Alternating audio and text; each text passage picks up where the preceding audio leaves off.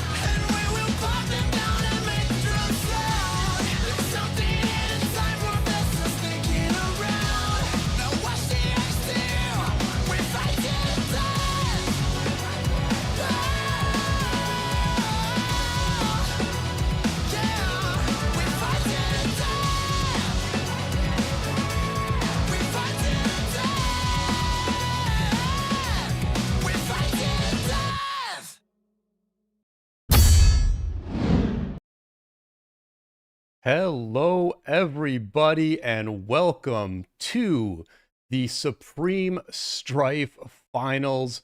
This is a very exciting day and a very exciting event here in Rise of Kingdoms. And I am joined by the team from Down Under. We've got the Aussie veteran in Oppo and the Aussie newbie in Dirty Dan. Guys, how's it going this morning? Good morning. Very Good good. morning. Doing great. Doing great. Excited for today. Very Yeah, exciting. it's one of those things. This is an interesting time zone, 18 UTC. We're used to KVK passes opening at about 14, 15 UTC. We're used to big Osiris League matches happening at that time too. I'm used to waking up real early in the morning for anything that important that happens in Rise of Kingdoms. Now Oppo and Dan are getting a taste of that. And guys, just initial thoughts on this Supreme Strife Finals. Oppo, let's go to you first. Well, this one is going to be amazing. I think there is a lot of great teams involved. There is a lot of potential team that can win. Uh, it's very exciting. These teams have made it here for a reason. It is not only for power. It's not only for strategy. It's not only because they work together. It's because of everything above. They have ticked all the boxes to come here, and every single team has earned their spot in the final. Today, we're just going to find who is the champion, and I think it's going to be a good one. Yeah, absolutely. Dan, any picks for the winner? You've cast this event Ooh. two weeks 2 weeks now or 3 weeks now. Thoughts on the event Yeah. and any picks for the win? Um, I think I don't know if I have any specific picks. I think there's a few that are obviously top of mind. We have I would like to say kind of like front runners, and even if we kind of like refer to some of the bets, we can kind of see some of that. With one being at the top, one of the top teams, 60 GT, I believe 606 as well. I think what this is really going to come down to, and we saw last week, is a lot of territory emphasis. And as we've evolved through the weeks, I think not only us as casters have learned that, but the players and the strategists as well, that a lot of this comes down to the territory and how you're setting yourself up. And this is just going to be an absolute crapshoot because everyone in this map, this week's going to be a little bit different. Everyone was shooting for top four. Today, everyone is shooting for top one. Everyone wants those juicy rank one rewards. So that's going to add that really nice twist into it. And this is going to be a total crapshoot and up for grabs for anyone. Mm-hmm. Mm-hmm. Yeah, crapshoot is a great way to describe it. For those who don't know, this is the situation with this map and these 8 teams. It's going to be a free for all. There are no alliances ahead of time. Everyone is it's you're on your own in terms of winning this thing or finishing the top 3. At the same time, there's also no requirements that you fight the team next to you, right? It's a true free for all. And so it is almost certainly the case that these teams have been talking behind the scenes and making deals or potential deals behind the scenes. I do appreciate having good sources for this match, and the good sources told us the free for all situation and the diplomacy situation. That helps us as casters understand what's happening. It helps you all watching understand what's happening. But at the same time, I'm not going to press my sources and be like, what are you guys doing this week? We don't exactly know. We don't know who's going to work with who, what sort of plans are in place.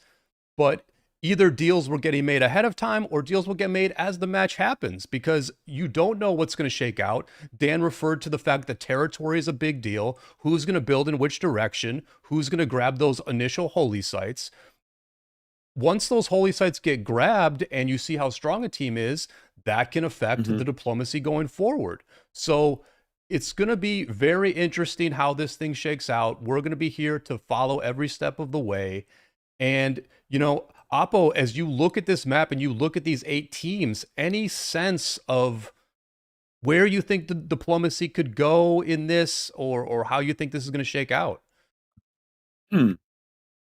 Well, for Diplo, look, I'm gonna be straight with you. Looking at this map, we know that the Supreme Strive allies playing a big role. We've witnessed this in a couple of the of the games, especially the games before, maybe the semifinals.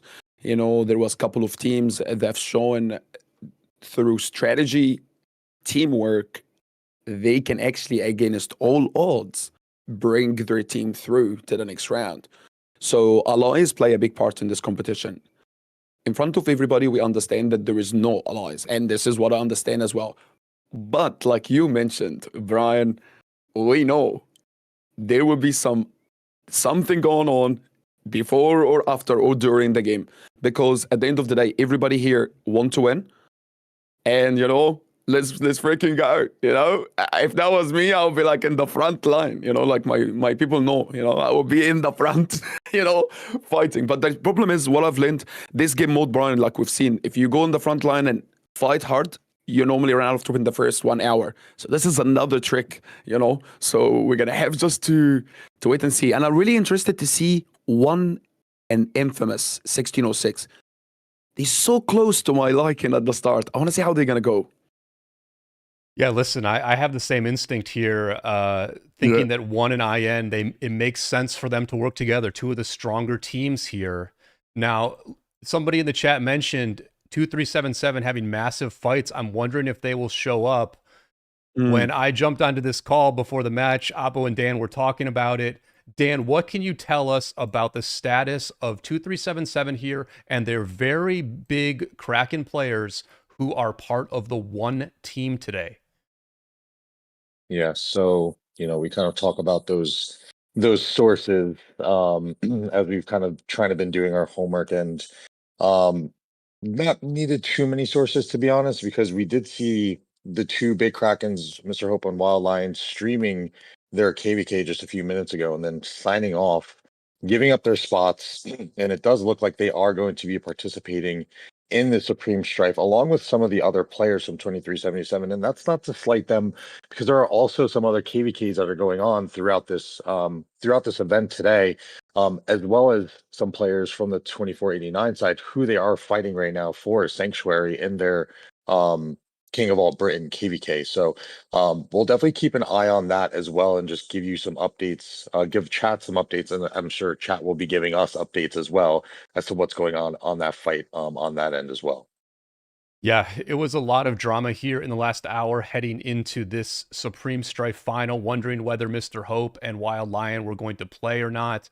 And we saw them, they had a great teleport spot at that level 6 holy site that 2377 is fighting for, and we saw them teleport out, so it does feel like they're probably going to show up.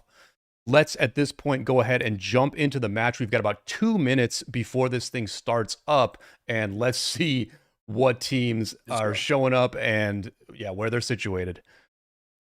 Boom, boom. So here we go. We have got the map up here. Let's just take a quick look around the map. Here at the top, 60 GT, the famous 60 GT. Next to them is DS, an A seed focused team that has done very well so far. DS and GT up top. Over here on the right, a couple of pickup teams, Pink and DK18, two of the smaller teams at this point, but they have both played very well and really had to work hard to make it this far. Down in the south, we have two of the heavy hitters here. We've got one, the team with the most power by a long shot. This team has 21 billion power. The next biggest team only has about 13 billion power. Here's Matt Achilles, one of those very well-known whales that are part of this one team. IN, a 1606 focused team. And then over here, we've got OG and BTA, a couple of pickup teams as well, but so many interesting and big hitters in this game. BTA, they've got the leader of 365 Save. I mean, BTA and Save are just lurking over here, deciding what they want to do on this map. So, guys, we got 15 seconds to go. Any last words before this thing kicks off? Boom, boom, baby. Let's go. No, I just want to say 1606 was interesting. Yeah, any thought? Okay, here we go. It's kicking off. Any thoughts right off the rip, guys, about which corner is going to be the most interesting? I mean... 1606. You think so? 100%. 100%. I mean, we already see that one is not walking towards 1606. Yeah. It doesn't, right? I mean, they are flagging Oh, over here. What are you seeing, oh. Oppo? I am seeing that they're building their own flags and not going for each other. 1 and 1606 are not fighting. Oh my god. Yep. Oh my god, bro. I told you. I told you. That might be one of those backdoor deals right there. Like, I mean, hey, you know, that got made. Look, we can see the same thing at the top, though. I mean, it's almost predictable what is happening, right? Everyone has to play to their own best interest. And the same thing on top. GT and DS do not seem to be fighting either, right? Yeah, but OG and 1960 gonna fight. It looks like the top 2 and the bottom 2 maybe have something going on. Ooh, look at this 60 because GT I see pink ball. as well. Wow. That is a very nice looking ball from 60 GT right off the bat. Very nice numbers. Yep. That's very nice numbers. Wow. And OG as well have very decent number. Yep. OG's a very strong team. They've played very well. A lot of good whales in OG. So 60 GT will have a good fight here. The one thing we didn't talk about in the pregame is that there is no hospital in this game mode. When you take severely wounded, those troops die for the entire event. For the 4 hours of this event, those troops are dead. You can't bring them back. If you take too many of those deads, you will start to take permanent deads. And so a lot of players are going to want to take a maximum of 10 million deads before they have to pay some pretty significant money to get more of them back. Here's King Schmuck, the YouTuber King Schmuck, one of the leaders of OG, along with Baba, TC Atakan. Is that Baba's son right there? Yeah. I think it is, yes. Yep. And so here's the first engage with GT and OG. I'm going to go ahead and throw this in non-filtered mode. Let me know, guys, Chad, let me know if you prefer filtered mode or not. We're going to try to get the graphics in, all their glory here as this kicks off. Something interesting happening right now, guys, as this 60 GT and OG ball is getting kicked off. BTA is marching from behind and starting to come up, looking to engage on this murder ball as well. I've been looking around the map, and it's the situations are pretty much mirrored, but I'd say the only difference is that BTA is starting to march up here. So we're going to get some interesting action here, a little bit of 2v1 action perhaps, or 1v1v1. Yeah, I mean, the question is, what side is BTA marching up here to be a part of? If I had to guess, I would guess it would be on maybe the OG side. No, there is no way. There's no way on the OG side.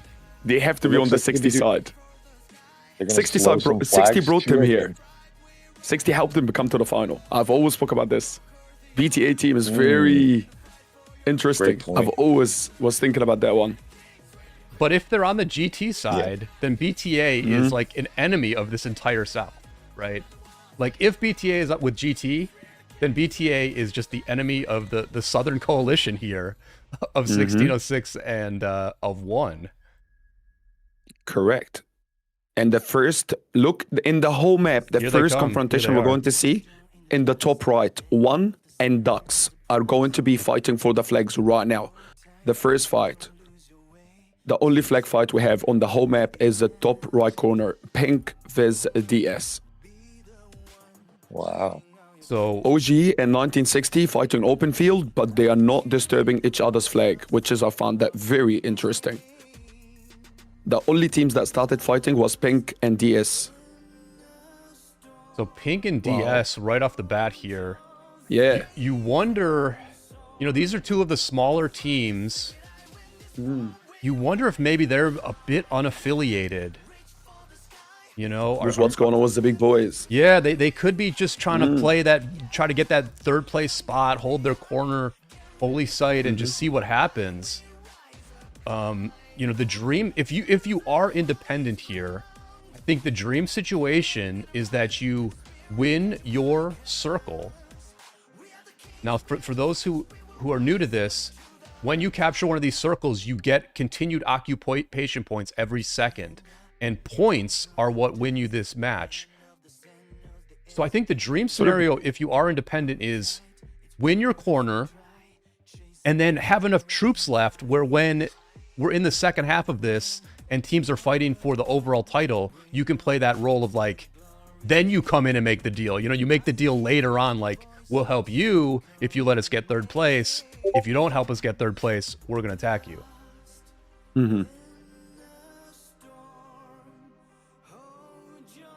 Brian, I'm just scanning the map quickly, and it looks like 1 and 1606 are having all the time they need to build their flags better, faster, more efficient than anybody else on the map. If you look at the timers on their flag, is first of all, I'm gonna say it. 1 is the fastest with 30 seconds ahead of everybody else. 1606 comes second. Comparing that to everybody else on the map, they are literally 1 minute ahead of everybody else. 1 and 1606. Their flags is way ahead. They're not fighting. Boom. The first one to look. Yeah. 1 is fighting DK18 off to the right. I think one interesting thing here down on the bottom as you're talking about these flags developing a little bit quicker is that 606 hasn't engaged with anyone from what it looks like. So they're staying fresh. They're the freshest ones on the map right now, which is gonna, again, that's the interesting twist in this, is that you do have to kind of pace yourselves a little bit. You don't want to go too crazy right off the jump, because we've seen it in week after week. If you go in right away, you're gonna be gassed out within like 2 hours or so. So very interesting here. If I'm not mistaken, I haven't seen 606 engage with anyone. So different tactics and different strategies going on all throughout the map here. Mm-hmm. Do you guys I'm kind of thinking you're right. Do you guys see where this 1606 ball is? I mean, what are their fighters doing? I can't see them even. They're all building flags. Yeah. All of them building flags. I mean it. Very interesting. They're building carpets, not flags.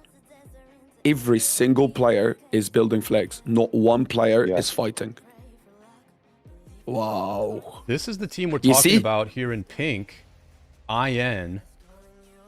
And they do have a very calm beginning here. Yeah, and I called them the dark horse. That's what I called them. They are the dark horse in this tournament. Like I was talking to you about it as well. They have been able to go through everybody, winning non-stop, but yet have one of the big teams against them. And the first time I thought they're going to be fighting one, it seemed like they made a deal for both of them to get to the structures and then maybe free for all the middle. Mm-hmm. But that's very interesting team. Speaking of open field, that BTA murder ball that was going up to look to assist GT, they are kind of assisting. They're blocking flags. Yep. They haven't engaged. They're blocking flags. Like the broken flags for GT. Yeah, well done. What an interesting twist here to open these first few minutes. Oh my God. I see what you're talking about, Dan. Oh my God. They carpeted the whole territory. Yep. They're doing their best to slow those flags down. Brother. Oh my God. The territory game is so important here. Oh no. Yeah, the OG is on the receiving end. Yeah, OG is taking the brunt of this BTA flag blocking. Just look at this. They're trying to kill this Joan, who's just running as fast as she can to get into this flag, but she's dust. She's absolute dust against 30 marches here camping this. OG just unable to get marches into this flag. And this is they only have 2 flag lines. OG only has 2 flag lines. The one is not blocked by GT, but you know, they're not exactly flagging fast here. Look, they have to sort of redirect a bit here. This is a very good flag that they've built here where it's safe and they can, and it's near the holy site. But on terms of the direct path that OG has to this circle, they are just hard blocked at this point by BTA sweeping up from the south, really slowing OG down. So we see a few alliances already. Let me just go through the list and you guys fill in the blanks here. looks like BTA and GT are working together, and maybe they're with DS also because they're leaving each other alone. And then we've got IN and One working together, but we don't have a sense yet of whether anyone else is working with IN and One. And we do know that they are not working with DK because DK is fighting against One. Although One is actually running away for the moment. Can I make a very interesting take on it? As long as it's interesting. I like it. Well, listen to me. I'm looking at the map and I actually keep zoomed out, so just watch how everybody's building flags. And I'm getting the sense that BTA is helping 60 and DS. OG is not part of the clan, but I think 1 and 1606 has something to do with Pink delaying the DS guys. I really believe the Pink and One. You have to remember, Brian, from the last semi-final, One and Pink were the one that worked together to eliminate GV77. Yep. So there was some work from last game. So I think also we could see some support for them here. Yep. I think that's a really good point, Oppo, and I think that's probably accurate. They did work very well together last week, and so far Pink's interests have aligned with One's interest. And what that would make it is it would kind of make it a 3 versus 3, and then 2 teams are both on their own and getting hard locked a little bit, right? I mean, DK18 is not hard locked yet, and we have to note that. But OG is looking like they're in real rough shape. Let's take a look at these flags that BTA was blocking. Look at this. They really can't build these flags at all. OG is just completely blocked here on this one. That's it. And BTA so that's going to mean job. that GT will get to this circle before OG. And interesting that BTA is able to flag freely, and 1606 is not messing with them at all. Dan, any thoughts on that development, or just on the diplomacy overall? Yeah, I mean, well, I think in this situation over here, if I'm OG, I might make a call here to like, hey guys, we got to chill with the fighting against 60 GT. We got to focus on these flags and progress up a little bit, and we also have to conserve our strength. So I think that's the first thing overall. I do like kind of what's going on in this map as a whole, and I think the points made about Pink and One kind of aligning there definitely makes sense. And we have to go back to the fact that like, as the thing goes on, you know, there are going to be teams who obviously aren't going to get first, but they're going to be vying for second and third for the little bit of increase in rewards, and they're going to use those levers that they have to, you know, hey, we're going to come help you if you help us get second or third. So those things are definitely in play here, and I think this is very much that what we've wanted to see. Like, this is the peak Strife culminating together. We've really kind of waited for all of these intricacies to start lining up here, and obviously with it being the finals and championship weekend, we're getting all that right now. So I'm really enjoying what's going on, and it's only the beginning, and it's going to get really juicy. I'm gonna be honest, most exciting team I've been watching since the start. Like, really, this is the most exciting one. Really exciting. It does feel. Well, I was just going to say, on the left here, we've got the individual kills so far. You can keep track of who has the most kill points. You see that it's just dominated by 60 GT and OG. You know, it does seem like an interesting match so far, certainly. But at the same time, I mean, we know that this is an endurance test. And the fact that GT is just fighting so hard right now, while 1606 is not fighting at all. And One is, I mean, we saw One run away from a fight with DK. You know, I mean, now they're getting in on it. But, well, I mean, I guess to be fair, both teams are getting worn down a little bit here. I mean, both sides are fighting. What do you think, Oppo? And I think Go ahead. If sorry, real quick, if I could jump in, if there's one team that can afford to go in and fight right now, it is probably One. I mean, they have the most power, so they can probably go into afford to pepper down a little bit of of a pact here. And just a quick heads up, as 60GT and OG have pretty much the same power. I'm looking at the kills right now, and GT is ahead slightly by about 100 million. So they are winning these trades, but just by a little. I actually want to bring a spotlight slightly to 2018, DK18. It looks like they know that their flag line was not going to go to the structure, and they decided to go and bully Pink, which shows you that it's really the top teams in domination. You can see that exactly where you are here, Brian. The top teams are really the one that controlling what's going on. And looking zoomed out on the map, 1606 and the one team are in a very strong shape. They have not been disturbed. They're gonna move to the middle, and it's gonna be really. I'm not even kidding. I think it's gonna be even challenging for 1960 from here. Looking at OG, they're already under pressure. They're gonna disturb them. They're not gonna let them go. 1606 is closing on BTA. I like this. This is gonna be interesting. Very interesting. Yeah. Some people in the chat asking who are the allies. We don't know exactly who the allies are. This is technically this is a free-for-all.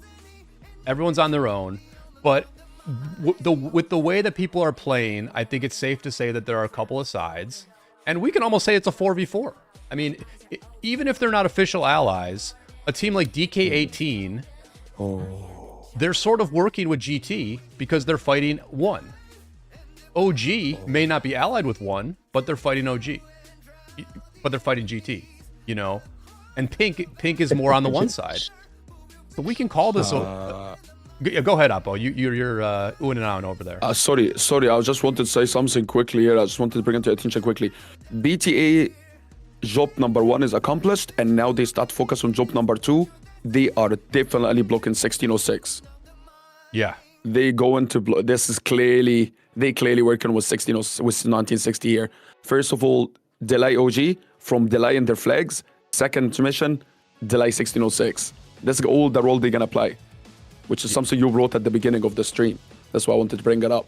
The underlying, it can happen during the stream, before the stream, or during the game, you know? And you can see right now, it's just states out. It's just amazing. Yeah, I mean, heavy flag building from BTA all of a sudden. They've absolutely exploded with flags. The one thing to note here is they're not going for the circle, right? Like, they're really not going for the circle here. They're not going for it directly anyway. And you can even see, like, here, like, this flag here only has a minute to go. This flag is less important, the one that's actually going to the circle. So it's almost like they're giving the circle to 1606 and then forcing 1606 to deal with BTA territory later. Yeah, this is gonna be tricky. 200 flags, Brian. They can put so many flags in that way. Yep. There's gonna be a big part. BTA, remember that name. Well, you know, Inferno Scorpion in the chat saying not gonna work. 1 plus IN plus Pink is more organized. Let's look at that and say, okay, are they more organized? I mean, certainly Pink is doing a better job of blocking DS than BTA is doing of blocking IN, right? I mean, Pink is really blocking DS at this point. Not well. I mean, it looks like there's a race for the circle here. I mean, this is the closest race for the circle right here between DS and Pink. And last week we did see that Pink got the circle first, and that was a very key part of their strategy, was just getting that circle and holding it. This is a race. This is an absolute race right now. They are 20 seconds. They are 30 seconds. I can confirm. 30 seconds on one side ahead. I mean, this is close. Look at this. DS just placed. DS placed their touching flag. Flag race. Pink flag race. is still waiting for it. They're yelling. They're saying, place it, place it, place it, place it, place it. Saga here. A little bit of a delay here for the pink flag. Oh, there it is. They're going to touch the DS flag, which is wild. A wild flag placement. Does this make sense, guys? Does this flag make sense? That's interesting. I think they can, because they can afford another couple flags right behind it. I think they just want to put some pressure and try to set a little bit of this tempo here. Yeah, but DS is going to get their flag finished first. DS, it looks to me like they are going to get their flag first, then they can There- teleport there we go. in. There's a back flag by Pink. So I think the plan here is that Pink is going to force them to push and swarm down the flag while they'll have a flag on the back end, causing DS to do one of two things. They're going to have to worry about taking the circle while simultaneously trying to take that that flag down as well. So forcing DS to have some to pick and choose some of their battles here a little bit. I think that was a good play from Pink here. I think ultimately you fill in all this space, as both teams are doing. Both teams are filling in all this space. You get the teleport space. You get the multiple touch points on the circle.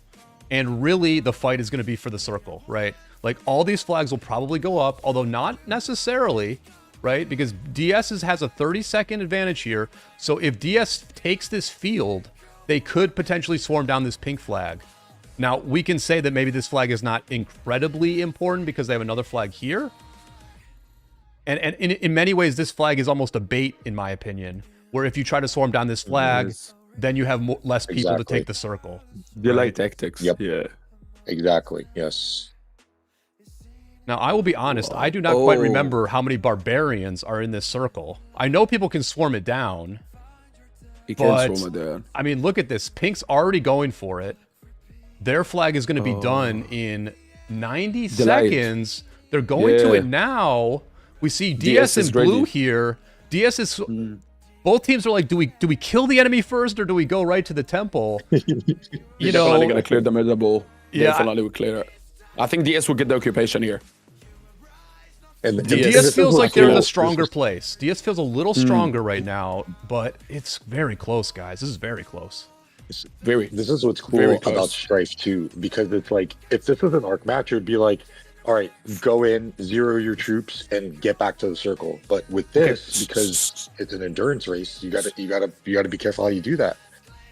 Yep. Sorry guys, first occupation gonna go to 1 right now. First occupation for structure is going to 1. They are the fastest team, the fastest builders. Congratulations. 1 are the first occupation. Second is gonna be 1606. But 1 was the fastest. Boom. So look at this DS. DS now, their flag is done. DS is surrounding this. Pink's flag is not done yet. It'll be done soon. 1606 as well. Oh, 1606 was first. I didn't even, maybe 1606 or Pink. I didn't see. They were exactly same time. Wow. So here we go. This is a critical moment here at this circle. DS does have it surrounded, and they are the ones swarming this. Now, I don't know if it's last hit or most damage. If it's most damage, DS has got this thing. If it's last hit, yeah, if it's last hit, then Pink's going to try to get in here and snag the last hit. We've got Piggy over here, probably hitting the swarmers. Oh DS, my god, that's so close. Look at the Gorgo, Monkey Clown trying to get in here as soon as they grab it. Who is going to get this first occupation? Let's go. Let's go. DS with a big capture there. That's a big deal for the DS side to grab that thing. They've got to switch the captains now. Yep, we saw the Gorgo, though. The Gorgo is almost certainly in there at this point, and they're going to fulfill this thing. DS in blue here. They do have control of this circle at the moment, and now they can build through it. They'll build through it. Now, let's see how quickly people get into this these flags here, guys. This is like, you know, next level skills here where you fight at the temple and then you get into the key flags first. Also, nobody doing it yet. Nobody, you know, pulling that really pro stuff. But a very nice win here for DS at this circle. And OG is officially out as well. They are fully blocked now, so OG will be the first team to be struggling to come out now as well. Just an update. Yeah, OG looking rough over there. Yeah. Crucial moments for Pink here to try and get through this, so that way they're not the second team blocked in. Yeah, look at this really good call by Dan here with the pink flags. And we mentioned how key this flag here is. Pink is going to get their flag up first, and then Pink can build another flag over here, and they probably won't get blocked. Pink probably will not get blocked here. Oh, well done, Dan. You're right. You know, because of this, because of this flag here. So Pink can still kind of... Pink needs to get through here, and Well, DK though too. DK is trying to block Pink as well. Pink is getting 2v1'd in this that's corner. The corner. Yeah, bro. Damn. Yep. They've given him the taste of what they did to 2377. Yeah, exactly. Oh no. Yeah, I mean, Apple, That's talk so about that. Talk about the role reversal here for Pink. What they did last week versus what they're facing this week. Yes, it's exactly what they did last week. Last week, they were in it to win it. They were in it to tell to 2377, we're coming for you. And exactly what witness here. They were flag to flag. And if you remember, it was actually exactly same position. I even spoke about on my streams that DS is in the same place as 2377. Will, Pink be able to do the same to them this round? But it looks like DS watched last week, they prepared from last week, and they made sure that every flag matter. Every flag here matters, and they get the occupation. But I think Pink been there before, and I just want to mention something. People always judge teams by the power. I can tell you right now, on a personal level, I know there is insanely amazing OG players in that team. From Garrison, Rally Leads, all of that. So I wouldn't really give up on the occupation yet. I really believe Pink can turn around here and upset DS as well. Still everybody's game. I just want to jump in real quick, and since circles are occupied, we are going to shift very shortly to the Supreme Spire in the middle. It does look like 6GGT is ahead in this flag race. I think, as a rough estimate, I could be mistaken. It's either 6GGT or 1 in 606. It's going to be very close. You're actually right. 6GGT was the first to occupy, based on that. It's so close on who's going to get to this Spire first. And that's bro, that's just awesome. Wow. So, first occupation on the Spire is 3,000 points. Multiple teams can get first occupation. So, even if you're not here first, if you ultimately control the Spire, you not only get first occupation's points, but you also get the continued occupation score, which is just huge.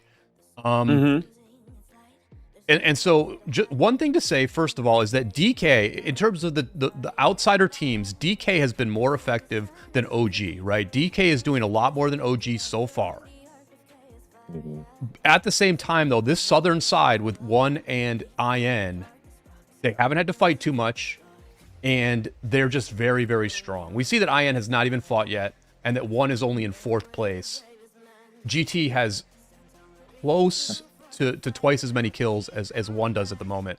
So, advantage, let's just call it the GT team and the 1 team. Advantage GT in terms of what DK18 is doing, but I would say advantage 1 team in terms of just like where they are on the map, and not having to fight too much so far. But Oppo, what do you think? If you gave one side the advantage here, which one would you give it to? I would say if we're going to look at power advantage, we're going to give it to 1. If we're going to talk about previous round, 6GT have known to be a very, very strong competitor in this mode. And they have had the most challenging games. And I just checked the flagging. I can tell you 6GT is officially the fastest flag builders on the map. That's comparing crazy. Comparing it to everybody around, just the seconds, compare on the seconds. And I think, but what we need to bring attention here, 1 team has 21 billion power team. That's a lot, a lot. If they get to that structure and build enough flags, and we clearly can see that 1606 are not interrupting them, which clearly looks like the bottom team gonna go against the top team. But also at the same time, 1606 gonna have a challenge with BTA blocking them from getting to 1960. So this is, I really mean it, one of the most exciting Strife round I have been part of. I think Hands to down. that note too, Oppo's from some of my sources or from some things that I've seen, and again, it's Mhm. kind of like you have them, so you might as well use them. But there's Mm. Wild Eye and Mr. Hope on one team, like they're gonna become a factor in these later Oh yeah. rounds. Oh yeah. As they're gonna have the most endurance. Like Mr. Hope's still sitting at 2.6 billion power right now, so they're gonna have a lot of juice going into these late hours of this event, and it's gonna be very interesting to see how one implements these kind of these aces up their sleeve of sorts. And you know, Dan, you brought something I actually want to bring attention to, which something maybe we didn't touch on. But you know, Dan, you gotta have, and Brian also maybe agreeing with me here. When we don't play a lot and fight, we get a little bit, you know, not as sharp. You know, in the first day of fighting, first hour, you get adjusted, you get ready. These guys, especially these two big Krakens, they've been fighting for the last 48 hours. They've been through it all. Yeah. They are ready. They are ready to perform. They just came out from a sanctuary occupation against 2489. And not only them, you know, but they are ready. And they are like, let me go. You know what I mean? If that was me, just let me go. Put me in the front. You know what I mean? They're bloodthirsty. At this point, they've been fighting for Oh, a long yeah. time, and you know, it's been a hard fight. Let's just be very clear about it. 2377, the boys from 2377 who are in this match, they've had a very tough fight against 489, and quite frankly, guys, they've had a fight at a very similar structure to this. We don't get to see fighting around these holy sites too often, and you know, Supreme Strife has sort of introduced that to us. All this great fighting around these buildings where you can't, you know, where you can't teleport your city right next to it. But these guys have been doing that for the last 48 hours, fighting around one of these structures, and they probably are going to have another 4 hours fighting against not just 49 whales, but fighting against all the other top players in the game. So, yeah, I mean, either they're experienced at it or they're just like gonna start getting burnt out. I'm not sure. That's true. And Brian, I would like to bring a little bit more spotlight to BTA. Based on the timer right now, 1606 will be upset. If 1606 does not shift their marshes right now towards the BTA flags and take charge of the territory, let me tell you something you will not believe.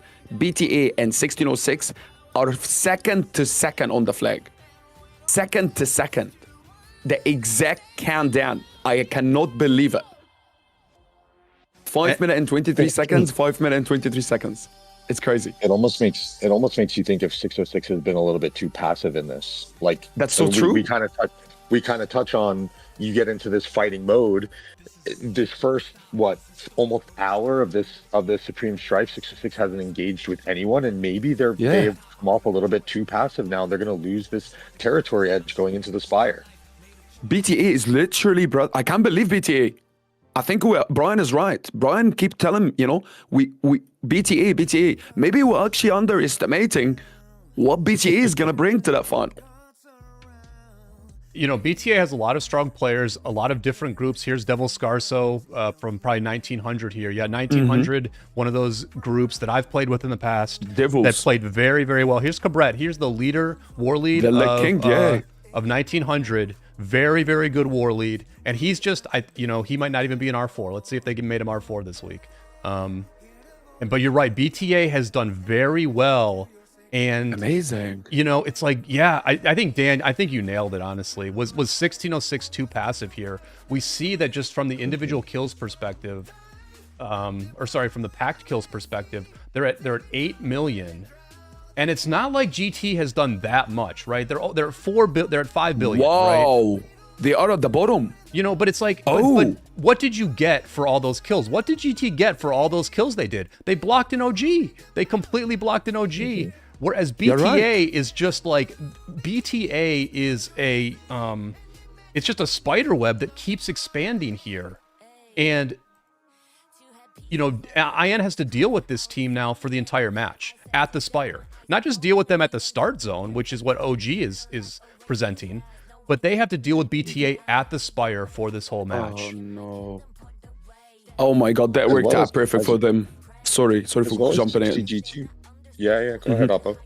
No, sorry, I just want to say, it really worked out perfect for them, brother. If you look at the timing, they blocked OG on time to have enough people to go and block 1606 on time. Like, I'm sorry, but amazing. That's all I wanted to say. Wow. Good coordination. Yeah, yeah, it's really Yeah, good man. coordination, and Mm. and 606 is going to have to deal with BTA and 60GT because 60GT will start to turn their attention to the middle of this map, and we know obviously that BTA and 60GT are working together in some sort of respect. And then I think the interesting thing that's going to be to look at there is one going to come and help 606? Like, when does that alliance now, or that non-aggression pact from those two packs now cease to exist because we're at the middle? Like, it's anyone's ball game now. So 606 might be taking the brunt of two packs in 60GT and BTA. It's going to be really interesting to see how this is going to play out. Yeah, pretty wild movement here that I just want to highlight. We saw IN walking away from this fight with BTA. I'm like, why do you walk away from this fight? You can kill this little ball. But here's why. GT now rotating down from their flag line. Boom! Now, There they are. I mean, you wonder where OG is and why OG is allowing GT to do this movement. Like, that's very relevant that OG is so unimpactful that GT can come all the way down here. But now, all of a sudden, do they attack in? I mean, guys, does GT push into this iron ball right here? They will 100% push, brother, because they're gonna stop the flagging and they're gonna get what they want. This is gonna be epic. They're literally gonna get what they wanted. Oh my god, bro. I can't believe it. This is, you see, this is planning as its best. Everything is calculated. Everything is timed. These people do not play this game for fun. These people are professional. They calculate the flags. They know the timing. I am sitting here loving what I'm watching here. This is Rise of Kingdom really at its best. Dan, Rise of Kingdom's at its best right here? In my eyes, this is, yeah. What do you think, Dan? I mean, it's giving us a little bit of everything that we like. Amazing territory play. We're getting sanctuary fights, structure fights, which is what you guys highlighted before, something that we don't get to see all that often. We're getting to see some amazing diplomacy at work. We're getting to see some betrayals. Like this it's rock in a nutshell. This is literally rock in a nutshell here. Like, if you were to introduce Rise of Kingdoms to a new player, you show them Supreme Strife Finals and say, here's the potential of what Rise of Kingdoms can be. Yeah, you know, in many ways, it's a game of distance, right? Your marches have to walk to any particular point. And when your city is very close by, that makes it a little bit like less interesting, right? The distance is less of a factor. Here, the distance is a huge factor. GT had to walk a very long way to get to this fight. And so the question is, you allocated your army to this spot. What are you going to get out of it? What are you going to accomplish for having your army travel this far distance? And we see already that they have declined to attack into IN. We thought they would attack in. They're actually just holding. GT's just holding here. And let's just look at GT a bit here. I assume they have to still be fighting against OG? Oh boy. Oh boy. It's done. Happy birthday. It's finished, bro. Well, no, here's OG. Yeah, they are fighting OG. Although it's actually BTA. It's BTA that's fighting OG. Yep. Which is fine, you know. And Brian, could you please change to points? People just asking in the chat. I'm sorry for the interrupting. Just can we change the packed points? People would like to see the points just on the left-hand side of the menu. Thank you, brother. Yep. Thank you. Yeah, here we've got the packed points. Here we go. This is interesting to see. I think this is almost like the calm before the storm, where these teams are going to want to try and set up their territory around the Spire to get as many teleports as they can. Because as we're kind of looking at it, we're not going in to touch the Spire right away, unless I'm mistaken. My iPad might be a little slow here, but it looks like the calm before the storm here around the Spire. They're trying to establish as much territory as possible around this thing before going in to engage, because they will be susceptible to open field. I don't think any singular team right now would be able to take the Spire if they chose to go in and touch and engage, because there's just so much competition from all over the place on the open field. Yeah, you know, as we see this map develop, I think this is the most important thing that has happened so far, is that we can see which teams are going to be able to get close to this Spire and which teams cannot. And the way it feels is that 60GT's team has 4 camps or 4 packs who are going to touch this Spire. whereas one team only has 2. Like, this feels like a 4v2 at the Spire, and then you've got a couple of teams backdooring them. You know, you've got a team that's backdooring GT, you've got a team that's backdooring DS. Listen, DS has to stay here at this circle and deal with it. They have to some extent. But, you know, at the same time, though, DS can give... If DS wins the Spire, they can give up the circle, right? And so, boy, the diplomacy gets crazy at this point. It gets crazy. Yeah. Because DS, like DS, if DS wants to get top 3, they have to defend this circle. But if they just want to help their allies win, then they should focus on the Spire instead. And so it's like, what does DS decide to do here? Which do they decide to prioritize? You know, I mean, it's pretty wild, man. This is wild stuff. Here's Jatsky in the field. To be honest, you know, I really like what Dan said here. I keep ringing in my ear.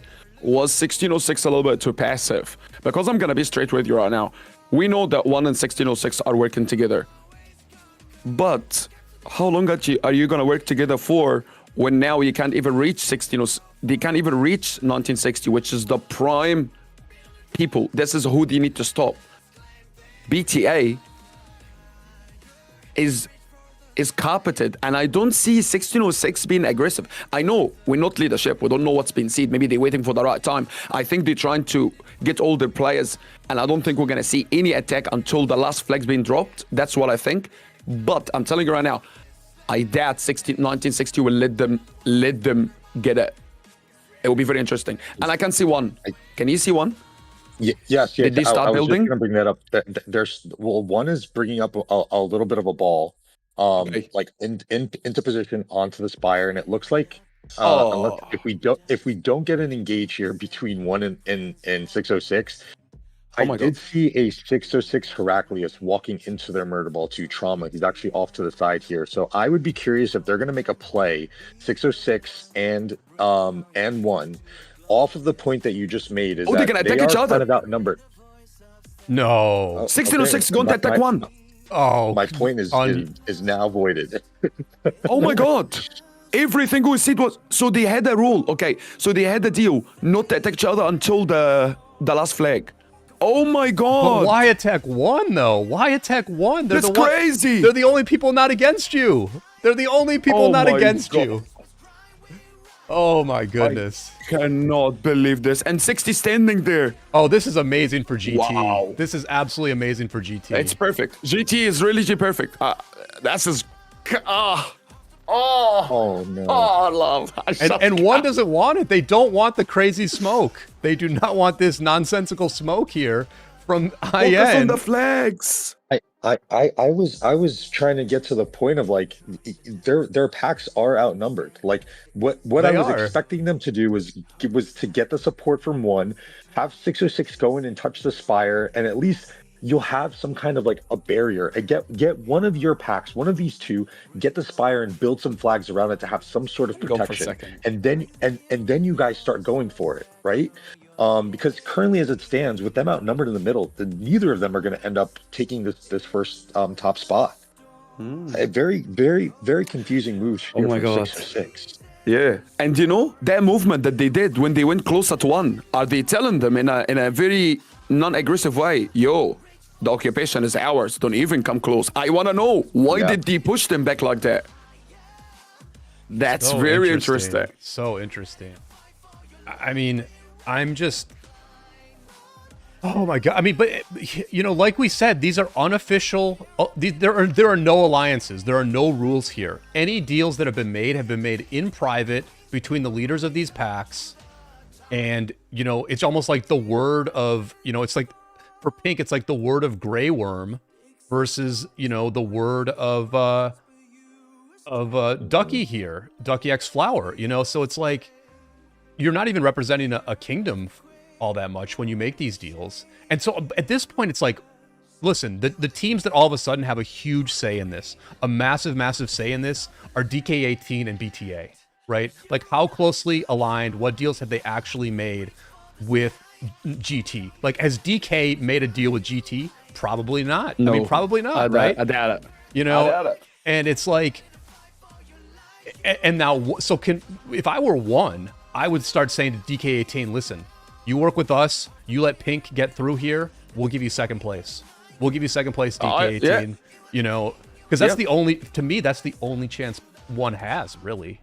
I mean, they have to get work with 1606, but... And the real question is DS actually helping GT? Because we clearly can see BTA and 1960 GT allied.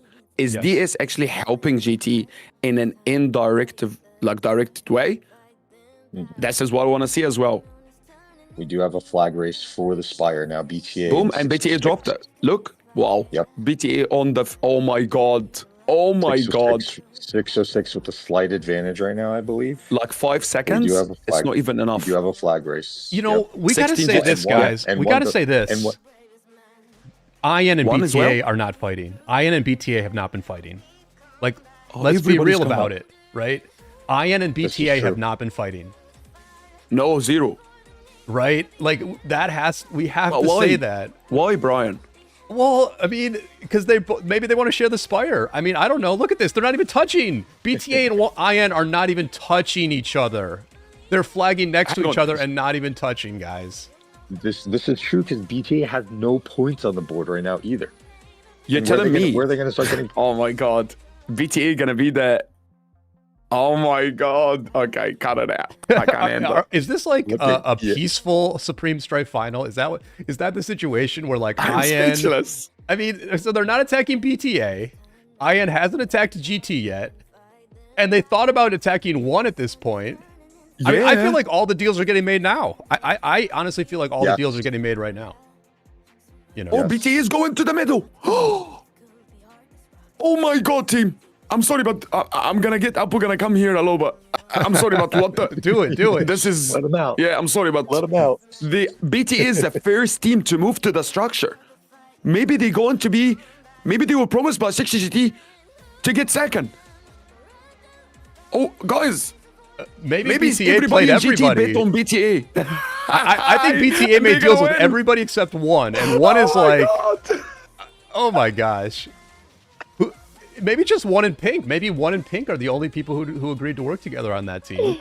And BTA made deals with everybody. Oh my god. Okay, one is coming in. I want to see who's going to get the occupation. You got to be honest. This is going to be the moment. This is going to be the moment. One has got about 4 minutes left on their flag.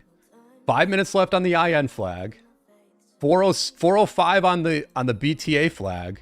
So BTA is slightly ahead of one, but not by much. Not by much. And GT's right behind him too. So we just got to see who attacks each other, right?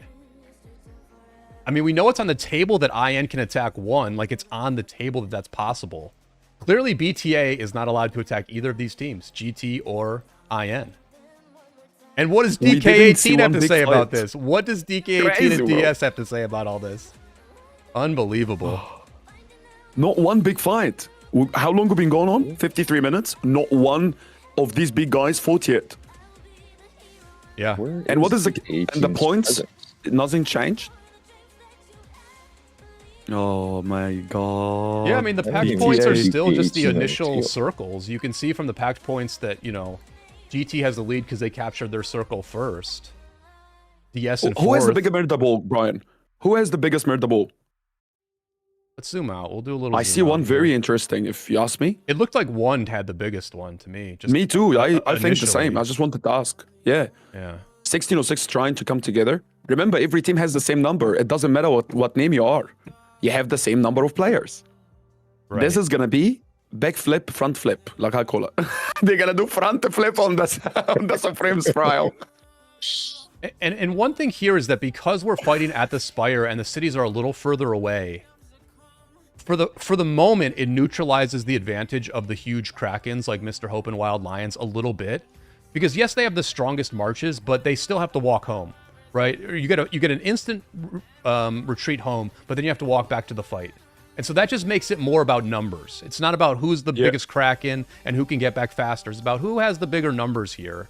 And that's why this diplomacy is so tenuous, because at this point, only 6 packs are making it to the Spire, and you don't want to be on the team of 2. You know, you don't want this to be You don't want to have 4 against you, and you're only 2 murder balls. And they're figuring this out right now, I A think. timer, guys. Timer on the I'm flex. glad Sorry. you said that. I'm glad you said that too about Wild I'm Mr. Hope. They're at 303, 167 right now, hard stuffing a flag. This is what you need to do with players like this. There's almost the entire. I've been trying to find the DK18 Was it murder balls. 303, Curious of where they 167? were. 303, 167? Yeah, 303, 167. It's a southern touch point on 1 in DK18, and it's literally the entire DK18 murder ball trying to get a flag down. And Wildlion, Mr. Hope, Matt Achilles, Wow, look at this. That's crazy. Dr. Moha, hard stuffing a flag. This is what Guys, you need to do with players. I'm gonna have. Sorry, guys. I'm gonna have to jump in here quickly. I'm just looking at the flags around this spiral. Oh, the Spire. Who's gonna get it? BTA is the first one that can attack it. But 1606 is standing there, maybe gonna attack BTA. Yeah, there is 4 murder balls. Only one can occupy. You see what I mean? 1606 moved in. First one. 1606. Okay. 1606 just moved to the middle, guys. 38 seconds. I mean, this is where we see the deals. We're just going to see the deals happen here in real time. Who is allowed to take the Spire? Who just says no, right? Like, if IN tries to take this, is anybody going to say no? 21 seconds. Look at this. Unbelievable. 20 seconds.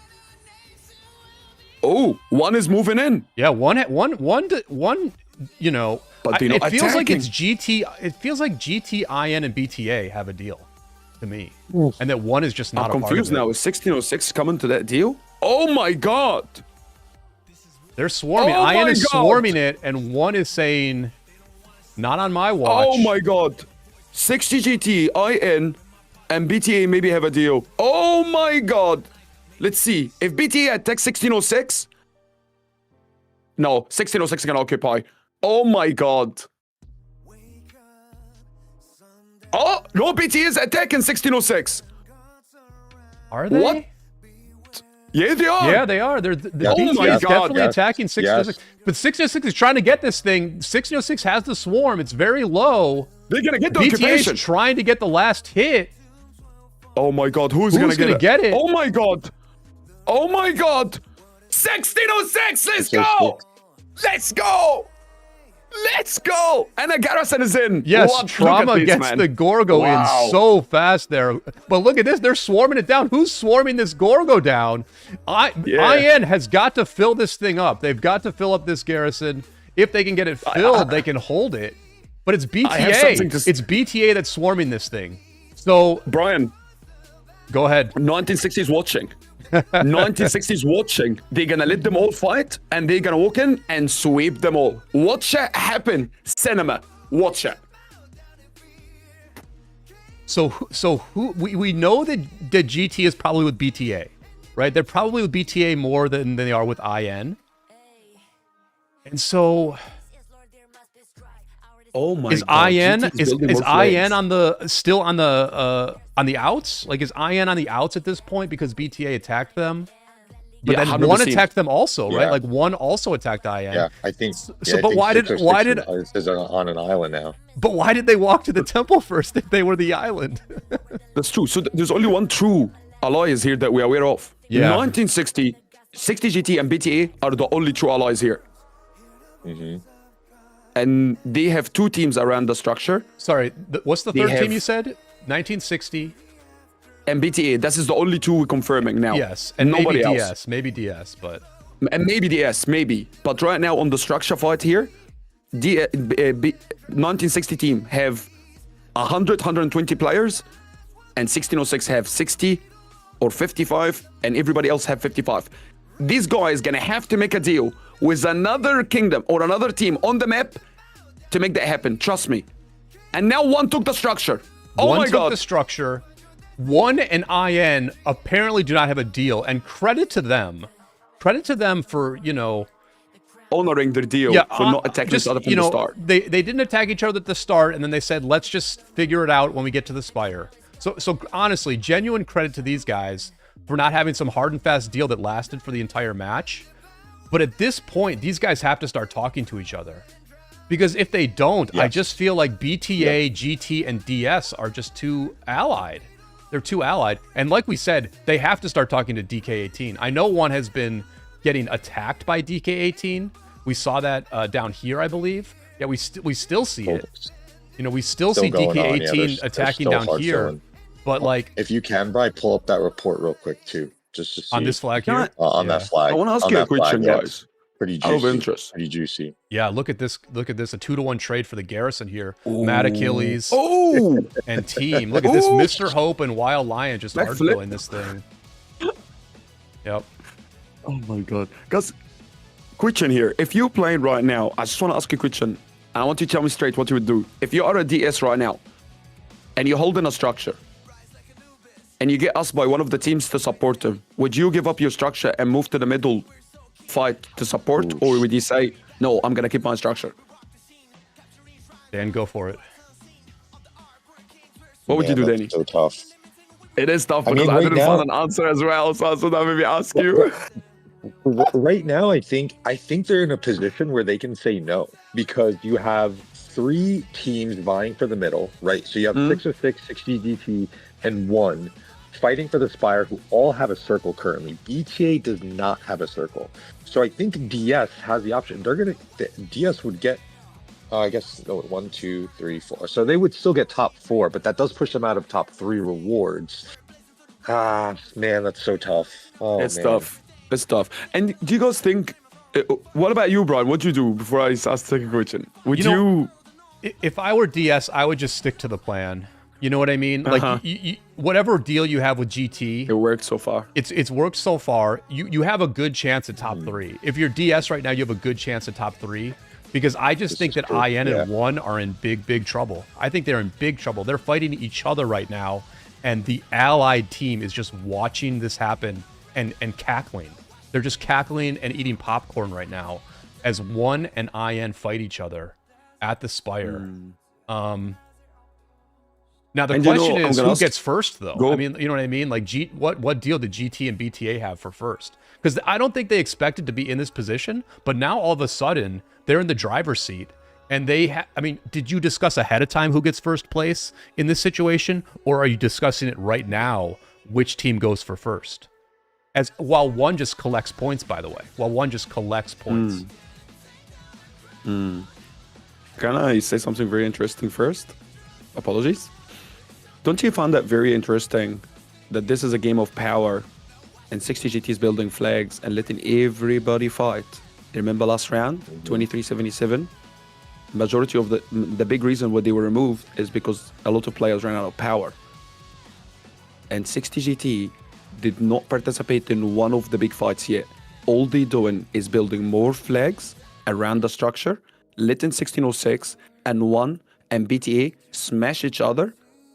And I think they're going to leave it for now until everybody's exhausted, and they will walk in and eat them. I am telling you, that's how I feel it. If you're watching, guys, they're not part of any fights. Yeah. I think Zero. that's a testament to the paradigm shift that, you know, this new guard of 6G is bringing, and what Cortex is kind of delivering from a strategic standpoint. They're not the old GT. They're not the GT that throws their weight around like they, you know. Don't get me wrong, they're still big. Good point, Dan. But I agree with you, bro. But we'll see. It's such a paradigm shift in terms of the strategic approach from 6GDT and Cortex. You gotta applaud it. It's beautiful. I agree with you, man. I agree with you. You know, things are looking very bright, very bright. You know, and GT seems to be the favorite, regardless of what in Diplo and things like, you know, they were able to get a Diplo here. Make a teamwork with them, you know. War Daddy Chesky on the Spiral. Here we go. What's that, Ali? IN and 1, they're like diplomacy, schmomacy. We are fighters. I didn't see that coming. And we're going for it. They flipped this thing a couple times already. IN, very good attack by IN here, where they have pushed 1 off the temple. This rally is not being swarmed at all. Zero swarm on Chadsky's rally, and then the guys swarming it as well. So it does look like IN is going to flip this thing. And, you know, we saw this in the 2377. Here we go. IN very close to capturing it. I'll give my random analysis after it. Damn. Boom, boom, let's go. IN flipping This is thing back. crazy.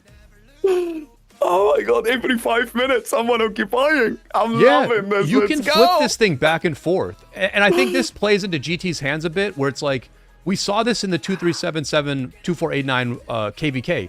These structures flip back and forth based on who refreshes their ball and comes back. You know, IN is refreshing right now, and we might see IN, you know, push right back here. It feels that way to me. Look at how low all of the IN marches here are in blue. Very low health. So IN can swing this thing right back if they want to and do a equally well-coordinated attack. And yeah, so the Spire is just a very interesting place to fight at. Yeah, and then look also at this. BTA watching. You see BTA watching, GTA watching. And then look at this. It's Oh, one. damn. It's DS that is swarming down a one flag here. Oh, DS swarming down a one Mrs. flag. Tev, Mr. Tev and Miss Tev are in this team. Oh, Mr. Tev is in the front. Here we go. Rave, there's many players great players in DS. Look at Oh, this. they look like they're gonna take it. Yeah, this feels like a Mamba flag here. You wonder if Mamba is hard. I feel Mr. like Mamba. this Eleanor is holding up. Like, this Eleanor is really holding up Very here. good. Yeah. Very well done. And now they're I think killing they the got swarmers. Yeah, they're killing the swarmers now. Well done. And they switched to the Gorgo. Good capture, Brian. Yeah, so one's going to have this flag up, but I mean, you see that one is being besieged on all sides. You know, one was the strongest team by far. They were the strongest team by far. We didn't know until the last hour whether their whales from 2377 would show up or not. And so maybe that uncertainty caused teams to not want to ally with one. I don't know. But one is the odd man out here for sure. I'm sorry, guys, for jumping in. The reason 1960 is not at the circle, at the Spire. OG broke through, team, and they going crazy in the back. Oh my god. Okay, here we go. Here we go. Now the pressure on GT. This is why they're not in the middle. OG. Ho ho. You gotta hand it to OG for not saying, hey, like, Giving up, man. Yeah, respect. Sulking I and giving earn up. my respect, Yeah, my brother Soleimar here. Yeah, play spoiler or something, because that almost sometimes can even feel better than a win. Playing spoiler and taking someone Morale, out of it, man. Sometimes almost as good. Yeah, man. OG squad, I'm pretty sure the leader is Soleimar. We're seeing the real-time probabilities for who is going to win this Supreme Strife Championship change in real time. A few minutes ago, we felt like GT was the favorite. You know, they were just chilling at the Spire watching things happen. But now, when you think about the situation overall on this map, it almost feels like it's BTA and IN who are the favorites because they don't have to deal with the back door. Everyone else has a back door. DK18 is backdooring one. They're backdooring one. Look, they're burning one right now. At a flag defended by Matt Achilles, Makote, and Wild Lion, DK18 is burning one. GT's being backdoored. And DS is endlessly, I assume, having to deal with this. Yep, I mean, DS is constantly waterlogged at this circle that they're holding. And so it just feels like when you take in the whole perspective, it's really BTA and IN who are the favorites here because A, they're working together. They're obviously working together. And they are not going to get backdoored by anybody. And sneaky BTA letting IN do all the fighting. Yeah, bro, watching. They're watching. How much power is one? They started with 21 billion. Are we seeing a big nudge in their power, or are we still pretty good? 21 billion and a little bit. Let me see. 20.6. Yeah. 0.6. Yes, that's correct. How much power did they lose, team? Oh! 1 billion. Yeah, 1 billion so far. And we're an hour in, guys. We're an 1 hour billion? in, and everybody is kind of fresh, right? I mean, Why OG... is from my end... What the... Okay, is that 20 billion? I can see only 19.5. Oh, I see something different. I see 20.6 billion. But, oh, that's interesting. But I haven't logged... Maybe you are logging out. Are you logging out and looking at the... The Yeah, entry screen? yeah. Okay. So you have a better Yeah, number yeah. than me. You have a better number than me. For Oh, sure. okay. Yeah. Okay. I'm just keeping all the numbers. I'm taking screenshots as we go just to keep track. Oh, 1606 is... 1606 has to be careful. Are we agreeing? They halve the power of 1. Yeah, but all of 1606 is here, whereas 1 is split up. 1 is heavy that's split true. up. You know what I mean? Okay, so number-wise, they're getting better trades. We know that. I think they are definitely getting better trades. You can tell, man. I mean, they're just holding the Spire. They're keeping 1 off it. Yeah, I can hardly see anybody retreating as well. Like, I can see them in the front. They're really keeping the pressure. They're keeping the structure full. DS is as well on the bottom, keeping their structure safe. OG are going crazy. They're really upsetting. They're paying back. They're giving GT what BT did to them. Yep, and look at this. Now look at this. OG also messing with BTA. OG also messing with BTA now. So BTA is not just chilling at the temple. BTA is having to deal with OG here. Now that's a big problem for GT and BTA coalition. It is. You know? It is. It just plays into IN. It plays into IN's hands. IN is... IN looks amazing right now. IN looks amazing right now. Very. And you know, Brian, before we start, when we were talking earlier, you said something amazing. You mentioned, you know, when we were talking earlier, you said this game you predicted to be one of the long-lasting games. And you know, man, we already 1 hour in, and I'm telling you, I agree with you. This is going the whole not way. This is going to go anywhere soon. We're here for the 4 hours, baby. Let's go. Absolutely. This is insane. And guys, let me know where you think the camera should be. I mean, I want to move around, and I'm constantly drawn to the Spire, which feels like, you know, it's just like the most straightforward. This is the most straightforward thing that's happening here. But like at the same time, at the moment, IN does have control. And the reason they have control is because of everything that's happening on the outside. We basically have 4 touch points. We have 4 important touch points here on the outside. OG has created 2 of them. OG has created 2 of these touch points, attacking both GT and BTA. Here's the touch point with BTA. So you can see that maybe OG and 1 have a deal, something like that. Who knows? Who knows who OG is working with here? Another touch point is this circle that we looked at earlier with DS and Pink. And it has to be said that DS has held this thing the whole time. They've managed to keep Pink off this circle. And then we also have the touch point down here of DK trying to backdoor 1. And DK having the numbers advantage here against 1.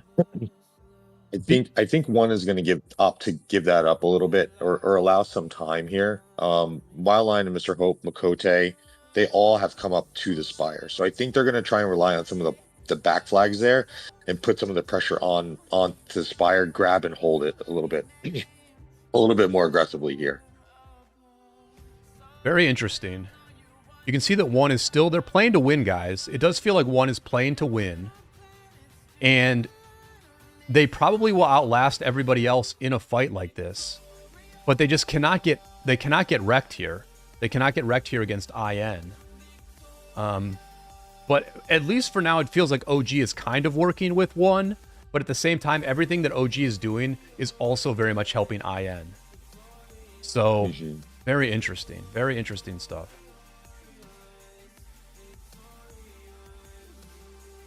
I have no idea what's going to happen here, guys. I really have no idea what's going to happen. No. I'm also trying just to go around trying to see what does DK18 trying to do, and there is only really so limited what they're trying to go against DS right now.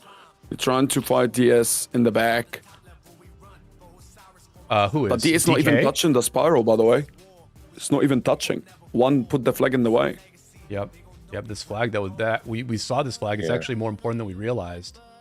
Although 1 could probably, or DS could probably build a flag right here, I would think. And that would touch it. Okay, IN right now sitting at 20. What the power? Sitting at 12.3 billion power. 1606 team, IN. They're still last in packed kills. OG is first in packed kills. The reason I say that I don't know what's going to happen is because, you know, it feels like OG is going to run out of gas at some point. OG is in first in packed kills. They're in first, right? And so their enemies have made the decision that we're going to wear out OG, right? We're going to deal with OG with everything we have, and hopefully once OG is worn out, we'll have enough time to capture the Spire, right? And so OG can get worn out, but it's like IN is just in such a good spot though.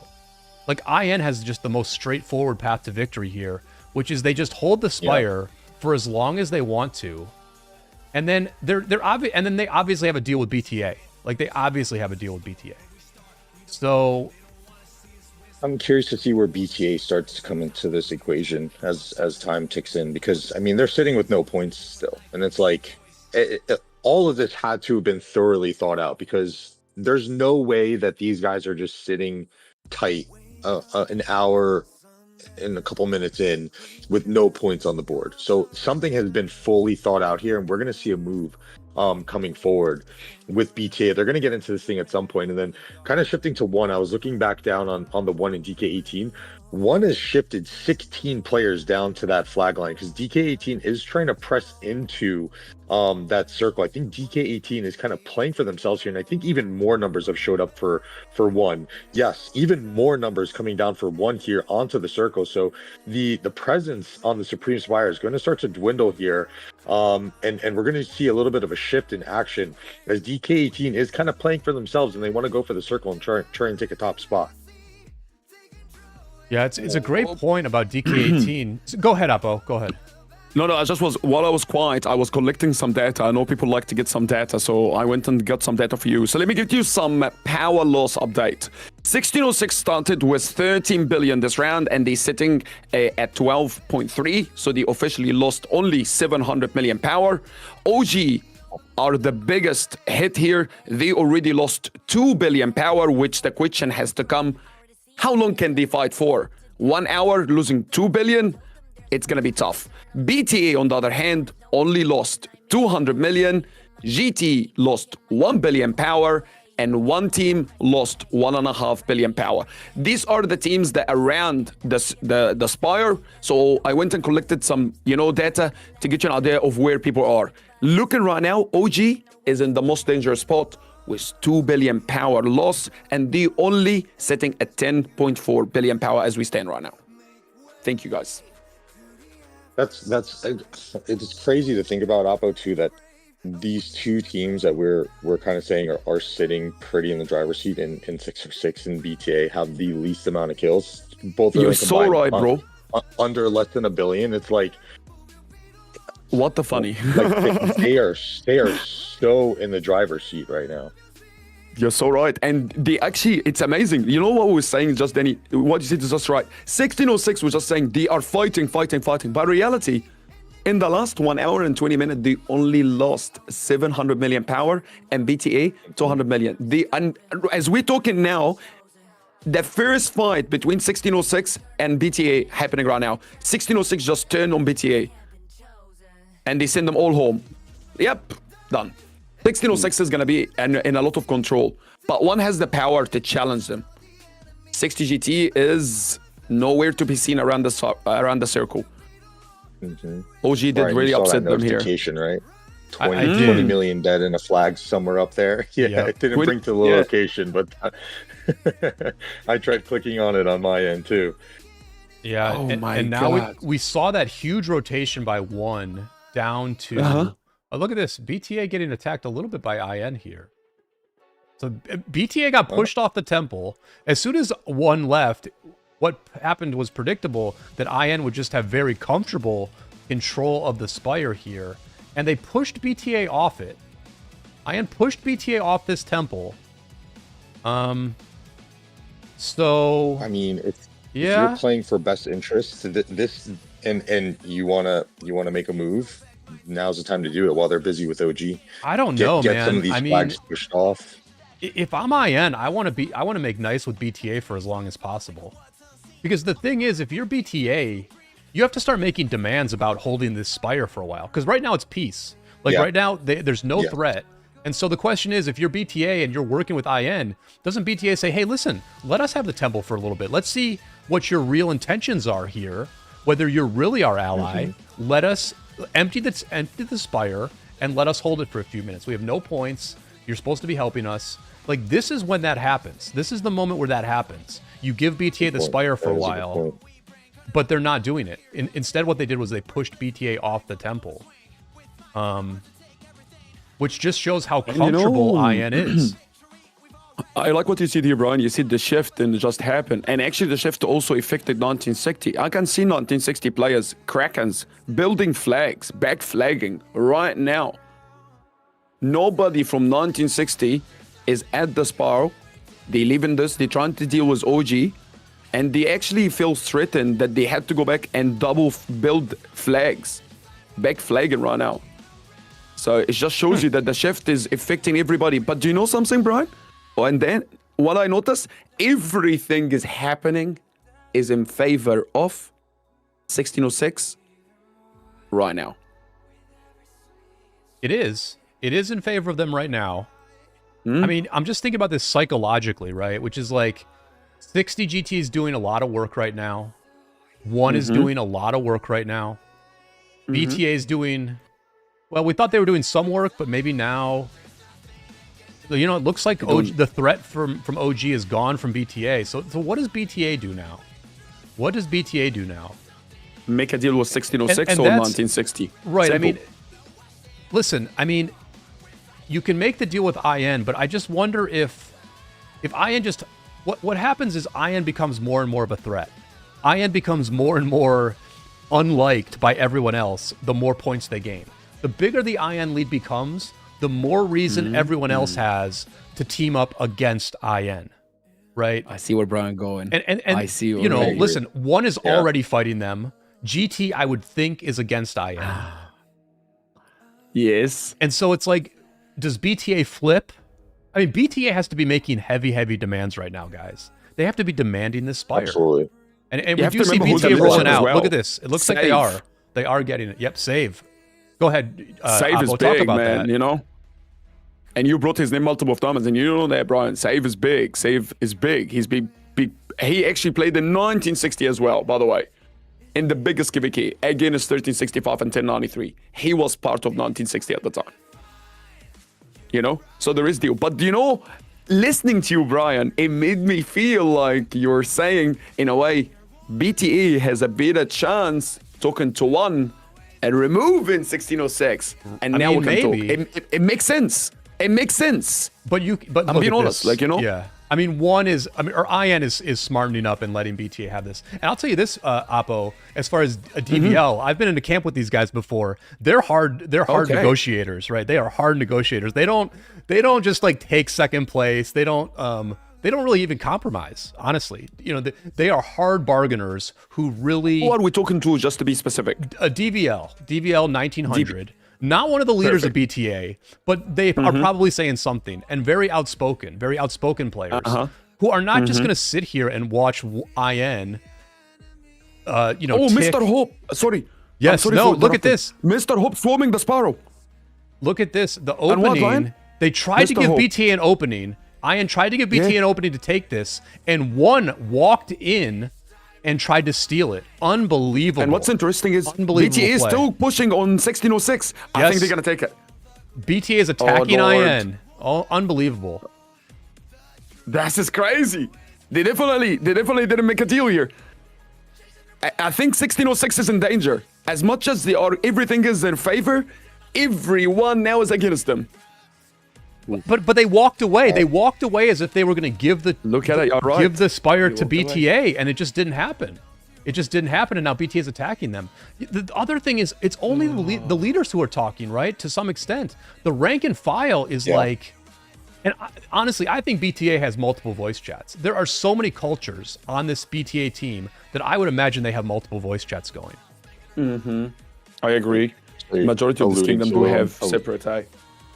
Alluding to a little miscommunication, perhaps, between the top ranks and kind of the just the regular players here who again this is kind of the psychology of Rise of Kingdoms, right? As someone who's been in leadership and done diplomacy for like end rewards, like you have to keep your players in mind. And these guys, like the players who aren't involved in the diplomacy, definitely getting antsy and like, yo, we want some points too, like let us in on this. And that might be where some of this discourse happened here. Look, I mean, even the players, Mr. Hope with the question emoji. I agree, Mr. Hope. I agree. What is going on here? But I mean, this is where diplomacy can fall apart, right? This is just a diplomatic disaster for IN right now. Where you had, oh my god, 1606, yeah. It's like you had the temple and you could just share it with BTA. Just share it with BTA, let them get second place. String them along. String these guys along, let them hold the temple for a while. And now you've got BTA attacking you. You're getting sandwiched by BTA and 1 right now. So I mean, they've got the lead though. Let's be real. IN has the lead right now, and they have the Spire. I'm looking at the alliance. I'm looking at the members of one team, and let me tell you, it's scary, bro. It's scary, bro. And the reserve are waiting, hungry to join. Hungry to join. I think 1606 is. I think 1606 is under pressure here. Yep, it's gonna happen. It's gonna happen. They're trying so hard to put their marches inside the structure. I'm zooming out to see the blue marches walking in. They walking through the murder ball just to reinforce. But you see, now I have a look. If you go back a little bit, Brian, why BTA is not pressuring 1606 now? Why they not closing this? They really not. They fighting nicely in the back. If you look, if you put 1606 blue, you'll be able to see it very nicely. Change the blue 1606, and you will see the 2 red on each side, and you'll be like, what? BTA is clearing the field. They're just cutting reinforcement. They're not really going hard, and they're not helping one. They're not helping one take the Spire. Oh, nah, they cut the reinforcement. That's it. That's it. They cut the reinforcement. BTA cut 1606 reinforcement. 1 will get the structure. In my eyes now, 1 have everything to take that structure. Except a rally. The only thing they don't have is a rally. They need a rally on they have Spire. Mr. Hope and Wild Lion. 7 rallies. That's what they call them, the mobile rallies. So 1 who's just been back and forth on this map. BTA letting them... Look, BTA letting some... Oh. Okay, this is really interesting. Yep, 1 is clearing the field on the top. That's it. 1606 is gonna lose the structure. Can they get it back? Is the question. Let's go. So excited, it's crazy. I mean, you wonder now if like 1 and BTA, are they just talking directly to each other right now? I don't know, man. The thing, everyone has leverage. Every leader has leverage to say, like, this is what we want. If you don't help us, we screw you over. If you're going to help us, this is what we want. And, I can tell you that this already happened before the exact word you seed was seed. So I'm sure it's happening right now again. It's got to be happening again. It didn't happen a lot before the game. That's obvious at this point. That these teams really didn't have any final deals in place. BT, boom, the structure's gone. And there it is. Yeah, 1 gets the structure back. They won't let it go. The favored team here, the team that was favored coming in, that didn't have a lot of pre-allies, obviously. They obviously didn't have a lot of pre-allies, and they've had to go back and forth on this map. 1 has now taken the Spire again, as IN is under siege now. IN dealing with a 1v2 at the temple from BTA and 1, and sneaky GT not even having a say in it yet. GT is preoccupied. I think OG. I feel like OG took it kind of personal. I'm feeling that. I think OG felt like hard done by. They are the first team to got cut off and back deal done on them. Let's just be honest. That's just how they feel. If I'm playing, they were the first one to get cut off. They got, BTA coming to them, and they walked, they got upset, and they come back, and you're like, guess what? This is the final. and we're gonna give them back exactly what they did to us. We're gonna make sure for the next 4 hours, they're gonna not get a free time to get the structure. We're gonna make sure everything is gonna be hard for them. And you can't blame them. This is part of the game. And the OG team has been very strong since the start. And look at this it's now. free for Look at all. this. OG back to messing with BTA. They This is BTA. key. Oh, yeah. Yeah, they're messing with Oh, yeah. BTA. They're not done with BTA. They just had to reconnect their flags, and then they teleported right back to BTA and Yep. burned down a flag here, burning a BTA flag here. So they're Look who's on not the just left. cutting GT. Yep. A lot of flags, a lot of touch points that they can burn from BTA here. So they're not just messing with GT. It's just GT who's fighting them. Because BTA is very busy at the temple. Very busy at the temple. Yeah, and they taking big players, Brian. I'm seeing Save. I'm seeing big Koreans players that just going back to deal with a flag. These people are very effective at the Spire, you know? But that's what it comes down to. But how about this now at the temple, guys? BTA bringing their ball over here. You know? What the And then funny? here's GT. And then here's GT. All of a sudden we Oh. have 4 teams back at the temple. One is holding this thing. One, the team that has where is no deals with anybody, from what we can tell, they're holding it. BTA and GT chilling out, friendly. BTA and IN, we thought they were friendly, but then they just went to battle, and IN lost to the Spire because of it. So what's going to happen next? I mean, what is Brian- the next chapter in this incredible story? Yeah, you know what I'm thinking? I'm thinking if I'm playing this, I will try to avoid as much battle for the first 2 hours and then come like crazy in the last 2 hours. They gotta be thinking the same. Oh, BTA and 60 GT coming. Oh, So, Brian, you brought you good know, attention to that. I mean, you know, BTA, they might have tried to Here have they a come. deal with IN. They didn't get a deal done with IN. So they were like, listen, GT, let's team up. Let's 2v1v1 these guys. You know? And look at this. IN now going in on 1. Circling around and going right in on 1. Oh, boy. Dude, emotions. Listen, they're playing for Damn. cosmetic rewards. These are the biggest teams in the game. Big Yep. egos. They're playing for cosmetic rewards. And honestly, It's true. my assessment is that emotions have gotten involved here. Oi. You know? What do you Yep. guys think? Because this is I crazy. agree with you. I agree. What do you think, Dan? There's only so much. There's only so much that you can kind of sit back and you know and play nice. And I think you know this is the championship weekend. Like everyone wants these rewards, and they're gonna do what's in their best interest. There was only a matter of time before everything just kind of dissolved, and it turns into what it is now. And I'm sure as we continue to go on, there's going to be more flips and deals. Like, hey, you help me, we'll help you. And then they're going to turn again. Like, I'm sure we're going to see this throughout the last 2.5 hours of the match. And these guys are going to kind of keep going back and forth.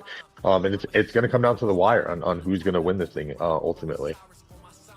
At the Spire here, we've got BTA swarming the Spire. War Daddy Chadsky has a rally in on the Spire, but it is not able to hit because there's no space among the BTA see. swarmers. So Damn. GTA has let BTA walk to the Spire and take it. And And so now we're making it official that they had the deal. yeah. I mean, you know, Dan, you said this thing might keep changing and stuff like that, but what I see is the only strong group is BTA and GT. Yeah. You know what I mean? This is true. And Yeah. they have the Well, ability BTA to get the control structure. this. If they really want to, they can control this. They've also got DS. And Wow. unbelievable. And now here's Chadsky's rally. Finally gets to hit. Still going. Yeah. Crazy, bro. And BTA just waited for IN to attack 1, and then they just walked in on this temple. Very go back. interesting. First points for Go back. BTA. They get the first occupation. They're now on the scoreboard in 5th place. And we have to remember that there's DS here too, right? DS has not messed with GT. So it almost feels like a group of 3. GT, BTA, and DS. And then you've got IN and 1, who we thought would be together, who clearly are not together. They are clearly not together. Yeah, and we'll go back to what Dan said, or I think you see that no, it was Dan. 1606 was very, very passive at the start of this round. Both of them, one and Pink, 1 and 1606, were building together like friends, made us all think that maybe they are allies. Maybe things would be different if 1606 maybe turned on BTA. But again, we are here. I think that's a tribute to now, and obviously we don't know until we go in and kind of ask some of these players. But Yeah, it looks like 606 had 2 deals, right? They had a deal with one, they had a deal with BTA. It's almost attributed to having too many deals, and you're gonna slight yourself at some point if you create too many deals. There's gonna be some kind of conflict that's gonna overlap bro. at some point, and you're gonna have to break one of them. Well said, bro. Well said. You can't overpromise. Hey, we hear that words a Yeah. lot. Yep. Yeah, man. I feel like it's gonna come down to that, Danny, to be honest. In the back of my mind, I'm thinking the same. Yeah, then Inferno then has a point. He's saying there is clearly was a deal with one, not to start attacking. Is that correct? That's the first deal then? It almost seems like the deal was no fighting until we get to the Spire. Because as soon as they got to the Spire, IN did charge at 1. They didn't fight, but they like charged at him like they were gonna fight, But I mean, guys, can they ever get together? Can 1 and IN ever get together here? Because if they don't get together, I think they just lose. I think these guys just lose if they don't get together at this point. I agree, and it doesn't look like they're going to get together as 606 is placing a flag to now start to chip away at the top territory of 1. So, yeah, I don't know if that's ever going to come together for them now. And just a quick update here on the OG side. OG continued to hammer 1960, and let me tell you, I just did a run through quickly through the members. Plenty of power, and they just dropped another flag, brother. They're not stopping. I have people in the chat asking, please, OG, let 1960 go, please. People in the chat asking, OG, please, guys. They want their coins, brothers. OG is crazy. Even though, but Brian will see it. I think you brought you would say something very nice. They could have walked away, man, easily, and nobody could have blamed them. But they show why they're in the final. I think this is what makes them deserve the spot. Not walking away, coming back, making 1960 nightmare come true. 1960 was banking on them, just gone. They are blocked, move on. I'm loving the return of the OG. It makes this so much better. It makes it so much fair. And it makes it so much better and then to add on to that too, it's not just like, oh, we're gonna bow. Like there are other implications here at play. Like there are kingdom implications here where someone could look at what Solimar has done in the leadership in 2907 and any of these King Smuck 2728, say, hey, what you guys did was awesome. We love that. We want to be a part of that mentality and mindset and come and fight for players like you. So like there's so many implications that come into a move like what OG is doing right now. Wow, Dan. Wow, I love how you look at this. You are right. People watching this, seeing the attitude, the mentality of this leadership, how they move and how they don't give up. People love this. Dan, man, I want to give you a round of applause. I love how you look at things. That was very amazing. And I totally agree. Yeah, man. That was very nice, bro. Because we only see it from outside. I don't see it from a player perspective. They're sitting here watching, they're learning. Look how these people perform, how this leadership take decision. I would want to be part of that. Who do you want to fight with? You want to fight with leadership who's going to lead you like that. You don't want to fight for someone who's going to bow out or kind of crack out. And, you want to fight for people who are going to stay engaged and stay in a fight even when the tough times are there. That's who you want to fight for. Well said, man. Well said. I think we were discussing that before as well, Dan. This is just, it brings up the point that we were discussing before this start of the stream, that we were really talking about how there's a lot of mixed teams and they've been actually working very well together. Do you wanna touch base on that as well? Yeah, it was just a thought that I had too on like the mixed team recruiting aspect, and like we're seeing I think that there was question marks going into this event with teams that were more mixed kingdoms, and I think that we've seen the strength of the mixed kingdoms grow when you look at a team like One specifically, where their network is much larger. It's not just one kingdom alliance worth of players. You have at least 3 or 4 main major kingdoms in that one pact where they have a much larger reach for their recruitment, and the same goes for a pact like OG as well. So I think as we start to see the evolution of Supreme Strife, you're gonna see a lot more mixed teams come into the play, because I think there are it only helps you going forward because your network is much larger to start to grab players. Yeah, I agree with Brian. You see where we're coming from, Brian? Absolutely. The opening that of the network for the players and exposure. You know, I think ultimately in this event and just in Rise of Kingdoms in general, what people want is they want content. You know, they want leaders who are going to provide them with content. And a lot of that comes from just continuing to fight. Even if it's a losing situation, you continue to fight. And this is also a consequence of the fact that we are in the finals. We're in the finals of the Supreme Strife event, and all of these teams had to win 3 times to make it this far. And nobody got carried. At the end of the day, none of the teams who made it this far got carried in all those rounds. They all had to work for it some of the time. And so even the teams like DK18, who are really kind of out of it, right? Like we can say DK18 is probably out of it. Pink is probably out of it. They're still fighting quite hard, and they're giving their players as much content as they can. Although we should note that Pink, what's Pink's power at now? Because Pink, you know, there's a lot of empty teleport space here for Pink. Bro, they are done. I don't want to say, but they are done. They are literally empty. 8.8 billion power. But I want to say something, Brian, before you move on there. You see that flag that you guys spoke about, and you see how important that flag was? That flag is about to burn. It just shows that you guys, it just also shows the knowledge within the streamer group here. You guys are right. Look how that flag is going to burn in a second. But that flag was, look, the last flag holding on the structure. That flag was everything. You guys were so right. And that's it. Pink, officially 8.8 billion power and no longer touching the circle. Which means now DS gonna be fully focused on the Spire. Yeah. Here's an interesting thing though with Pink. There's like a small contingent of players up by the Spire. So you now have this potential that some of these players are going to go rogue. Like the players that are still large enough to still compete in this thing. Like there's a small contingent of Pink players now attacking One. They're attacking 606.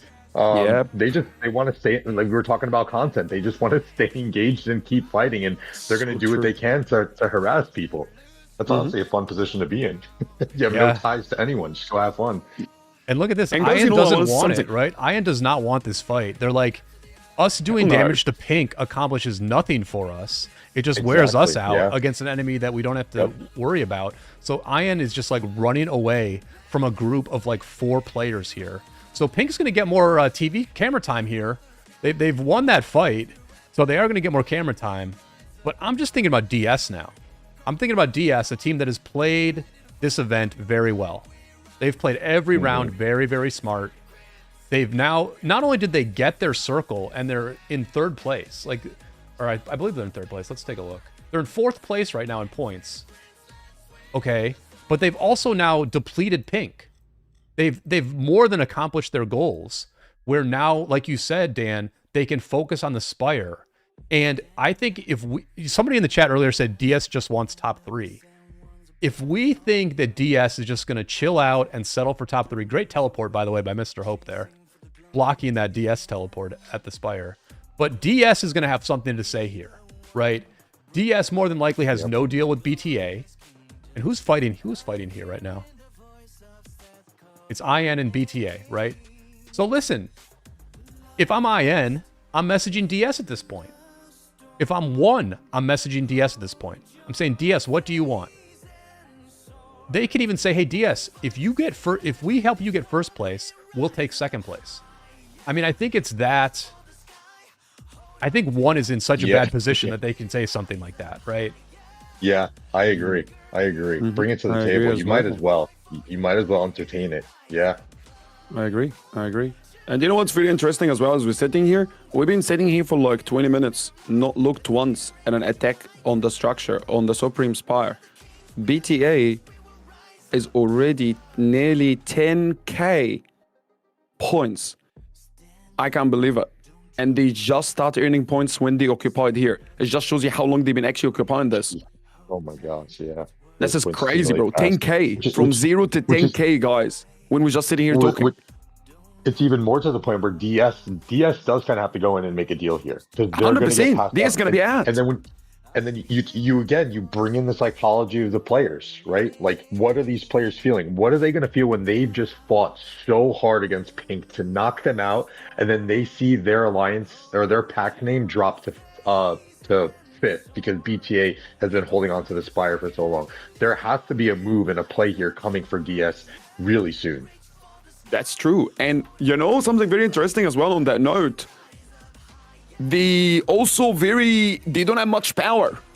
Just so you know, they are down to 8.7 billion. That's mean they lost 1.7 billion power. This is DS you're talking about? Yeah, DS. Oh, so DS is so very it's gonna low be also. really tricky. Yeah. Pink really drained DS. They really fought hard, bro. Pink are hard. It looks like Chesky gonna bring it home. Yeah. Yep. Yeah. Chadsky rally on this Spire. Ian trying to take it back. Yeah, it looks like he's gonna bring it home. Come on. Chesky was us here last week. Come on, Daddy Chesky. Let's go. There it is. Ian getting the Spire back. Getting crucial minutes in control of this structure. The more minutes you hold it, every minute's gonna matter here, really. I mean, this is very close. Forming in the top left corner. GT's in. Yeah, GT just stopped coming in. GT has still not held the Spire. Yep. OG gonna need to build. OG, let them have a break. 3 teams have held the Spire so far. 60 GT has not held the Spire yet. No. And I think it's very relevant that 1 has just gone in on DS. I think that's very relevant, just because it draws DS towards GT, right? Like at this point, DS is like, okay, it's fine that GT is working with us. Let's just stick with that. It kind of like freezes DS from doing anything differently here. The fact that 1 is attacking them. Yeah. And here's GT. GT's making their move on the temple. It's good. Ian being That's gonna be pushed the back. first time we're watching them fight, by the way. We have not seen them yet. GT making a confident play at the temple. They know that BTA is going to let them go. They are pretty sure DS is going to let them go. They have absolutely no effing clue what 1 is going to do. And they pretty much know that Ian's going to fight him. So, yeah, here's this big factor that we haven't seen at the temple yet. It's not a big murder ball, though, guys. It doesn't look like a 1960 murder ball to me. Yeah, but they've got allies. They moved in a little bit too early. They have friends, though. That's the thing. They've got friends BTA, here. True.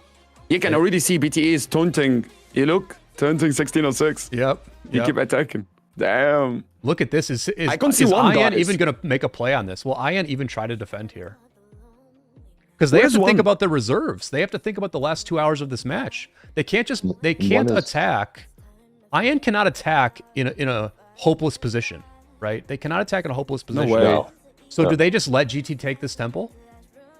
And that's the thing with Strife, right? Like, you can't go in and just take bad fights. You're going to drain yourself out by doing that. So you do have to have these kind of smart withdraws and a little smarter engages than you would in a KVK, because it's not down to speed ups and resources. Like, once you're out of troops, you're out of troops. Papa 1 was currently, they were fighting DS on the top right portion of the Spire, and then they are still engaged with DK18 with a decent contingent of players. They do need to kind of hold on to that circle. So DK18 playing a thorn in the side to 1, because if DK18 wasn't doing what they are doing right now, I think this would be a very different tale of what's been going on up here. Oh, absolutely. One has been so split for the last hour or so. Right, and look at Pink, right? Pink is just at the temple. Pink's just having fun. They're just memeing, which means that DS doesn't have to do anything. DS can focus on the Spire, whereas DK18 is just really slowing down 1 in terms of what they do. The other thing that's slowing down One is that One has absolutely no friends. They have no friends. Yeah. Yep. You know? Yep. But here we go. IN is going to go in on GT here. They've got the Spire. They want to hold the Spire. And so they are going in on this smaller GT murder ball. And BTA is just watching. For now, BTA is just watching this fight.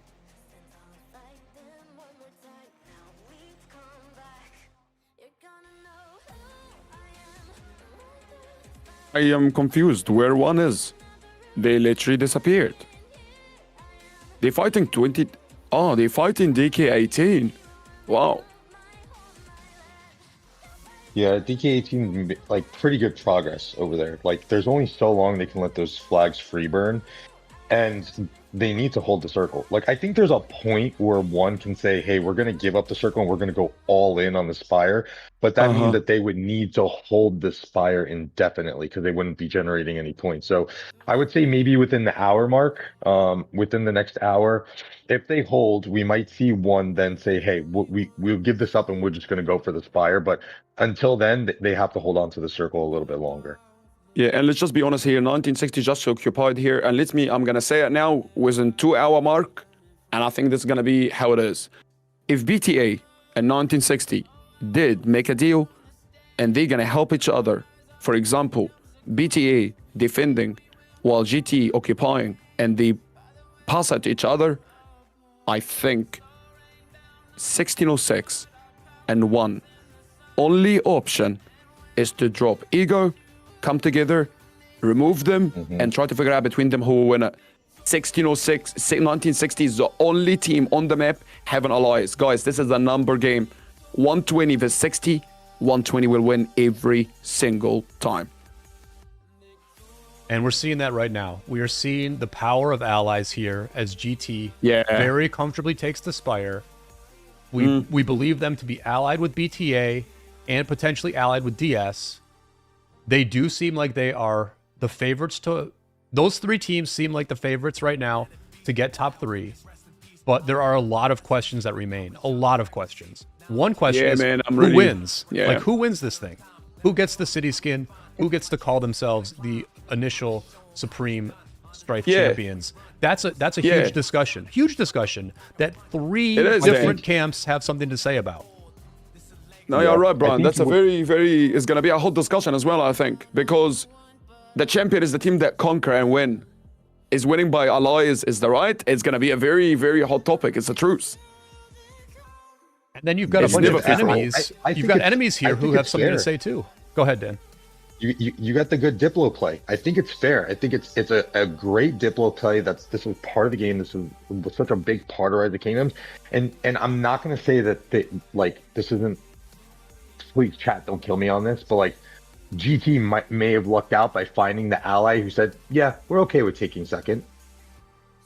Isn't that's the strongest ally that they can have? That's the absolute strongest, and it is a little bit of a luck factor here, where BTA is like, "Yeah, we'll take second. That's cool. Let's ride this thing out together." Yeah, you're talking sense. And the other thing is, Dan, maybe I want to say something else as well. Let's add to it. Let's just be honest.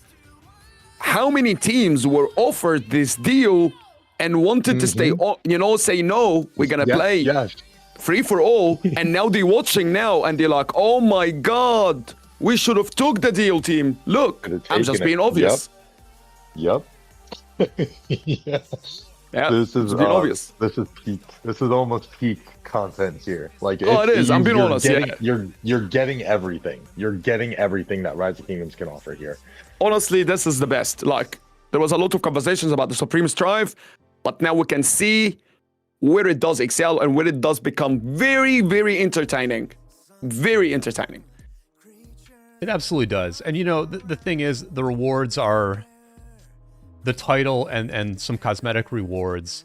But ultimately, just like in KVK, you can assess victory and you can determine success in a lot of different ways. And so, like, if you're BTA and you're DS, and let's say you agree to let GT win this thing, you still get to say, we were part of the team that won this. We were part of the team that pulled an upset against One, quite frankly. I mean, because without knowing what would happen, we thought that One and IN were the favorites.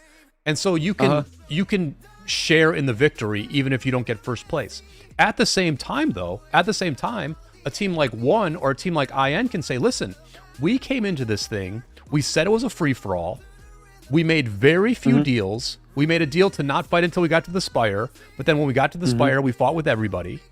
And so we played this thing like a true FFA and made it extremely interesting. I mean, they're still making it interesting, and I think they will continue to make this thing interesting for the next hour as a player from One inches towards the temple. So, like, there's so many ways to judge this thing. And, you know, for me, for my money, the way I've always assessed this game is I just assess how people play. Like, who played really good, right? Who played really good here? And I think GTA has played great for the entire Strife, right? They've been very helpful to their allies in every single round and helped some of their allies advance. Apo, do I have it right that GTA helped BTA advance last week? I can actually add to that. In the last week, they helped BTA advance. In the week before, they helped Vita advance. So what you're saying is 100% correct, brother. Go ahead. Yeah. So, I mean, GT helped BTA get to this point. And so it makes some degree of sense for BTA to say, okay, you guys get first, we get second place. Definitely makes a bit of sense, and we can say that GTA played well in that way. But, you know, I really respect the way that One and IN came into this as well. Like, not making a lot of allies and sort of playing on their own. I respect that quite a bit. So it's just all in the eye of the beholder. Each person in the community can sort of assess who they feel like the winner is. But let's be real, we've got 2 hours to go in this thing, and there will be one official winner when this is all said and done. Absolutely, there will be. And, you know, then you really see that nice, and you see that in a very respectful way. And I think you're right. You know, this comes down to the community. Everybody's watching, everybody can see. And this is, Diplo is part of a game, part of war. You know what I mean? But the only thing is, why we are excited about it is because making this final very exciting. You know? Because nobody knows what's going on. We can just assume, you know, we're just saying, oh, because based on what we were witnessing on the screen. But I'm going to say it again. If 1960 actually had BTA on their side, they are in a very strong position because clearly nobody else have nobody on their side. Yep, definitely. I mean, they could have, though. Ian and One could have worked together, guys. Like, I mean, they just could have worked together. I'm sorry, I have to jump in. I'm sorry. Can you, Brian? Oh, are you watching this, Brian? You're watching on the screen. Sorry, I'm watching it. BTA, sorry. Yep. Yeah, thank you. Sorry. Yeah, so, I mean, you know, just talking about diplomacy a little bit more, you know, one of the things that's been most interesting to me in this match is seeing the diplomacy between BTA and IN play out in real time. We have seen this. We have seen diplomacy happening on the field. They did not attack each other at the beginning, right? Then they had some sort of discussion around the Spire that fell apart. Their discussions around the Spire fell apart, and they started attacking each other. And now a new level of hostility has opened up between BTA and IN here, where for the first time, BTA is connecting to IN. Look, earlier on, they did not touch each other. Their flags did not touch each other. But at this point, things have broken down to a point where BTA is flagging to IN. IN tried to stop this flag from getting built. Both teams teleported a ton of people down here. And so now IN and BTA are having to deal with a backline, which to some extent does feel like an acknowledgement that GTA is on track to win this thing. GTA is holding the Spire, and now, you know, BTA is trying to get more points, right? You got to distribute these points out to try to get BTA, DS, and GT as the top three. And the only way you get that is by going for this circle, by trying to get to this circle. But let me tell you something. IN's not going to make this easy. No, 100%. And I just want to jump in and say something. You kind of spurred a thought here, Bri. And we've kind of talked about like diplomacy a lot, and like a lot of the focus has been on like the leaders and diplomacy and whatnot. But like you got to give a shout out to these leaders and the war leads, because when there was that communication breakdown between BTA and IN, like these guys had to shift. And there's there's at times like there's nothing you can do to stop it, because once the members start attacking each other, it just snowballs, and it comes to a point where you will try to resolve these things, but it'll just snowball so far out of control that they can't stop it.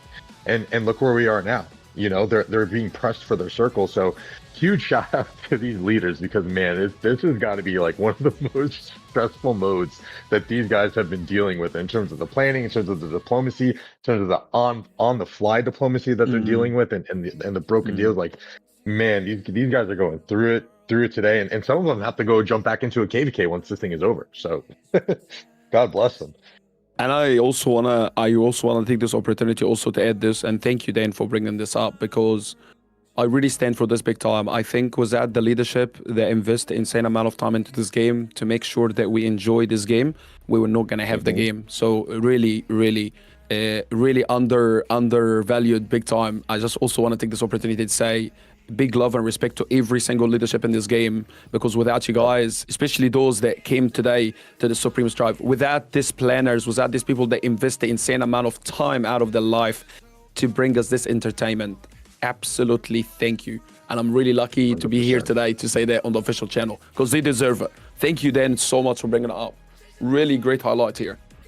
Yeah, well said, Oppo. Yeah, man. You're welcome, Oppo. My pleasure. Yeah, that was really good spot. Nobody speaks enough about them. I really agree with you, Dan. By the way, guys, I'm getting you some 2-hour update on power loss, so I'm gonna be a little bit quiet until I get it done. You know, Dan, you spurred a thought in me, which is that, you know, there are official allies in this mode. I forget exactly how they work. Maybe somebody in the chat knows, but I remember talking about this early on in one of the early weeks, where like it only takes like 5 minutes to break a pact or something like that. Yes. But I do think that there's like an official way to be in a non-aggression or allied pact or agreement in this, just like in KVK, where your allies will in another camp will show up in like an orange color, for example. And I wonder if there have been any agreements that got broken here. Like, I wonder if there was a agreement between BTA and IN that at some point was canceled. I'm not sure if anybody from 1606 is streaming this or not, but maybe we'll get those answers at some point, if there was actually something official that broke down here between these two teams, or whether it was always unofficial. That would be very interesting to know. But listen, let's look at BTA here and assess like what their situation is, because let's not forget, everybody, they are also getting attacked by OG, and they're getting burned in a lot of places by OG. Yeah. They're getting hit by OG as they opened up a front against IN. It doesn't look like they're, well, look, I mean, just look at this. Look at where the flag situation. OG has the potential in maybe an hour or so to maybe cut off of all of BTA's flags, but you do see that BTA has a bit of a backup here. So BTA is now fighting on two fronts, and they're currently only in 5th place right now. They're in 5th place. And I'm curious up top too. There's a GT flag that is planted to touch. I don't know why GT needs this flag. Essentially, I mean, they have pretty good teleport space already, if not probably one of the better of the two. I'm gonna keep an eye on that, because I mean, we've been calling them allies, but like, I mean, I just don't know why they need that flag. I mean, I get it, teleport space, but they have plenty, it seems like. So I don't know, something I'm gonna keep an eye on. Might be all of the might be all the kind of flip flops already, but just got my mind thinking like, oh man, here comes another one. Yeah, and you know, with BTA opening up that front against IN and BTA being distracted, what has happened is that one is massing at the Spire, and a small group from Pink is working with one, and they're thinking about an attack on GT. They're thinking about the attack on GT. Now, obviously, DS is a factor here as well, but we're starting to feel like maybe DS is I mean, they might be a little bit worn out, but obviously they are less worn out than Pink. Whatever impact Pink can have at this Spire, DS can have a bigger impact. Yes, yeah, huge. But you gotta love that with those Pink players, man. You gotta love to see that. see the enthusiasm to come in and play spoiler a little bit here, pick some sides. I wouldn't be surprised if you see some of those pink players jumping into a DS murder ball or a 60 DT murder ball in a few minutes. Those guys are probably having the most fun right now because they have all the freedom in the world to do whatever they want. I mean, listen, it's a good accomplishment to make it to the Spire in the finals of the Supreme Strife. Like, honestly, like just to be a player who like is at this territory on a map is like a pretty cool thing, right? It's always kind of cool to like make it to the Zig in a KVK and stuff like that. But this is like quite the spot in Rise of Kingdoms right here to be at the Spire in the finals of Supreme Strife. So like in that sense, I would definitely be enjoying myself as well. But I would also like to get some shots in on this GT ball. But we'll see. We'll see what one can muster here. What's one? Yeah, I can Oppo, jump. you're back. Yeah, let us know. This is what we need to know, the power. Yeah, so I got you all the power done, and I have very interesting numbers here. Let's talk about the ones that really have gone all out and beyond. So we have OG team, we have Pink, and we have DS. All three have lost around the 2 billion mark. So they are in deep, trouble, if you would like, compared to everybody else. 60 GT only lost 1 billion power. One only lost 1.5 billion power. And I have two interesting teams I want to talk about. First of all, a 1606 only lost 700 million power, and we've been fighting for 2 hours. But this is not the team that took or made me like, what the funny, moment. BTA, all these fights happening, and they only lost 200 million power, or even less than that. It does not make sense to me. BTA, all this happening, they actually didn't lose any power. They're still fresh. Look at this. It's very, very weird. As GT was wiping the entire one ball, Mr. Hope and Wild Lion and Tyr, I think my old teammate Tyr here, they made a play at the temple. Probably not the best idea, in all honesty, because they're about to get smushed by the GT ball. But It was a good one. You made touched it, the whole though. ball move, though. yeah, they touched the Spire at least. Do you guys think DS fighting one means DS actually is part of the group of 60? Do you think 60 GT made a deal with DS as well? Definitely. I just can't believe they're fighting one. Yeah, I can't definitely. believe it, bro. Well, one's been Yeah, fighting it them looks as like well. GT definitely got a couple of allies here. Yep. Yep. But I mean, BTA, they left.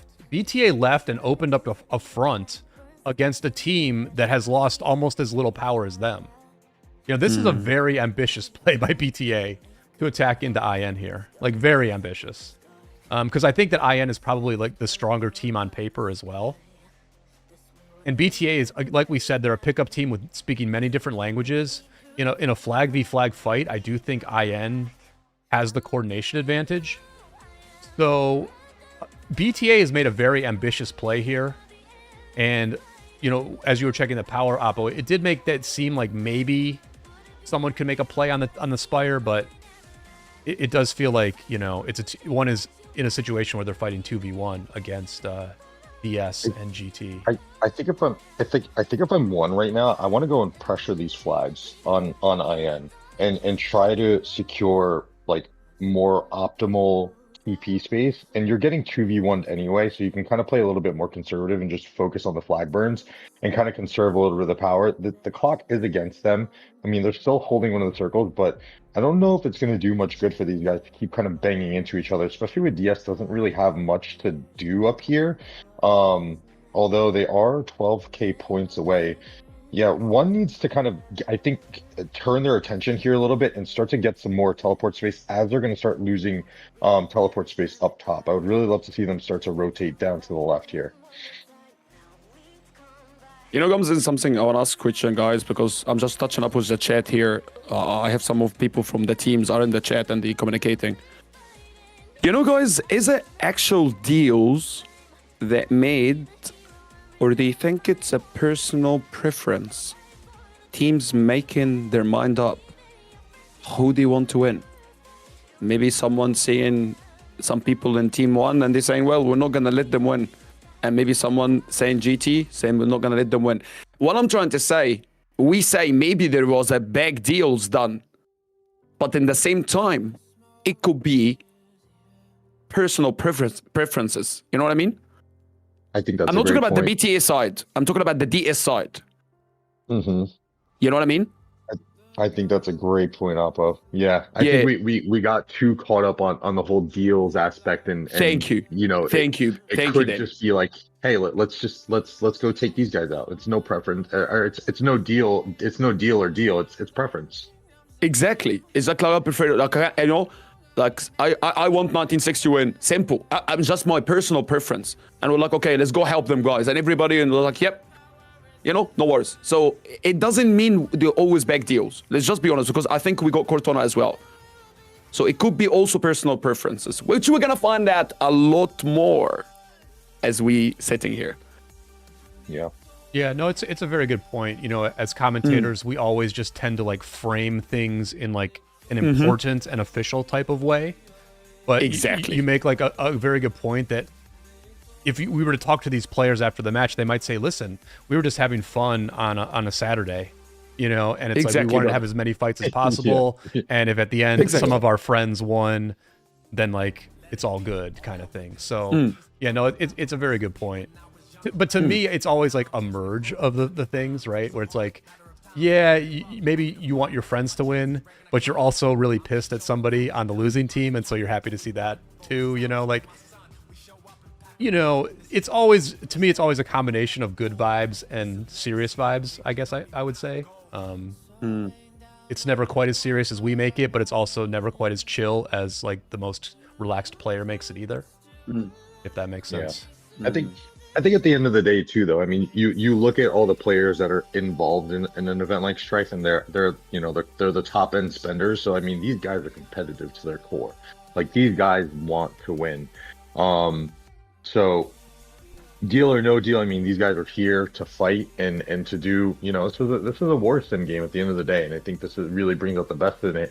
And I think we are almost at that mark now where circles might start to become a little irrelevant. Irrelevant, 12 seed, 2 hours mark. IN has now started to bring their forces back up to the Spire, and things are going to start to get really juicy up here as we have, what, 4 or 5 packs that are now all at play here, and, you know, top spots all up for grabs.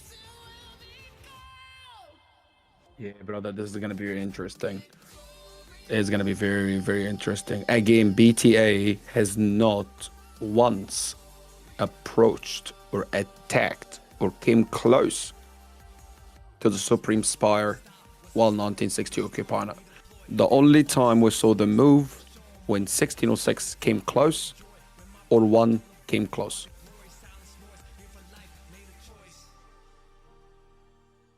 Which is, yeah, very interesting. Okay, this is very interesting here. What is OG doing here? What the funny? From behind. There's like, we're not done. We're gonna keep coming up and pestering you guys. Oh my god, OG came out of nowhere. But I'm confused. They fighting BTA on GT territory. Wow. Yeah, right by the Spire, Bri. Right by the Spire. Okay. They made a little vision quest. They've been a star today. They don't never give up, bro. They never stop. And they are 8.8 billion power. I don't even know how they're fighting. Are they still first in pact kills? Let's take a look. Yeah, OG's, no, actually 1 has now passed OG in pact kills. But OG definitely having a big impact on this map. And, you know, they were a strong team coming in. I think they just got hurt by the build at the beginning, you know? Yeah, really unfortunate for them. 2 billion power loss, man. They're really going all out. I see some of the players were out from the first half an hour, unfortunately, but majority of the others were really sticking to it. I have a lot of respect to their leadership that's still in place, fighting, trying. It's very easy to quit and walk away. Only those real leaders that stick by it and take responsibility and try their best for their team. Again, leadership shines for second time on the stream. leadership. I have a lot of respect to them. You know, it speaks to what a good play BTA and GT made at the beginning to really lock in OG as effectively as they did. You know, BT really made the best opening move by just bringing their ball north and straight up hard blocking the OG flag line. That's we might say that's the most important play of anything that happened here. Yeah. That along with Well DS getting that circle before Pink did. Those two things are what potentially are setting up GT here for the win. Maurice from 489 checking in on the chat asking who's winning. If Maurice is in the chat, I'm curious, did anybody capture that circle in the 2377-2489 war? Not the circle, but the holy site. Let us know in the chat. Did that holy site get locked up? I got you right now, Bri. 2377 still holds with 4 minutes left, so they 2377 was able to withstand. Gotcha. So it sounds like the fight is over for now in that KVK, but the action is still going full blast here at the Spire. And guys, IN now pressuring GT. IN pressuring GT. One is, in the mix here. One's around. I'm not sure exactly where they are at the moment, but here's one over here. Boy, it's as if IN and one just can never get on the same page. As soon as one walks away, IN attacks. If they could ever both attack at the same time, they might have a chance in this thing. But here we go. IN trying to defend a flag that's touching DS. Look at how crazy the fight is between one and DS here. Over in the back lines. Like the actual back lines here. Some pretty crazy fighting happening. Looks like they're just trying to... Gosh, what are they trying to accomplish over here, guys? Do you have any ideas? Really, I'm watching with you here, scratching my head as well. I have a theory. I think one wants to get DS out of this thing. They need to drain them. They have 40 minutes to do so. They need to get aggressive, but not too aggressive that these guys keep coming out, and they need to whittle down their players. They need to start to mitigate the amount of troops and players that are going to affect them from the top side. That way they can start to focus more into the middle.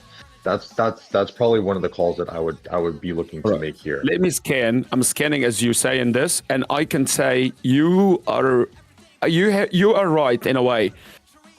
I'm looking at the members. Yeah, they have a couple of the big boys, TMN with 600, Ghani 250. They have these big players. But the reality is they are down 2 billion power, which means majority of the players not have enough power to play. So I think then you just really gotta hear. I think they're trying to eliminate DS by removing their troops. My buddy Rave over here, who sits at like 160 million around there, he's down to 88 million power. Like he's almost all but out of this thing. So and one with having the most power in the map, they're the one team that can afford to do this to other people. It's the war of attrition. Start to put it on them and really deplete the amount that they can be effective in the field. Play to your strengths. And you still got Wild Lion. 2.4 billion, Mr. Hope 2.2 billion. Yeah, but guys, I gotta tell you, draining DS is a very big project, a very long project for one. DS still has a lot of power left. I'm just clicking through some of these cities. A lot of players still with over 100 million power. We've got Redline here, Redline himself here with 130 million power. Right at the flag. Boom, boom. Yeah, so. And what are they gonna do? Wear them out by swarming Gorgo Hera garrisons? Hoki, this guy in the chat here, this guy Hokai is in the chat as well. I just saw him tracking with us. Yeah, I mean, listen, they might drain DS at some point, but it's gonna be with like an hour left in the match, and by that point, GT will have a very, very big lead, and then they'll still have to drain GT. You know what I mean? Like they've already drained DK18. Like, clearly one strategy today has been to drain their opponents. And so they've already drained DK18. Now they're trying to drain DS as well. But that's just a very ambitious project to drain the entire map and then have enough time left to win. But yeah, I guess that's their strategy. Well, look at this. Well, I mean, listen, the deals never stop, I guess, because IN was pressuring GT. IN was pressuring GT at the temple, and now all of a sudden here's one at the temple as well. You know, so it's great to call out. Yeah, I mean, it's great to call what one is doing, because one is still just such a factor here. They're such a factor. You know, Brian, I just would like to ask something. You remember the last week when we were watching the 2377 side, how majority of them were out of power very early?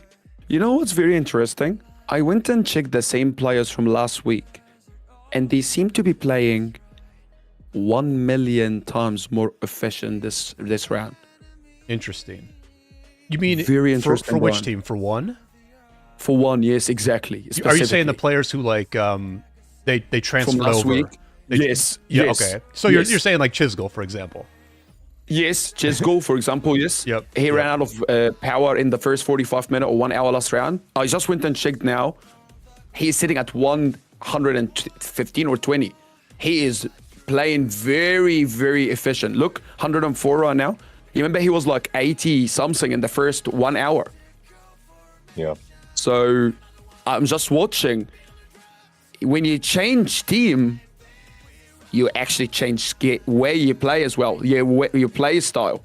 Very interesting, Garrison, on the YSS. Yeah, YSS. Martel. And it's getting melted. Here. And guys, I think that IN and one might have settled their differences here. I think that IN and one might have settled their differences. So we got a game. Oh my god, oh my god, 1606 and one might be coming together here. Wow. We got a game. They had to at some point. Yeah. Oh, this is getting too exciting, guys.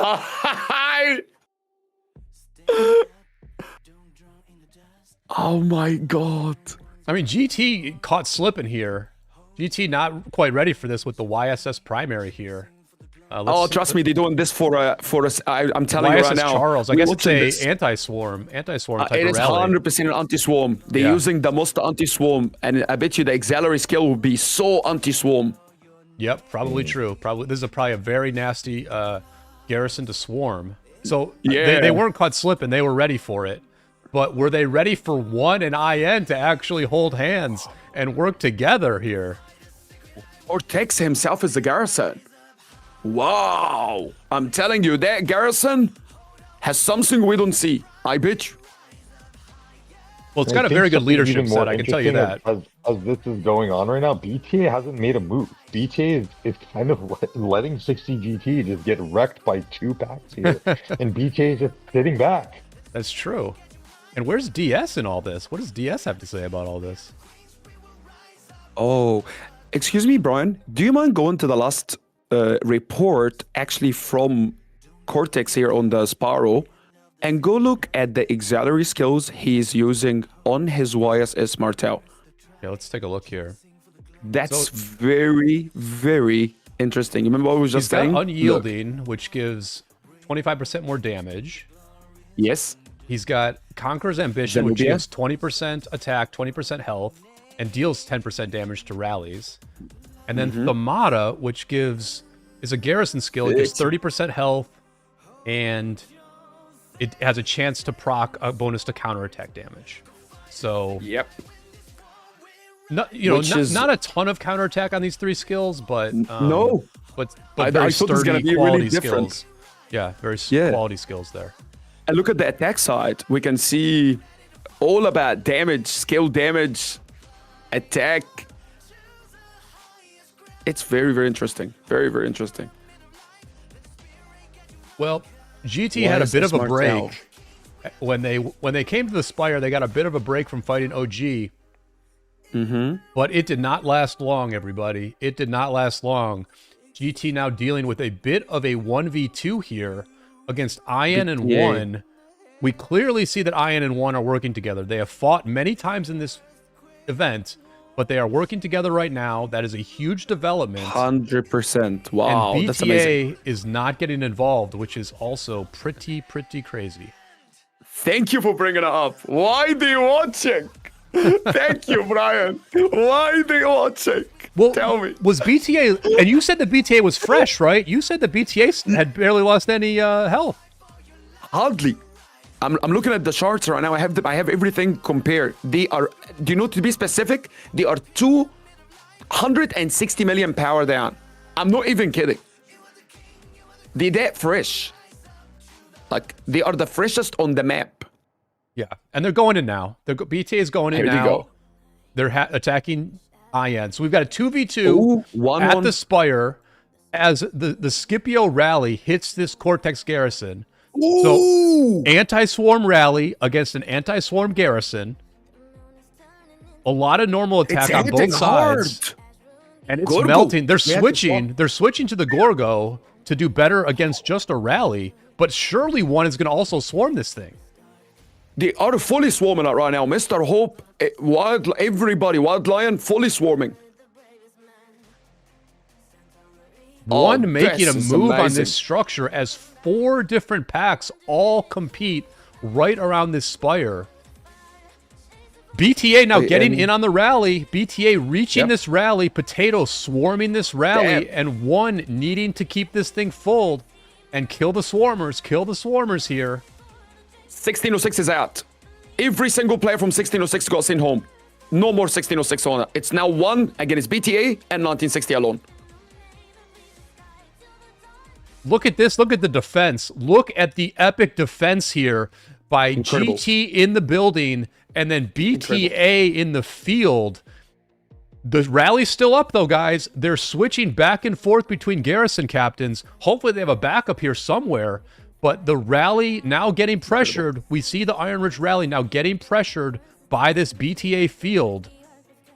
It looked like one was going to take this Spire, but now it looks like the defense is going to hold. What a defense. What an incredible job. What that man. These guys. Oh my god. Oh my god.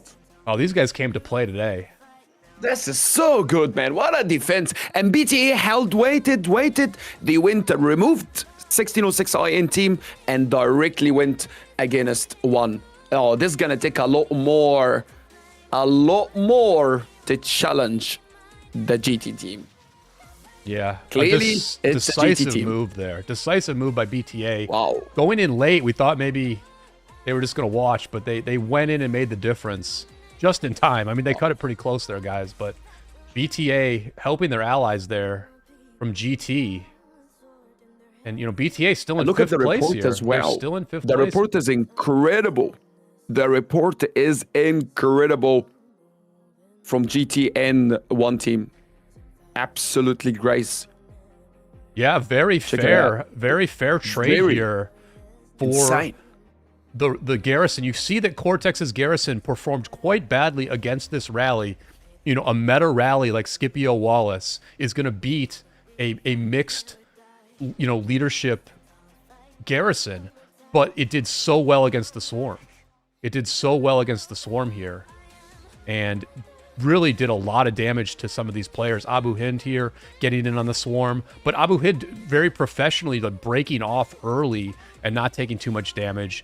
You can see that not very many players from one ran it down. Wild Lion, he did run it down to nothing. But yeah, quite the report here. And you can see that it did hold up quite well against the Swarm, really punishing some of these Swarmers from one. So great defense there by GT. And everybody's just getting ready for round 2.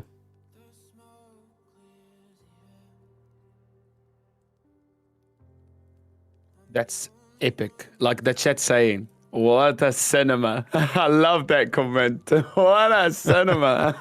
I love it. Guys, I will try to change the graphics here. My computer is just lagging a little bit, but we'll give it a shot. might help here. I might help. Filter mode. Yeah. I can help you for a little bit. So filter mode, let's turn filter mode on and let's remove names on everything. No names. Yep. Yeah, turn it on and just click on all names. that will reduce it a little bit so we can watch the pictures a little bit better. Yep. And maybe turn light mode, maybe? I don't know if that'd be better. Yeah, Well, there you we go, had there light you mode go. on before, but I think people wanted to see I think that's the better. full You see? graphics. No names. so- You see? That's much better. No names. You can see the commander, it's like who's fighting without all the small writing. We'll give it a shot. We'll give it a shot. Yeah. Let us Guys, I'm know, really chat. curious Let us know what you want. on what BTA's plays here. They're winding down. I mean, the max amount of points you can get on the Spire in an hour is 54,000. They're getting to the point that they're going to be out of this and really fighting for nothing. So, I mean, we saw BTA get a little antsy before. I wonder if that's going to come into play again here, because they can make a play for 4th place, but they need to get some of the Spire here. 60 GT flying was points. 61,000 points. So round 2, we didn't have to wait long for round 2 here. IN going in quick against GT. It looks like the armies in red here did refresh faster than GT in blue. So they have a huge numbers advantage here. Huge numbers advantage. But BTA's coming in. BTA's coming in one at a time here. Noting the urgency of the 1606 situation. under pressure, Brian. So much pressure, Brian. Well, I don't Look know. at I the think sandwich here. GTA's under pressure here. I think GTA's all Now their they will reinforcements just get are under getting pressure. wiped. Now. Yeah, so BTA is now coming in. We've got BTA here trying to help their allies in blue, but a very overwhelming presence from 1 and IN. They're going to try to wipe out all of blue so that nobody can reinforce this Spire, and then we'll see another rally come in here very shortly. Absolute cinema.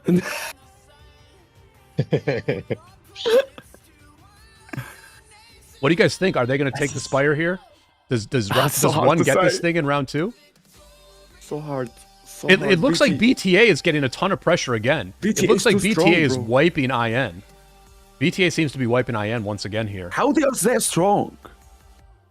Boy, this fight turned quickly, everybody. This fight looked like the Wow. offense had the numbers, but BTA just came in and wiped the enemy. They wiped They them. are very comparable. There's nobody stronger here. They are very comparable. Yeah, And here comes the power rally. In boom, Mr. Aura Rich cancels. Oh, he just cancels. Look at this. 1 is already thinking about the trades, already not wanting to get worn out. We still got 90 minutes left in Supreme Strife. Proceed. And round 2 goes to the defense. But Dan makes a great point that BTA is doing all this amazing work, but they're in 5th place. They're way behind. They are way behind. And so the way they're fighting right now is just helping GT. It might be indirectly helping themselves, but they're really just helping GT. So, That's a good point. you know, And can I ask you, it goes back to the point, that we just said before. Maybe some people just have a personal opinion on who they don't want to win. They just simply don't want these people to win. So they work against them. Or they want this team to win. This is what it comes down to. Some people have personal preference.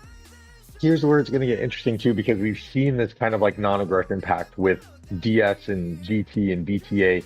But DS's objective clearly contradicts BTA's. So we can even see if BTA takes a Supreme Spire, DS is now going to jump into the fray with 1 and 606 against BTA and GT.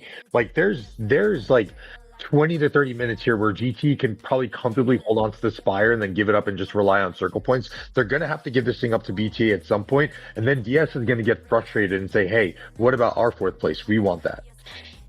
I don't see a situation where they can give this to BTA. I for the next 90 minutes, I honestly don't see a spot where they're going to have such control that they can just give this thing to BTA.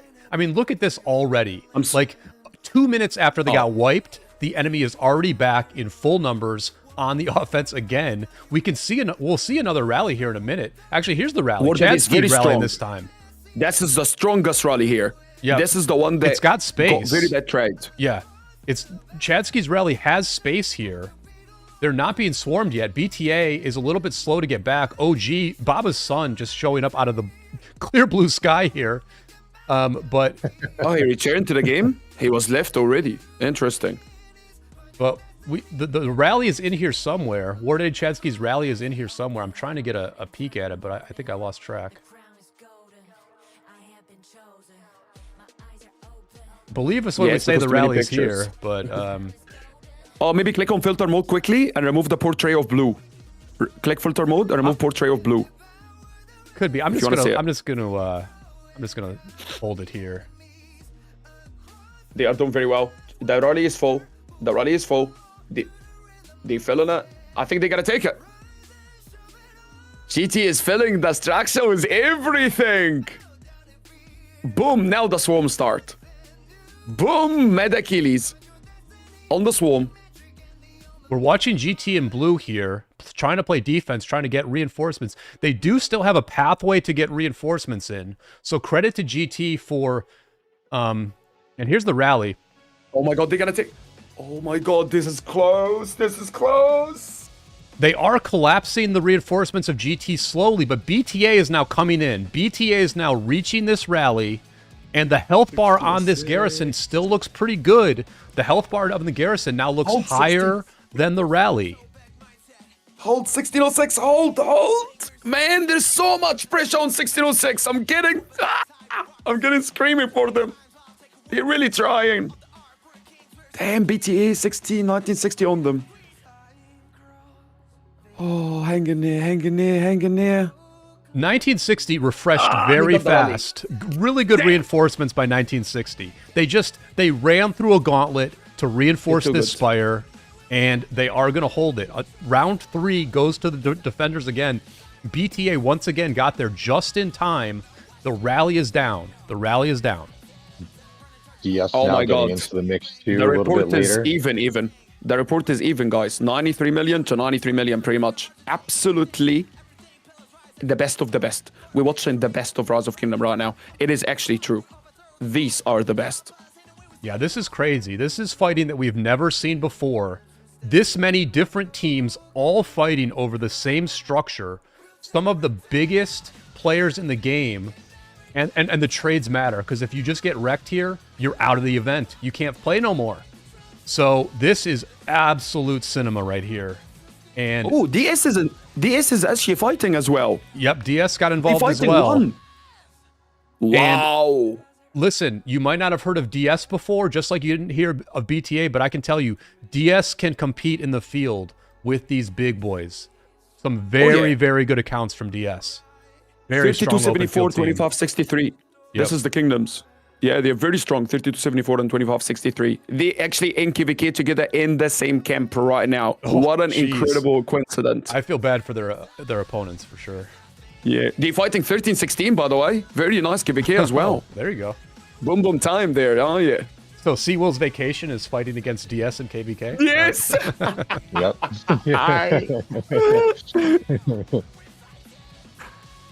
Okay, we're seeing BTA here really blocked on... But hey, guys, I need to ask a question here. How can 1606 win this? How can one win this? They trying to come together is not working. Do they need another team on board to beat 60 and BTA? Well, I mean, let's see what OG's doing. They've always been getting help on the back line, you know, like the help for one has always been in the back line. You know, yes, OG is still burning BTA, but you know what? I think BTA has made a good decision here. I think BTA made a very good decision. They're just going to let their territory burn. They're probably not going to get cut off, and so it's kind of irrelevant. You know, like all this territory, losing it, it's irrelevant. You can see that, look at this, territory even cut off. BTA territory already being cut off, and it just doesn't matter, you know? Well, BTA is here. They're somewhat dealing with OG. They don't want OG to walk to the temple. They don't want OG to walk to the temple like Pink did. And look at this, IN making a different move. IN making a different approach this time. They're going to try to wipe the BTA ball first. They're going to try to wipe the BTA ball first, but here comes GT. But does this give an opening to one, guys? Does this give an opening to one? Maybe. But you know, as we talk right now, one flag on the Spire is going to burn on the top. It's gone. It's literally like 99. Less than 30 seconds. one is in dire straits right now because they're slowly but surely starting to lose territory around the Spire, and it's gonna make their jobs much harder. DS is doing a good job pestering them on the back lines and starting to burn up some of those flags. It's gonna make one's job very hard. One and 606 IN at this point, make those jobs very hard for them. Yeah, this is a confident push by GT. This push that they've made in the open field here is telling, because this was a risky, aggressive play that they didn't have to make. But they just decided to go in and wipe IN's ball. They saw an opportunity where IN was outnumbered, and they're just going to punish IN here for their treachery trying to wipe the BTA ball. And IN's going to just take a bad trade here. And a couple of really good moments for GT. 3 straight defenses, all of them close. And now they're actually just going to wipe the IN ball. And let's see what you guys were talking about here with... So this is the flag you guys were talking about? The one flag that they just healed? Yes, sir. Yeah. Yes. Oh, they just healed it. But Wow, they have other touch points, though. But They can touch the Spire from other spots. Yeah, but they lose the teleports. Yeah, they do lose the Yeah, teleports. they're losing their teleports slowly but surely. It's valuable, yeah. I think. Yep, we've got it's Mr. Hope and right, Wild one of Lion the- here one right of at the- the front. Look at Mr. Hope, Mr. Hope has lost about 400 million power at this point in the match. Wow. So he's gone through a lot. Let's look at the individual kills here very quickly. Yeah, That's Mr. Hope way $300. ahead. Look at this for one. Mr. Hope just absolutely Whoa! lapping everybody else. Wild Lion Whoa! in third.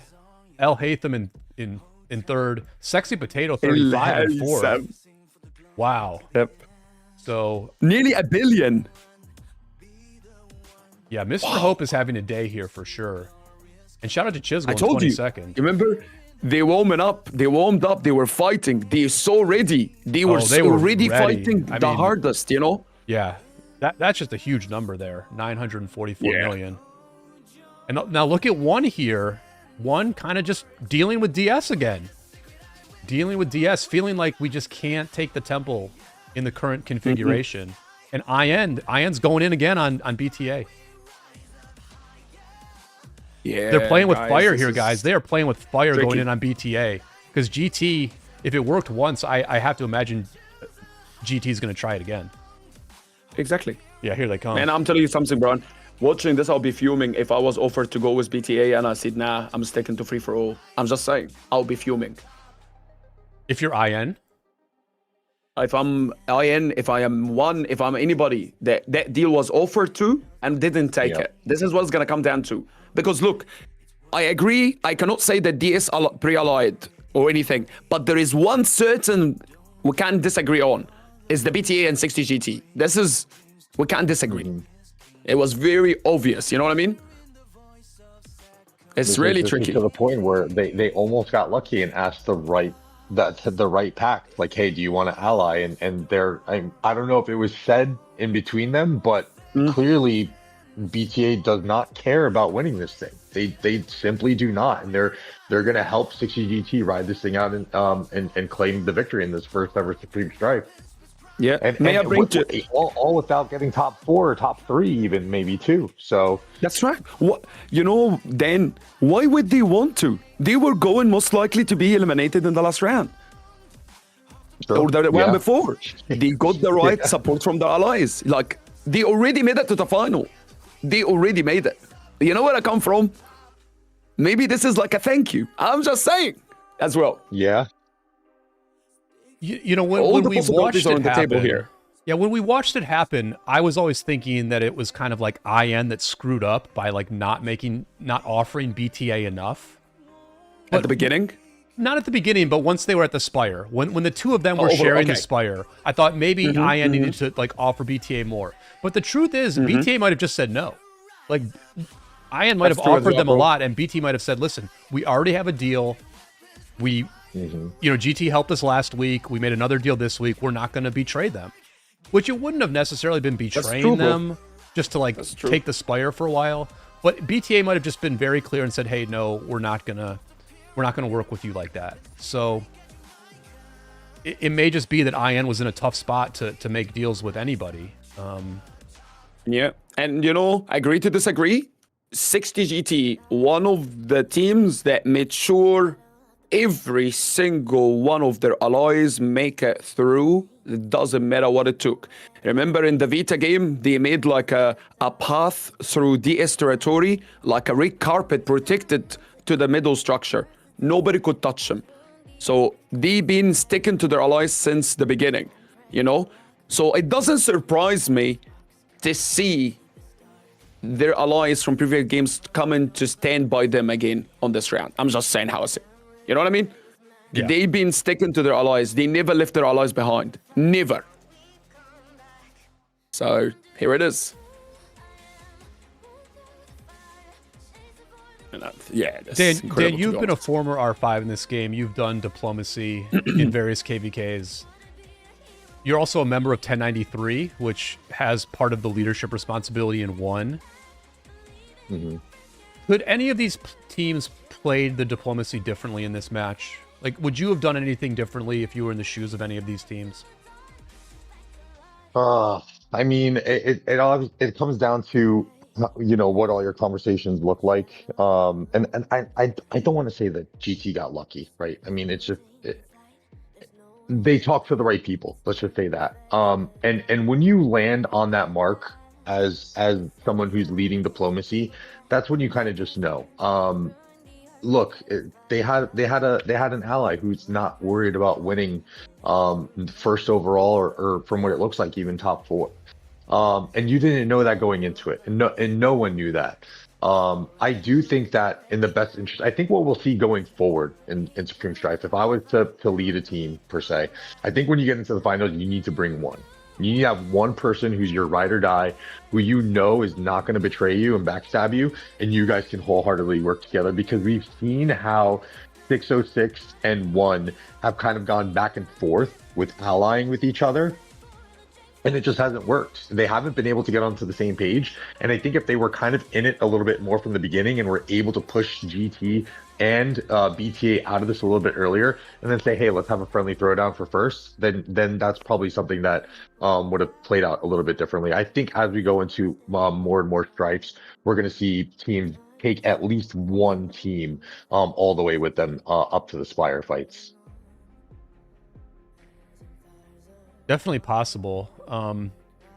I do want to just point out some pretty good movement here from IN, pushing BTA off first, clearing the BTA field first, and then being able to turn on GT. And so this IN field is actually surviving here. So, you know, a good successful attack here by IN to burn this flag. You know, IN maybe should have played this long game a little bit earlier, trying to burn BTA off the Spire. Yeah. Because BTA has been such a thorn in IN's side at this point. They've just literally saved... They have now saved the Spire for GT for like the last 20 plus minutes at least, right? I mean, they've just absolutely saved it. Now, at the moment... It's to that point again where they were too passive in the beginning. They could have burned off some of that territory earlier. Sorry, go ahead. No, I was just looking to see if 1 was involved here, because IN is at least approaching the temple at this point. If 1 was here as well, maybe they can collapse onto GT. But you can see that 1 is just completely distracted by DS. We have to say that GT, as much as they carried their allies to the finals, today it's the allies who are helping to carry GT to the finish line. GT could not do this without BTA and DS right now. No, they can't. I think, and this flag got burned again. Interesting. I think it gets to a point too where the diplomacy just becomes exhausting, and it's just like, you know, you keep going back and forth. Oh, we're going to attack this person. Now we're going to attack them. Now we're not going to attack them. It's like there comes a point where it's nice to have that fallback where you have someone, you know, who's going to have your back, and you don't have to really rely on doing this back and forth. It gets so exhausting. We talk about all the work that goes into planning this and all the leaderships and working on the fly and stuff like that. It's really nice to kind of have that safety valve and just say like, hey, this is what we're rocking with, and this is how it's going to go. Yeah, you know, Dan, you just mentioned... look into the power. Go ahead, Brian. Well, no, you go ahead. Yeah, I just wanted to quickly say, Dan, you said that in future strifes, we're probably going to see people go in feeling like you have to have that solid one ally.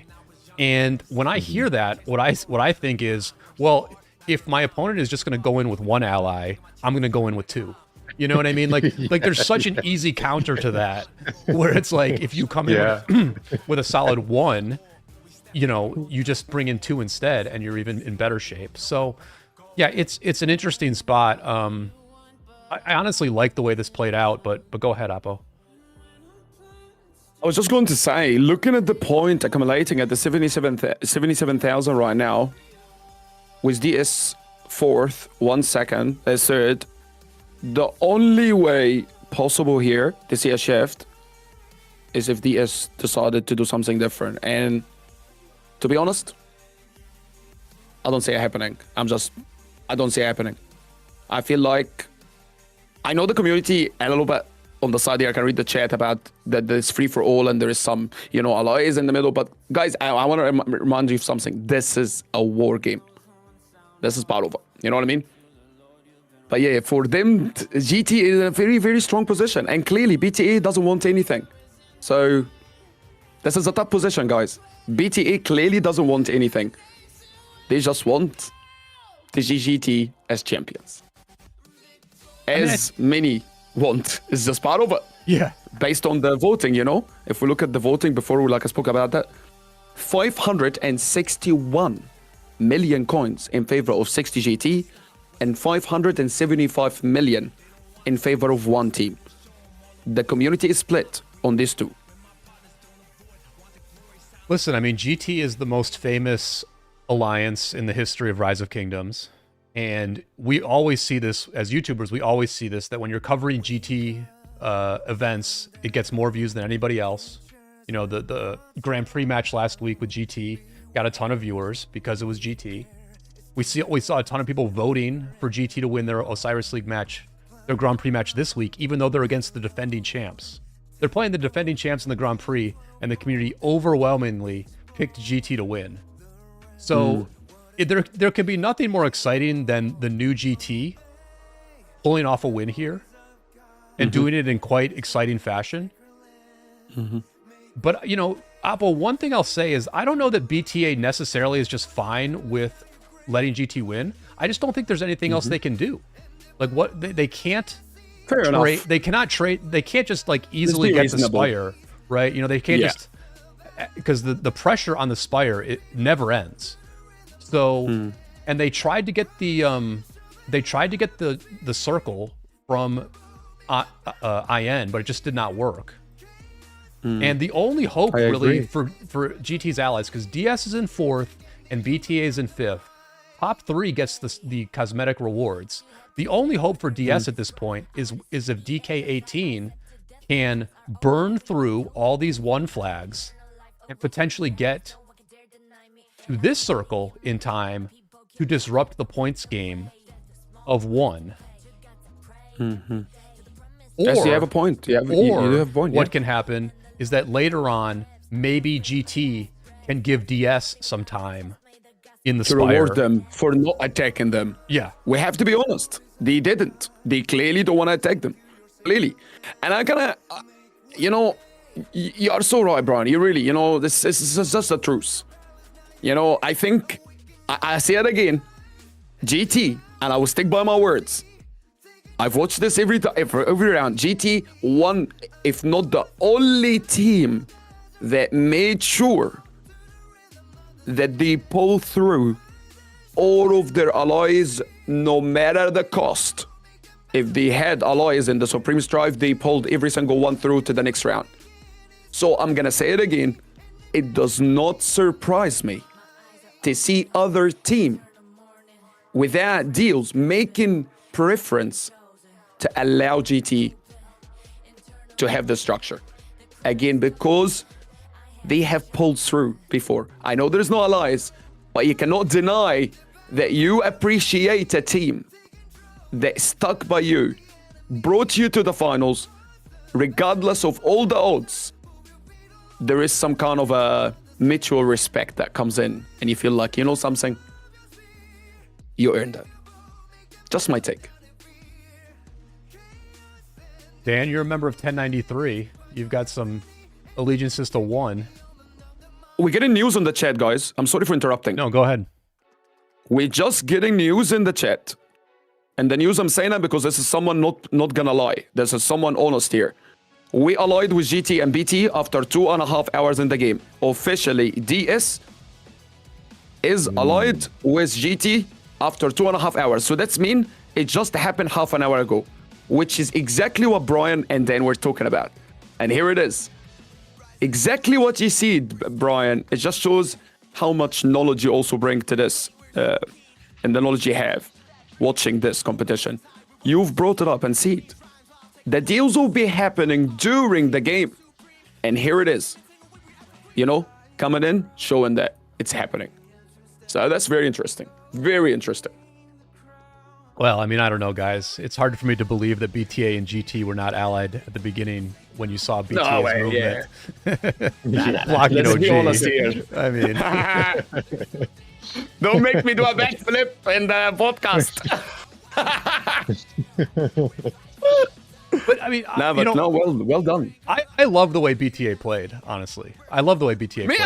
You know, it's I'm like loving this. They're not going to get top 3, but they made a deal with IN at the beginning. They made a deal with GT at the beginning, and they had like a huge impact on the outcome. Huge impact. In many ways, they picked the winner. You know, BTA could have let IN win or helped IN win. Instead, they helped GT win. So like, they didn't win the fight, but I love the way they played as an underdog team. But here we go. Both balls just reaching the Spire at the exact same moment. IN against GT. It's a 1v1 for once. For once, we've got a 1v1 here. And IN's going to make another play at this thing. I'm sure we'll see a rally coming out soon. Where's BTA? BTA is actually looping around. I do think BTA might be getting drained. I've noticed something, Brian. I've been doing updates. I've been refreshing, closing the game and open. Unfortunately, the power meter is not moving.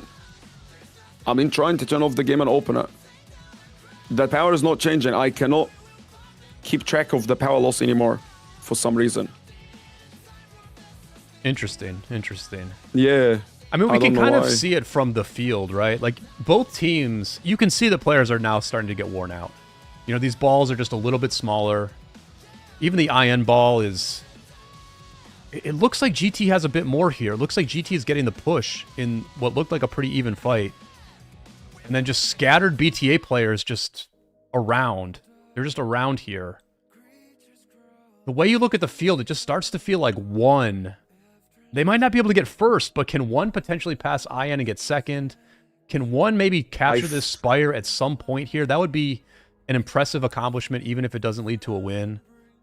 You're right, man. There is a lot of power. I'm going through the accounts. One definitely have so much power, but not with 2 players. Like, a lot of their teams still have power. A lot. Only like 10 under 100. Chisgul is out, 87 million. He most likely finished to go fight his KVK, which is kind of understandable. He spent like, 2 hours fighting? Big respect. Just updated in the chat. It looks like Hawkeye from DS is in the chat. He says, Alline happened 2 hours and 30 minutes into it. This is facts. So, very interesting comments there from DS. And IN cancels which is what you see, Brian. Yeah, you know, that's I mean, what exactly see. But they also left each other alone. You know what I mean? Like GT and DS left each other alone. So you can say that they didn't officially ally until 2 hours and 30 minutes. But you know, they had some sort of a non-aggression pact or like an unofficial thing.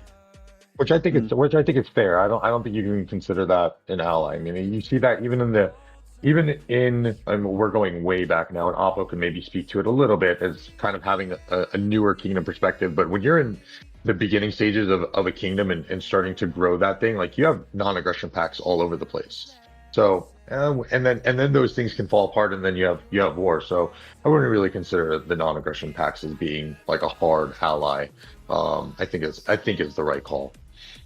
No, I think that's good, right? Is that you have a non-aggression pact early on, just like IN and 1 did, right? They had a non-aggression pact early on, and then once you reach the Spire, you make new deals. Like, you leave things open.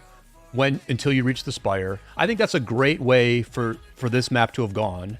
I think that was fair to everyone, right? That was fair to everybody. That like, let's not have final deals in place until we're at the Spire and this thing is gone on for a while.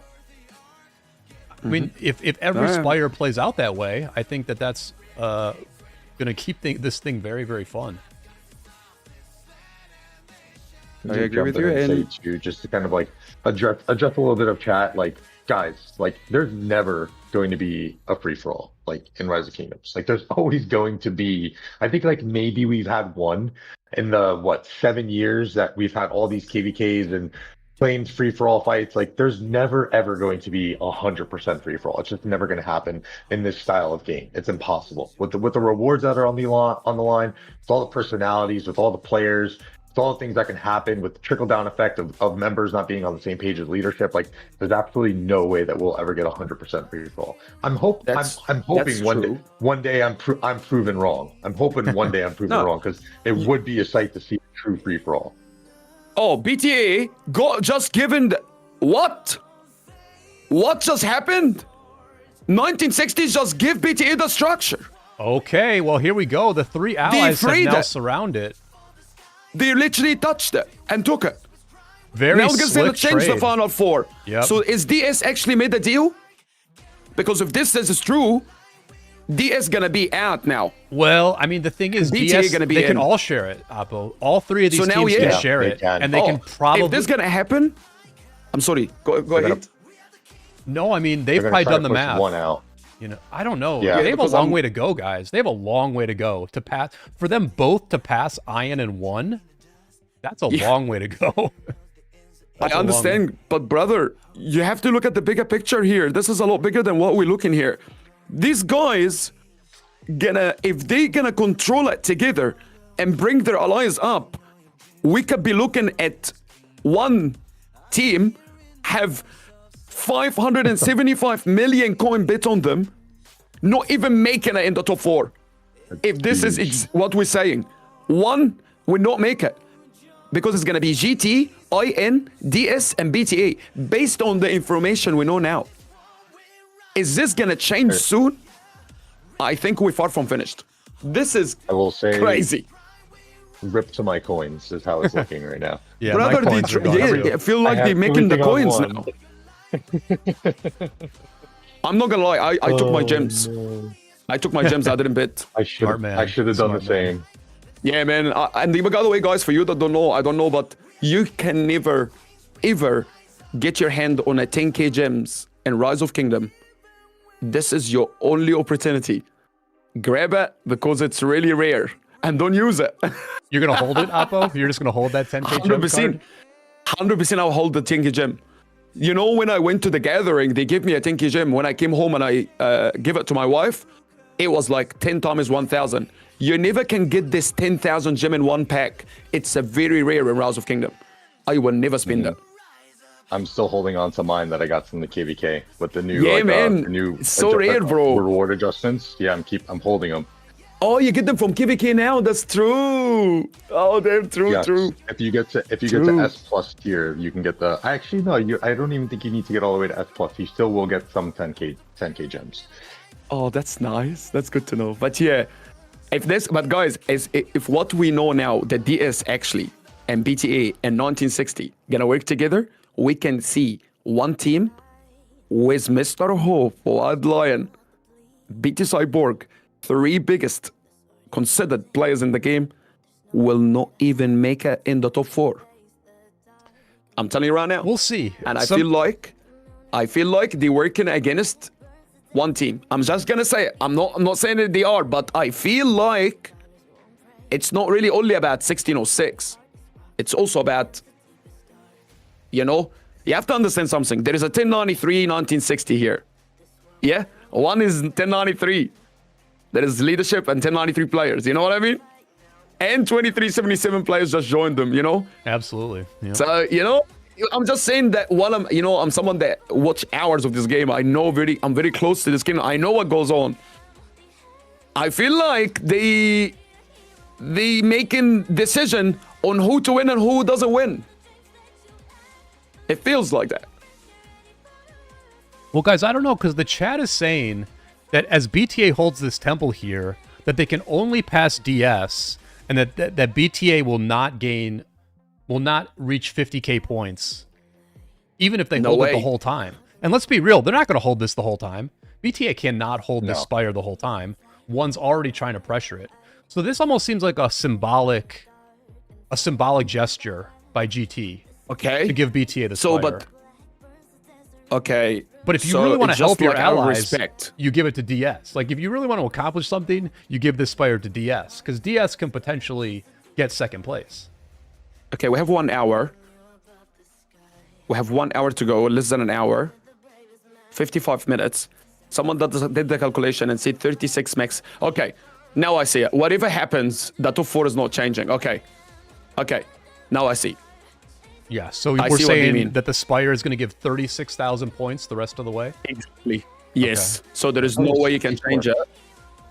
So the top 4 are the top 4. The only thing that's going to change is maybe the ranking, but it looks like we started to see a champion.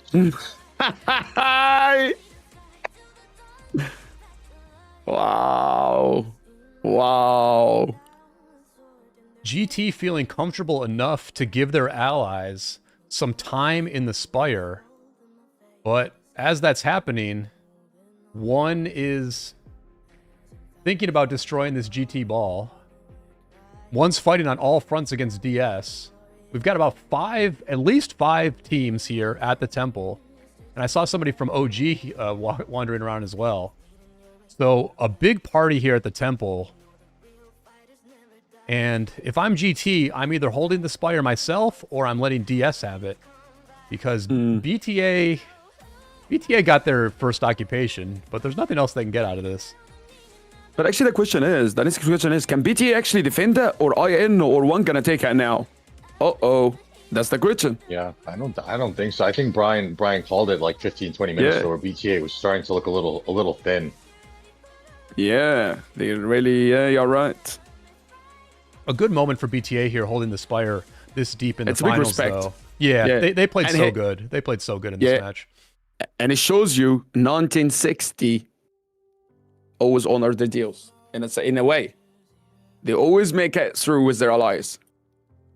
In a way. They always make something for them. The one thing stood out to me the whole tournament. Because I always one round bet against them. I said there is no way they're gonna win. And they made me eat a humble pie very nicely.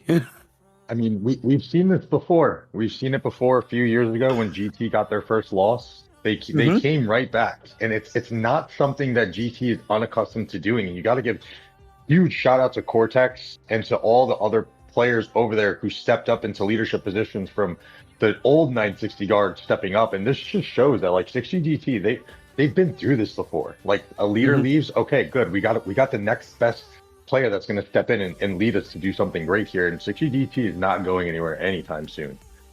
That's true, man. That's true. And just because we want to take a second and quickly jump in and say, for everybody watching the stream, I hope you're enjoying this incredible final. Please don't forget to smash the like button on the official channel. Let's give us some love. You know what I mean? Let's give the love to the stream. Smash that like button. And you guys, thank you for being part of this as well. You're bringing a lot of energy to this. So big thank you to the chat as well. Yeah, the chat's been fantastic today. Really glad that so many of you are enjoying this coverage. And we have done our best to cover what has been a pretty wild Strife finals here. And we did just see one try and rally the Spire. The rally did not last long. GT is just kind of lording over this area. They've been lording over this area for the last 45 minutes or so.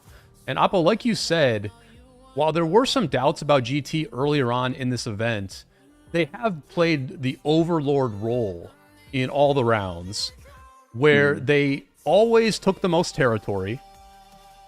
They went to the effort to getting some of their allies to advance. You always wondered what it would lead to. You know, they brought Vita to the next round, and then Vita was a potato in that round. But then they brought BTA to the finals, and BTA has been that ally that they wanted. But yeah, just a very smart and smooth performance by GTA in all the rounds. And certainly we got to see them tactically at the end. Like, it's been a strategic approach by GT most of the way, but it was nice to see them be very tactically strong defending this Spire against some very intense two-way attacks and just holding it very well against all those assaults. So we saw both sides of GT here, the tactical and the strategic. And listen, for the community, it's great to have GT back.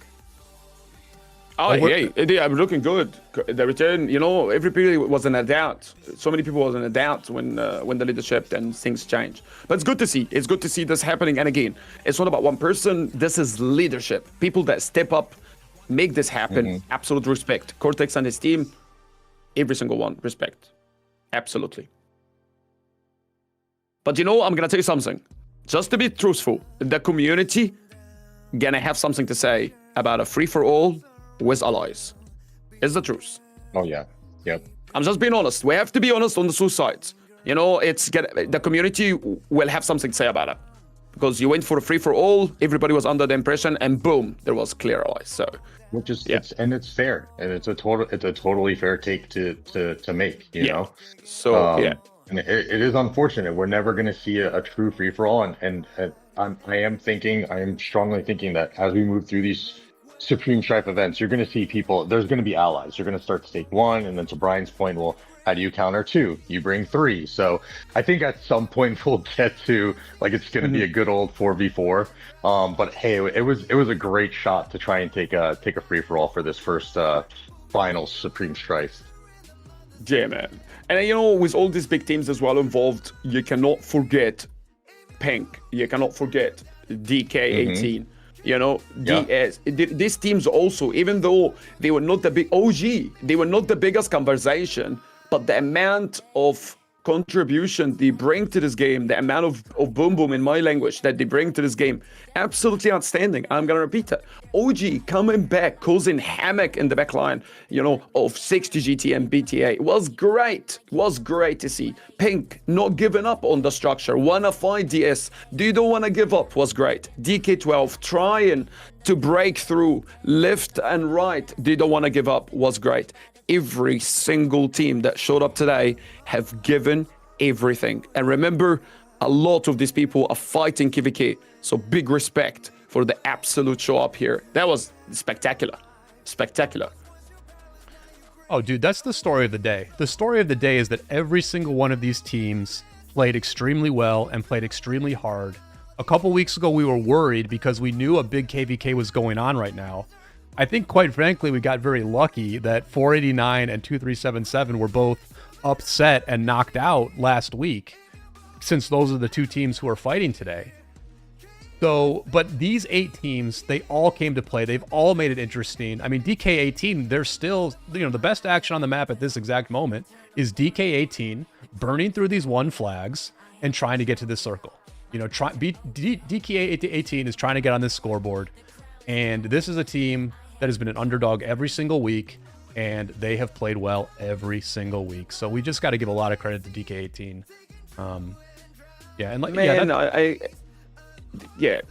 There's so many teams that did amazing. They did. Like I mentioned also, 1606. I just would like to bring a small spotlight on them as well. Yes. This team has won #1 in every single round since the start of this tournament. Nobody was able to stop them. Nobody was able to go against them. They were #1 score in every single round. They finished absolutely insane performance. And again, they came here, they showed up, they were one of the fastest builders in the map. They've done everything they can. It all, like I'm saying, it's all gonna come down to that finalized how we won, how did they win. That's gonna be a trick. It's gonna be a hot topic. You can see it already in the chat. Back flips and front flip. Yeah, you can see it. I do wish we can. I wish we could go back a little bit in time and see if 1606 would have played that a little bit different as they're approaching the Supreme Spire. I really would have loved to see them get aggressive. But again, when you're in the middle of these two non-aggression packs, right, with 2 people on each side, it's really challenging. It's really challenging to make that call live. But I really would have loved to see what would happen if 606 just pushed onto BTA, pushed them out, and then we could have been talking about GT 606 and 1 all fighting 1v1v1, with DS still kind of handling things with Pink in the background, and BTA having to handle some of the strife that OG was putting them on them from behind, especially if they're not touching the Spire anymore. So it would have been really I'm curious to pick the brains of some 606 leadership, and if they would have made that call a little bit differently about an hour into the match there. Yeah, I agree. I totally agree. Like you guys, yeah. Go ahead, Brian. Like you guys said, there's talk in the chat about this was an FFA, who allied with who, when there's a lot of talk about it, yeah. And just talking about IN and the way they played. Like, if you want to go down that road, which quite frankly, I love the way everybody played, because I think they showcased everything about this event that's interesting. But if you want to go down that road, one can certainly say that IN and One played with more integrity than some of the other teams, because they clearly did less allying than the other groups, right? Like, they were much more independent entities over the course of this 4-hour event than some of the other packs were. And I give them full credit for that, because they came in as the favorites. They probably could have made plenty of deals, right? Like, if you're One and you're IN and the map is set up the way it is, they probably could have made enough deals to give themselves a great chance to be first and second. They could have done that. They didn't do that. They said, this is an FFA. We're really not going to talk to other teams very much before it happens. And I respect that. I greatly respect them for doing that. I don't really have a problem with what the other teams did. If I were the other teams, I would have anticipated that everyone was talking behind the scenes. But maybe that's not the case. Maybe IN and One were really sort of the innocent parties here, where they really did just not talk to people, and they were like, we're just going to play this like a genuine FFA. And you give them credit for that from an integrity point of view. At the same time, you also say, listen, credit to the team that pulled the upset and kept these guys out of first place. So yeah. Brian, I just want to jump in and say, because I said something earlier, I just have to correct myself as well, because, I have to make sure I've said the right thing. I did say earlier about one team was maybe there is 1093 in the leadership running it. Actually, that was incorrect. I was told that on the stream, and I think I misunderstood it. So 1093 is not part of the leadership of one team, just to get that clear, because I see it there. I just want to take accountability. Yeah, definitely a mixed group for... Yeah, there's a mixed leadership, but yeah, I got it wrong. Definitely it's not. One of them is 1093. Yeah, and at the end of the day, I think the leaders of all these, like the person who's like the diplomatic lead for all these teams, they played like a very big role. What the? Right. I'm sorry for interrupting. DS took the structure? Yep. Yes. Good call. DS now has the structure. So sorry. Yep. And you can see that One and IN do not like that. They do not like the fact that DS has this structure. Because DS can pass IN and One. What the funny? Yeah, that's... Oh, yeah. How did that happen? Yeah. I was looking, I'm like, what? But DS has no field here. They have no field at this structure. And so this is about to get spicy, because who takes it, who holds it? IN and One are working together, but they're also competing for second place right now. If One occupies there, they're going to take IN out. Yeah, One's going for it first. For 9,000 points. Here's the new recruit, Rayo, just getting on the swarm here. Oh, but looks then here's like IN also swarming. IN is also swarming this thing. Oh my god. And DS is filling it. The thing is, do you fight open field, swarm the structure? It's so much. Like, wow. Yeah. Oh my god. I'm stressed. and make sure you don't take actual permanent deads, by the way. Because all these players are near the cap. Like they're very close to the cap if they're still fighting. So like, are you taking permanent deads? On the structure, 100% goes dead. It's really difficult. So both teams swarming it now. IN and One both swarming the Spire. They both want it. They're competing for second place. So they're frenemies. They're It's gonna true pop. frenemies right It's gonna now. pop. But who's gonna get it? Looks like one's done more damage for sure. We still don't know if it's last hit or damage. I assume it's last hit. Boom, boom, boom, boom! Who is that? Oh, Sip you Garrison! DS still has it. DS still has Oh my god, it. they're holding it. BQ And Garrison. away. GT's trying to take it with a You rally. see, I'm so lost. DS is running people in. Here's Mad Achilles with the rally. This is going to finish the job. Boom! 1606. IN took it. 1606. IN took it, and now one is rallying IN. Oh my The god. rally hit after they took it. Oh, and one gets took it. the structure. Oh my god. Oh, one just melted it. One just melted IN. One just What absolutely the destroyed funny IN is there. happening? And then they switched to the Gorgo. Very nice rally, including the Garrison in the rally. So now one does have a legit Garrison captain in this building. One is in third place. They're going to try and tick up to second place. And IN, who was helping one a moment ago, they are now enemies of one, just like that. So let's see what one has at this temple. Let's see what kind of presence they have. We certainly figured that as this event goes on, one would be the team that has the most sustain. And they do have good presence here. Let's see how long one can hold this thing. Guys, I don't think this is... Is this officially over one versus GT? I think it is. GT has a 32... One is the champion.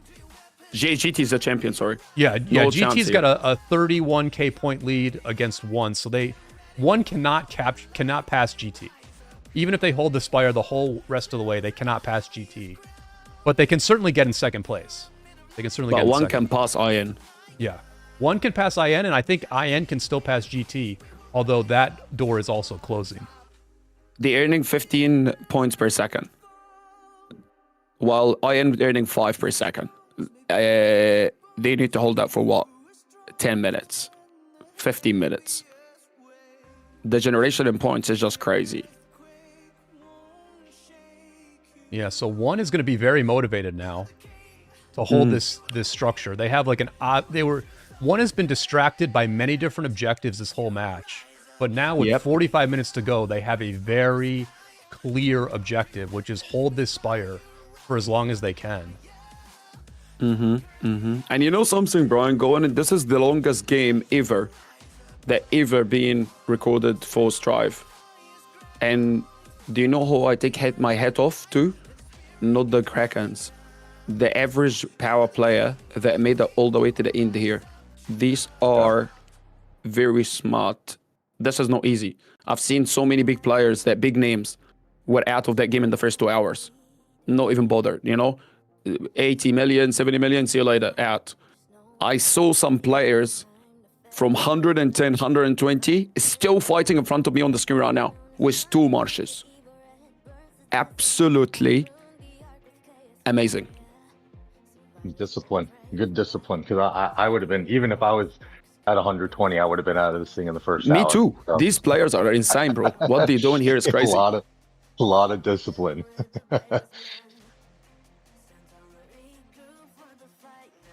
Yeah, we've credited the leaders most of the way here, but because there's only about 60 or 70 people per team, this is also just a skill.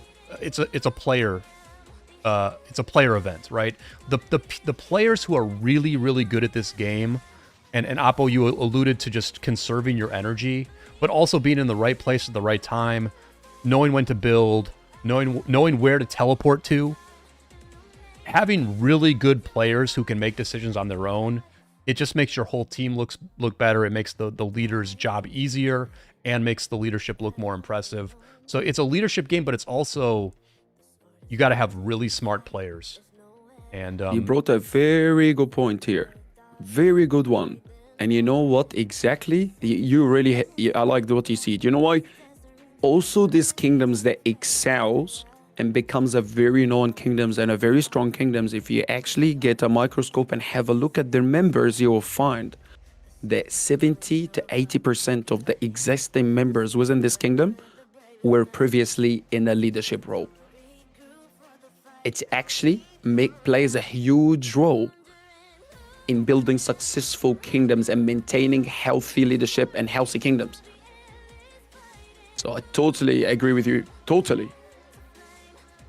I mean, look, we've got we've had roughly 600 players on this map. How many former R5s do you think were playing in this event out of the 600? Minimum 50%. That seems high. Easily. I'm not even kidding. That seems high. It's crazy. Yeah, man. Ooh, the structure. Yeah. No, sorry. GT 60 GT. trying to take this thing back. Yeah, One, man. you see Very the close. one is still here, but DS is coming in to pressure one as well. Yeah, man. GT gonna get it back. By Looks the like look. GT is going to get this one back. Yeah, unfortunately. Maybe DS can occupy. They have a rally as well. Oh, it's popped. BQ Garrison. See you later. Bye, Yeah, you. DS, Boom, very boom. nice Yeah, rally by GT. DS. DS is going to hit GT's gone. GT here. Is this... And now they cancel. oh, they Respect. canceled. Wow, Respect. the quick cancel. By the way, one did not cancel on IN. DS that's cancelled true. on That's GT. true. Yeah, that's a real ally right there.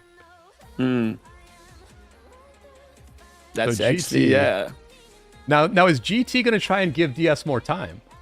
You know what I mean? Because GT is locked in for the win. They might as well give DS a shot at it, I think.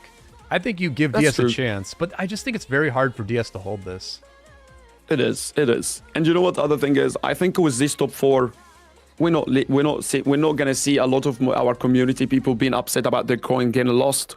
I'm really happy to see that all of these teams getting through as well. They have some of the highest bets. I would hate to see a lot of people losing their coins at the end.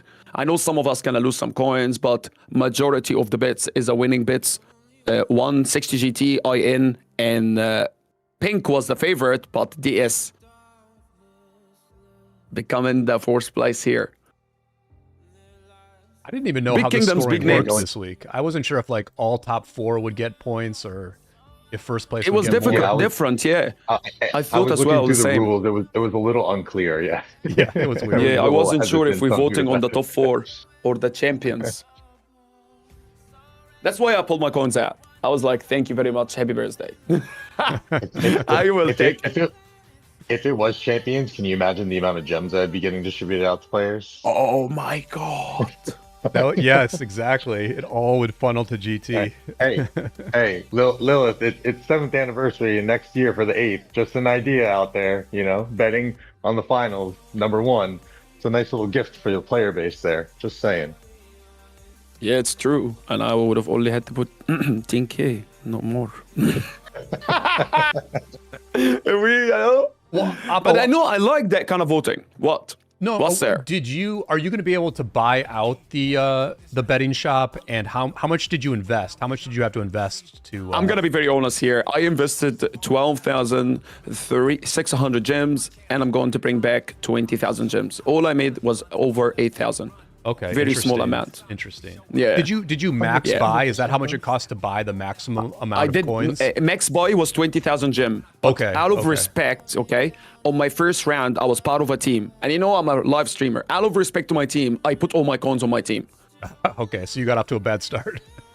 Yeah, that was the only thing. Even I told my wife, don't bid with me. I'm doing this just out of respect, But yeah, I could have, it was not hard to make coins, but I don't think this, I'm just going to be honest, the reward is very kind of misleading in a way. I don't think anybody in this game going to get the max reward or even close to 50% of these rewards.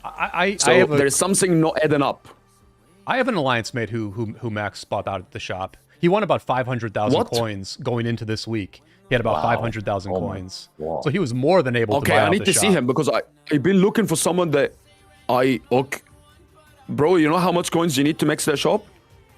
Oh my god.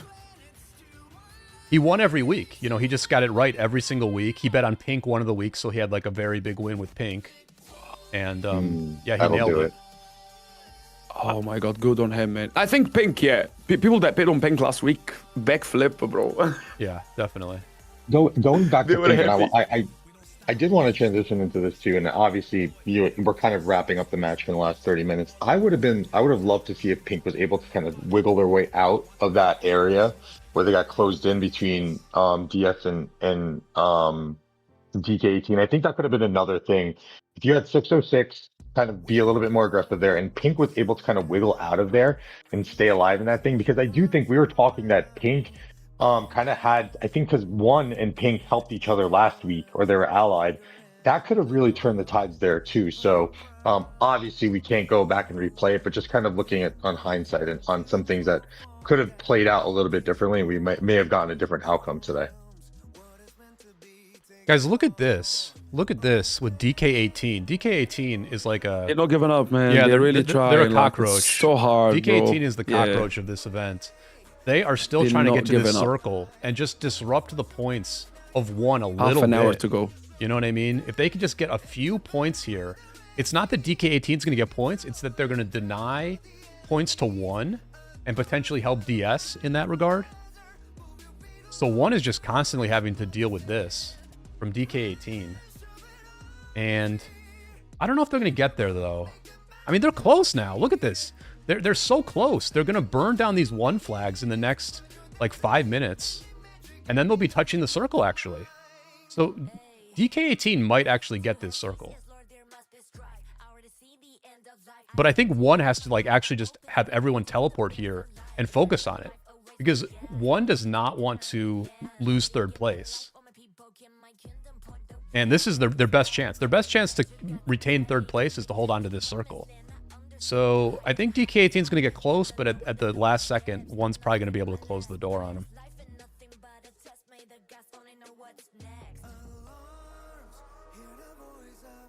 Look at this. Look at all the teleports coming in on this location here. This might be the last fight of the match here. It's actually at this circle. Although... Yeah, it looks like One just trying. Yeah, it looks like everybody's just kind of... Now DS getting to hold the structure. There again, they took it. But it doesn't look like GT is concerned. They guaranteed to win. They're letting their team hold the structure. I think they're showing up who their team is. We clearly know that BTA is on their side. We clearly know now that DS on their side. And you know, let's just be honest here. Congratulations to the champions. 60 GT is the champions of the first ever Supreme Strife tournament 2025. These are the champions. Hell of a performance by GT. Dan, you know, you're a member of 1093. I don't know what the current relationship between 1960 and 1093 is. Although certainly you guys are both international kingdoms at this point. Your thoughts on the current GT as well as the GT that's made up this Strife team? I like it a lot. I like to see them go into an international direction. Coming from a kingdom in 2975, which was very Viet predominant, and then going to 1093, like, it really opens up the community aspects. And obviously, I think community, I'm sure you can ask, 9 out of 10 players will tell you community is the reason why they continue to play this game. So I'm really excited to see them going forward as they are becoming a little bit more international. And yeah, I mean, there's a big KVK that's lining up too. So it looks like potentially 960, 1093, 1818. There's some other ones in there too that we all got no match found. So you're going to see us all in a KVK most likely in the next few weeks. So it'll be some more interesting fights to come for the new look 960. Apo, you know, the recruiting for this last match was a very big deal. Certainly One scored by recruiting all the players from 2377, whether that's Wild Lion, Mr. Hope, or Chisgull. But we do see that as much as 1960 didn't win the recruiting battle, they did bring in Baba TC Ataturk. And Apo, my question for you is, with this victory today, is the Baba curse over? Boom, boom. But Anna, let me tell you something. I think the curse was over in the last 1365 QVK. How dare you, Brian? How dare you? Wait, you're giving the last 1365 win as the curse ender? I know, man. But it was very interesting recruitment. We spoke about this on my stream as well. It was very interesting to see Baba joining the 60GT team. And look, man, it's a great win for them. It is what it is. I know the community is going to be going crazy about it, you know, about what's going on. But we cannot deny the fact that they won. They are the champions. And yes, Baba officially, nobody can say Baba has a curse. I'm coming for you. Let's go. That was a good one, Brian. You know, one of the things that's really interesting to me are the individual kills, right? Because what we know is that this was like, as we watch another pressuring of this, one's trying to get rid of DS. One does not want DS to be ticking points. But guys, look at the individual kills. I think this is very telling about skill. Like, to some degree, I think the people who scored the most today, it really says something about who are like really good players. You know, we see that Putin, for example, also joined GT. Putin, not the biggest whale in the game, but Putin finishing 12th here. We've got Peppa here in 9th. Very impressive performance from Peppa. El Haytham really showing what he has by finishing 5th. He's a beast. El Haytham is an absolutely beast. 1960 beast. I mean, Christie, you know, we see Christie, the name Christie on as the shot caller and skill caster on so many Osiris League teams. I mean, this is really like, if you can finish in the top 30 in this event today, that's very impressive. And if you can finish in the top 10 or top 15, you are an absolute G. Like, this is a who's who right here. I don't know too much about Aqua, but Aqua finishing 3rd, very impressive. But also there is a way, different fights, different situations, you know? But regardless, I think the stream is broke. The stream stopped working. I don't think it's. I think we'll get back. I think we're gonna get back here. It's just reconnecting. Yeah, well, I just got to reconnect to the game here for a second. Yeah. It happens all the time for me. Let's see here. We just lagged out for a brief moment. Thanks for sticking with us, guys. We're gonna jump right back in. Boom, boom. There we go. No, we get used to that. It's normal. Yep. My PC just needed a little bit of a break there. And hopefully we get back to the... Well, are you guys able to see the action on your screen? No. Oh, you did? I'm you're watching the stream. Yeah, I'm watching the stream. No, but I mean on your actual... we're back now. In your game. We're back. Yeah. Can you everything is working from my side. Oh, it is? Okay. Let me reconnect again. Yeah. I'll just reconnect. Yeah, and the stream is working now. You're back, bro. Boom, boom.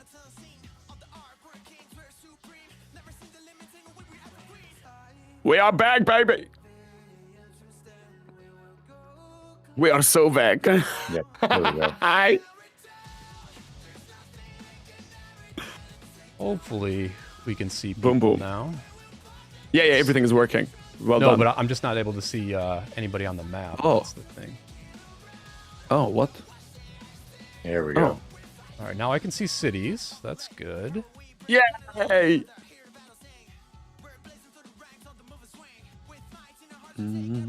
Yeah, 60GT is fighting hard on the structure. Right. 1606 just got the structure. 1606 in the structure. They holding the Spire. And we are... back. 22 minutes away. So we did miss IN taking the structure there. Apologies for They that. just took it.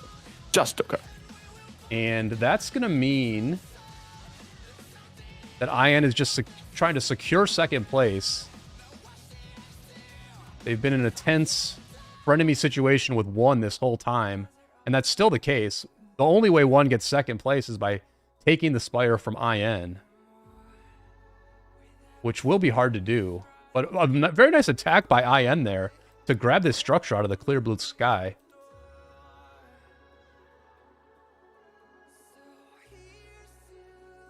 And we'll have to see how long they can hold it for.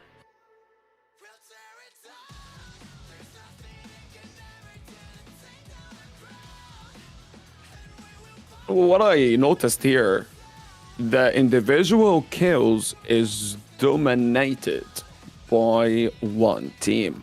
They have more players in the top 30 than any other team. The closest to them is 60GT, but one Wow. What a statement. We do see I want to ask a question, bro. I want to ask a question. For both of you guys, would you have done anything different watching this today? There is anything that you would like watching and you're like, maybe that could have helped? What is the one thing that today in the last nearly 4 hours that like gonna stick with you for the next, couple of days? What is that one thing that you think if would have changed, it could have made things easier or better for any other teams? Do you have any thoughts on that? Dan, you go first. I still have to think of my answer. Do you mean for like the entirety of like the Strife event? No. Like just for today game. No. Just for today game, like for this teams. Gameplay Yes. of the teams. Yes, brother. Yeah. Yeah, I kind of touched on it before. Definitely the 606. I would have loved to see them get aggressive against BTA. I think. Yeah. And again, it's really hard to make that call in real time because you still don't know what's going on because like you have a non-aggression pact with them and you also have a non-aggression pact with one. Who else has a non-aggression pact? Who is allied with one another? So you're asking yourself all these questions and you don't want to kind of, cross that line too soon.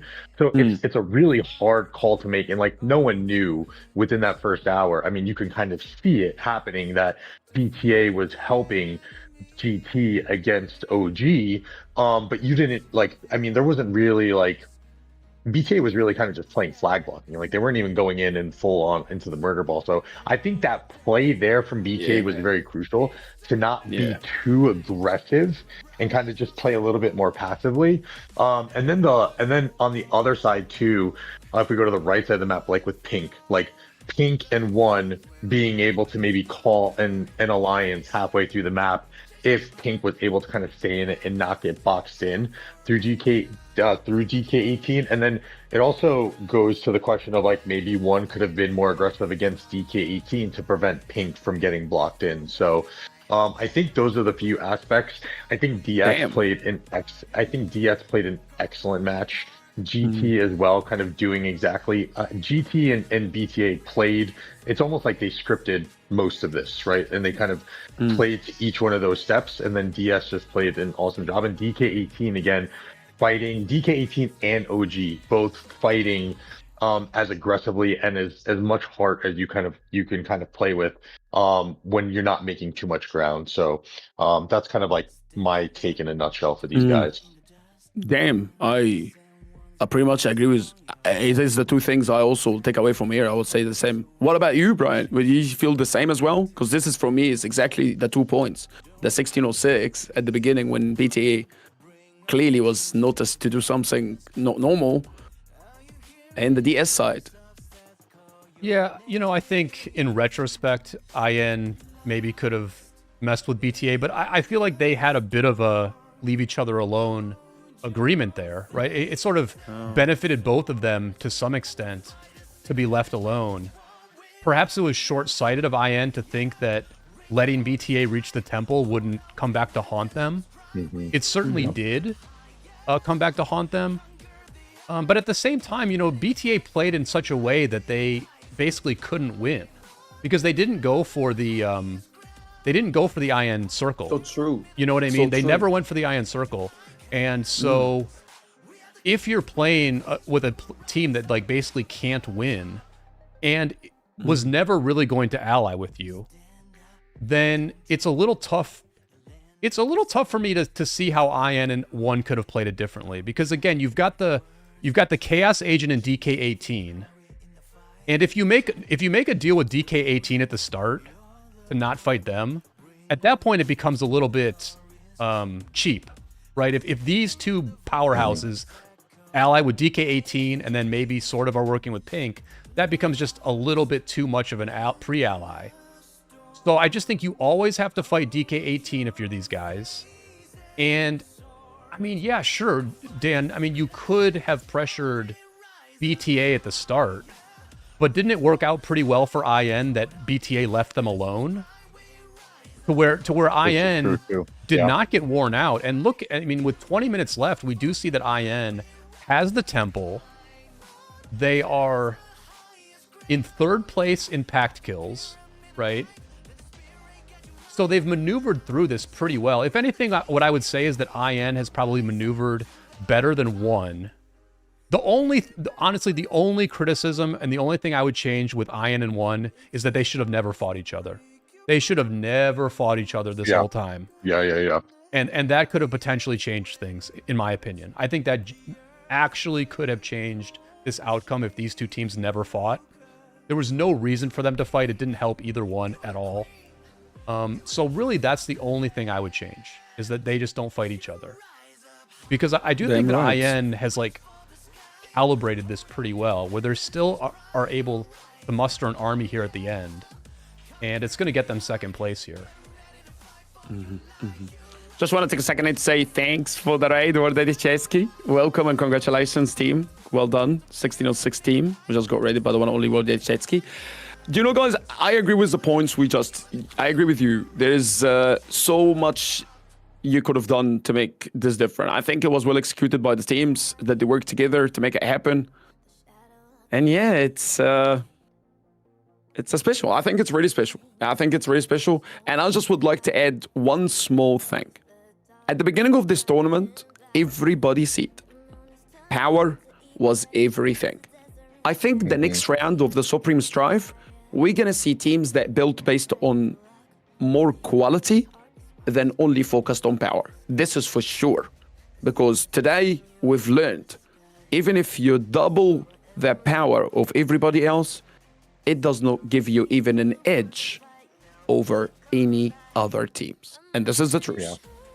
Yeah, we saw it 2 weeks in a row. I mean, 2377 were thought to be the favorites because they had, the two strongest players in the game. And then you go on to the following week where one doubles their power and, still to no avail. It does go to show that, obviously power plays a huge role in the bigger game in itself, and especially in Strife, but that's not to say that it's the only thing that matters.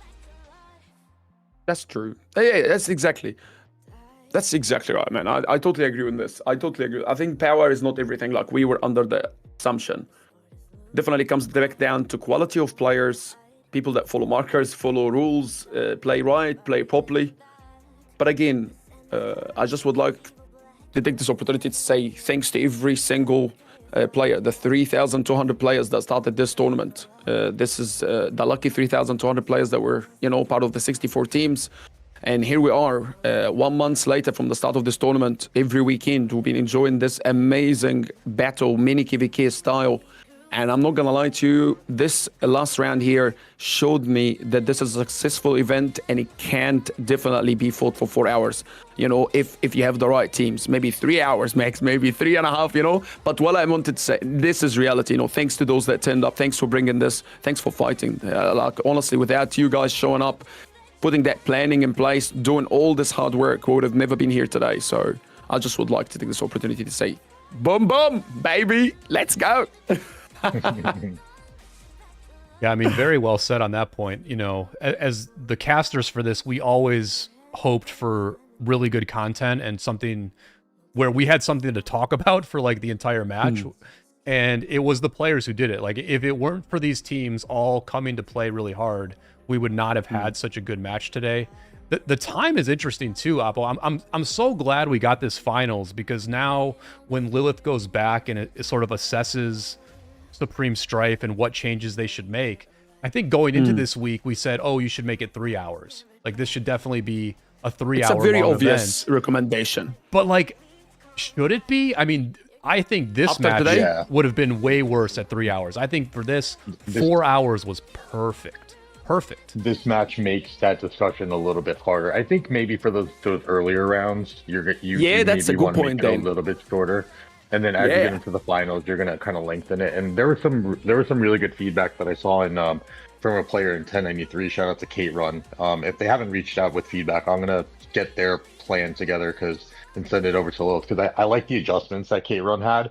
I can't really break it down right now because it's like I saw like a week ago, but look, we're in the first iteration of the Supreme Strife. There's going to be optimizations. We've had optimizations to Ark of Osiris. We have more changes coming to Ark of Osiris, and we've had some positive changes. When we got Fog of War in Osiris League, people didn't think highly of it, and I think that added such an extra layer to what that event is. So we're going to keep seeing adjustments and additions to these game modes, and they're going to become optimized, and they're going to become even more fun to participate in. I mean, I think this event is great. I'm curious what you guys think. Like, for me, I've played this game for 7 years, and while KVK is a great format, it is so grueling, and it is so much about sustain and endurance. I mean, on a very basic level, like the player who is a great KVK player is someone who plays the game like 60 hours during that KVK war. Mm-hmm. Whereas the best player in a Strife event is literally just a very skillful person who can show up for 4 hours on a weekend. And for me personally, that's actually more appealing for me at this point in my career. Like, I would love to be more of like a Strife and Arc expert and just be very mediocre at KVK.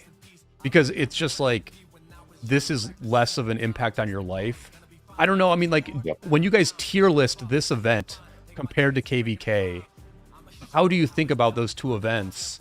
And can this event possibly replace KVK in terms of like what you think is most important? Can I jump in first? Because I just want to say something. Like, I'm playing on my main account at 1029 KVK. I'm playing KVK 2 and 3 777. I have slept for like maybe 8 hours or 12 hours in the last God knows how many days. It's very draining. I'm fatigued. I'm tired. It's very draining mentally, physically. When I'm watching this, I can definitely do this for 4 hours. Absolutely. Every weekend, I can go for 4 hours and do this. Comparing it to what I've been doing for the last 3 days, it's hard. So you're bringing and it also touch base on the fatigue. You know, we don't really look into that. I think it's a very good point. I really believe Strive we're gonna start seeing kingdoms that specifically made for Strife, like we see in kingdoms specifically made for Osiris League. Maybe we are up. What are you talking about? I'm not gonna get into names. But I'm telling you right now, there is big kingdoms in this game, very known names, that they do not perform in KVK, but they are amazing in Grand Prix, Supreme Strife, in Osiris League or Ark of Osiris in general. So I think we're gonna see going forward development that kingdoms gonna be made specifically for this event. And let me tell you, if there is kingdoms gonna made for this event, you're gonna have a lot of power. You know, you're gonna be a different player. So I think, this event can change a lot of things. And I also like one thing. I feel like this event give us as an like an EA style gaming. You know, like in other games that we see, they have tournaments and stuff. This here gives an opportunity to Rise of Kingdom to be at making tournaments, real life tournaments over a weekend or something like that, and we all get together, maybe prize money, you know, real tournaments, you know, like we see in other games. I really, this is what the potential here. That's why I really love this event. I think that's a great point, Oppo. And we've you know, for being an Osiris League advocate, you know, for many years, having participated and then, you know, having the opportunity to cast it, like, I always thought that was the realm where we kind of break into esports, and I do think we can. But I think that's an amazing point, because this is great. You can do this over a weekend long.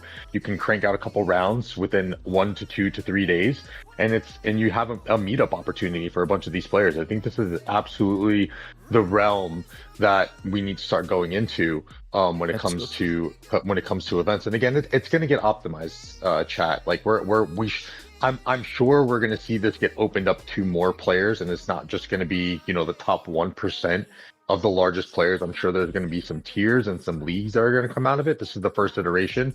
So just keep giving your feedback to Lilith. They've been amazing with us and giving us great quality of life changes recently.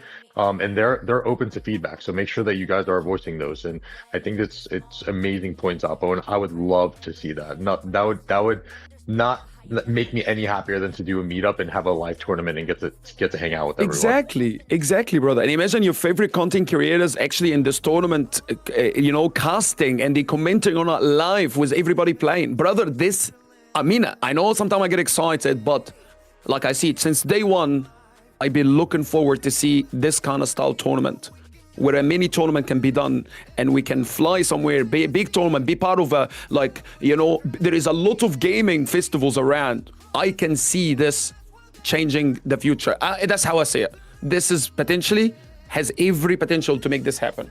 So I'm really excited. Esport, exactly. Stimity, I know, I don't want to say the exact, but this is what I'm exactly trying to say. This is style gives you the feeling of the esport. Exactly, that's how I feel about it. And I mean, you can even have like we can have halls too. I mean, if you really look at how expansive this thing, you can have hall where there's Strife going in one hall, and then you have your Osiris League matches going on in another hall. Like it really opens the door for it. It really opens the door for it. It really, exactly that, and it opens for the Rise of Kingdom channels as well. We have in Supreme Strife, we have Ark of Osiris, we have, you know, Grand Prix. We have so much going on. It keeps everybody engaged. It keeps everybody excited. Look how many people came today to watch this incredible thing. You know, great. You know, it's really amazing. And I just would like to say something else. We keep saying 100 players, 110, 120 million players cannot play this. Today we were proved 100% wrong. Any player with any power can play this tournament if you play it right. If you really stick to the plan, if you play to the best you can. I can see some players in front of me on the screen. I'm not even kidding. Started this event was 110 million and they continue to fight in the open field. I cannot believe it. So this is really highlighted to me that, you know, there's a lot of things that could be done that maybe I couldn't see it. Yeah, it's been a great game mode, really. But just to update you all on the match we have here, we've got 9 minutes to go. DS trails one by about 5,500 points. If I'm doing the math right, I think they might come up just short. But I think if DS holds this for the final 8.5 minutes, they'll be very close to one and maybe have a chance of passing them. Like, it'll be very, very close if they hold it. Which we just saw DS get wiped from the area. We were watching DS in blue.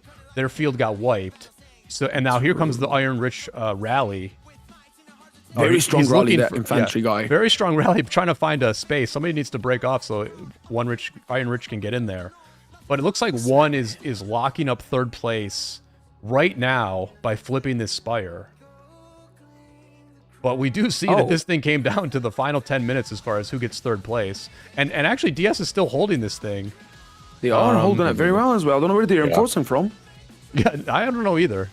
I mean, they're coming in. A couple are coming in, but they got to get on their horse here. Because Iron Rich has a full rally bearing down on this Heraclius YSS garrison. Actually, I haven't seen the boat in a while. I'm not sure who the secondary is. It might be Charles. One lost the circle for like a second, by the way, but they got it back. That was funny. 22-18 will not give up, bro. What the funny, dude. 22-18, stop. Garrison gets popped. Both Garrisons gets popped. Boom, and IN steals it. IN just steals it out of the blue. What the heck? Oh, no. Not like this. Not like this. Oh, one took it back. Oh, one got it. Okay. Well, there we go. Oh, I think one and N trying to secure each other's second and third here to make sure they get the rewards, the special. I think, I think it was just one player from IN that was in on that swarm, so it didn't take long to pop the IN player out of there. But yeah, I think with that, one did secure third place. But, you know, you guys were talking about this game mode as an esport. I do think that Ark of Osiris is a good esport as well. And what's exciting to me is that, listen, if the same people who have made the improvements to Ark over the years are also making the improvements to Supreme Strife, then I'm very excited for this game mode. Because me too. The improvements to Ark have been consistently good. There's been two waves of like really, really good improvements to Ark over the years. And if they can make Supreme Strife that much better, like if they can improve it as much as they have improved Ark, then I don't even know how good of a game mode this is going to be. It's going to be absolutely insane. And Yeah. I'm so excited as well. I'm man. excited to play this Really thing. excited. I do hope they expand it to more players because, you know, as someone with 85 million power, I would never be able to play at the top end. Yep. And, you know, maybe at the lower end, you make it a three-hour long match. Maybe at the top end, you make it 3-hour long matches until the finals, and then you make that 4 hours. But, you know, I'm fine And you know, with... you brought a very good point here, Dan, because you're right. Arc of Osiris can be a very good opportunity for an esport because everybody, like in the Grand Prix, have the same equipment, the same marches, the same armament. This is exactly what esports is about. Grand Prix is Who the is the closest best? thing that I think we have. And don't forget to subscribe to the channel. We do have Grand Prix matches going on tomorrow as well. Boom, So boom. next round of Grand Prix is going on. We got the Rise of the Kingdom content continuing to flow through the weekend here. Yeah, and you know, some The people in Rise the of the Kingdom chat... channel is busy. Yeah. Plenty of esports this weekend. People in the chat saying, you know, if this were a real esport, everyone would have the same equipment and troops. Exactly. Well, I mean, what do you guys think about that? Because to me, part of what's interesting here is that everyone is using their own account. And everything you do to get to this point matters. Like, we saw the Cortex Garrison Cortex had a very good garrison that held in crucial moments here. And Cortex built that leadership set over many, many years. Like, he had to make a decision years ago to work on building a leadership set. And the fact that he had it for this was very, very useful. And it sort of rewards the journey a person goes on with their account over the years. So I understand that it's not completely fair, but to me, there's always been something pretty interesting about having an esports format where you have your own account. Because part of the esport or part of the skill of this game is how you build that account over time. I see both sides of it. I don't know. What do you guys think? Should we have everybody have the same equipment for this, or should it be like it is now? I think that's a good way to introduce it to the community.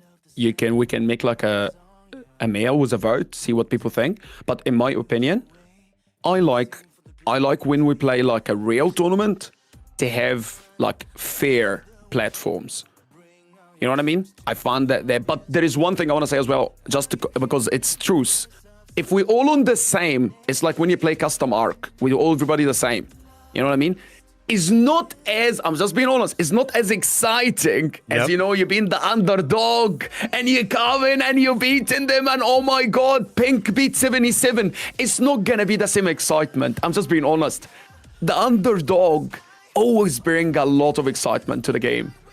When you make everybody on the same platform, you don't you don't get the underdog feeling. You know what I mean? This is just where I feel. Even though I like and I love a fair competition, but the underdog just makes me excited, you know? I can't. I think we can get to a place where there's probably both, where you can have two divisions per se, like a Grand Prix Strife or something. And I was definitely going to touch on this tomorrow at some point, but from someone who just played in their first Grand Prix, like, I think Oppo, you still can't get some of those underdog qualities as a team that we came in 93X, didn't have any expectations.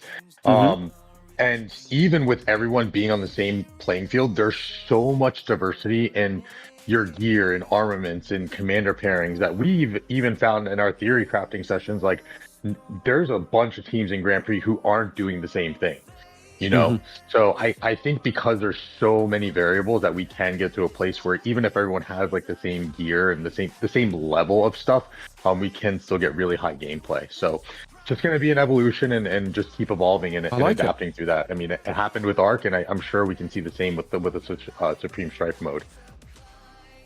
I agree. Leo, I see DK18 in the chat saying they got points. They just talk about the circle. Hey, let's go. Dude, they deserve it, man. Let's go! DK18 deserves Very sixth determined, place bro. here. Yeah. Really, bro. Really respect. They earned their sixth place. It's not going to last long, I Yeah, don't but hey. Hey, Leo, don't be sad, Leo. La, bro. Nah, congratulations. Outstanding. I really mean it. Outstanding. Even the underdogs, the team that were small, I feel like, I'm gonna be very honest, I feel like the smallest team in this round have brought the most excitement. DS, Pink, BTA, how dare you? These guys, I'm gonna have a word with them after. That was so good, man. That was so good. And DK18, they never give up. An OG team from the beginning being blocked and coming back, fighting, never give up. I love the spirit. I love it. 1606 IN, Pink, 160 GT. You guys are, the top three, sorry. 1606 IN and 60 GT. They are simply the best. And the players inside these three kingdoms are generally the best. 10 seconds to go here in the match. We will do a bit of a wrap-up afterwards. I did throw a redeem code up on the screen and also shared that in the chat. So everyone grab that redeem code. We thank everyone who stuck around to the end. We finally see the final screen. We hadn't actually seen this. Oh, we get the MVP as well. El Haytham. This is how it's MVP, baby. Let's go. Let's go. The game gives the MVP to the winning team. He finished third overall, but he gets the MVP. Very well deserved. Very well deserved for the top scorer from GT. El Haytham, most valuable player. The MVP. And let's go ahead and see what else we have here for final stats. Oh, look at all this. We never saw this before, guys. Let's go. Wow. That's the first time. Yeah. We made it to the end. And there we go. Battle complete. 60 GT winning the Pioneer Supreme Strife with a very impressive performance, beating IN in second place, 1 in third, and then bringing their unofficial allies here, Ducky Souls, along for the ride in fourth. Outstanding performances from all 8 teams. For some reason, BTA gets the... I guess all these teams are eliminated now.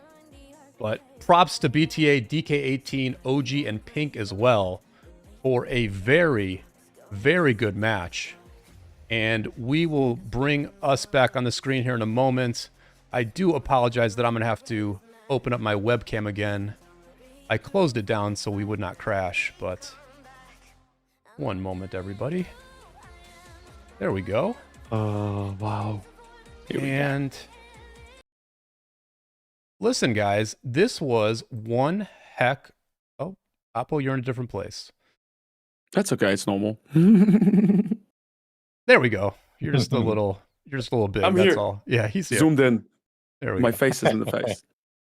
But listen, this was a fantastic event. Congratulations to GT for really a great, great performance. And guys, final thoughts on the Supreme Strife event and what we saw today. Oppo, let's go to you first.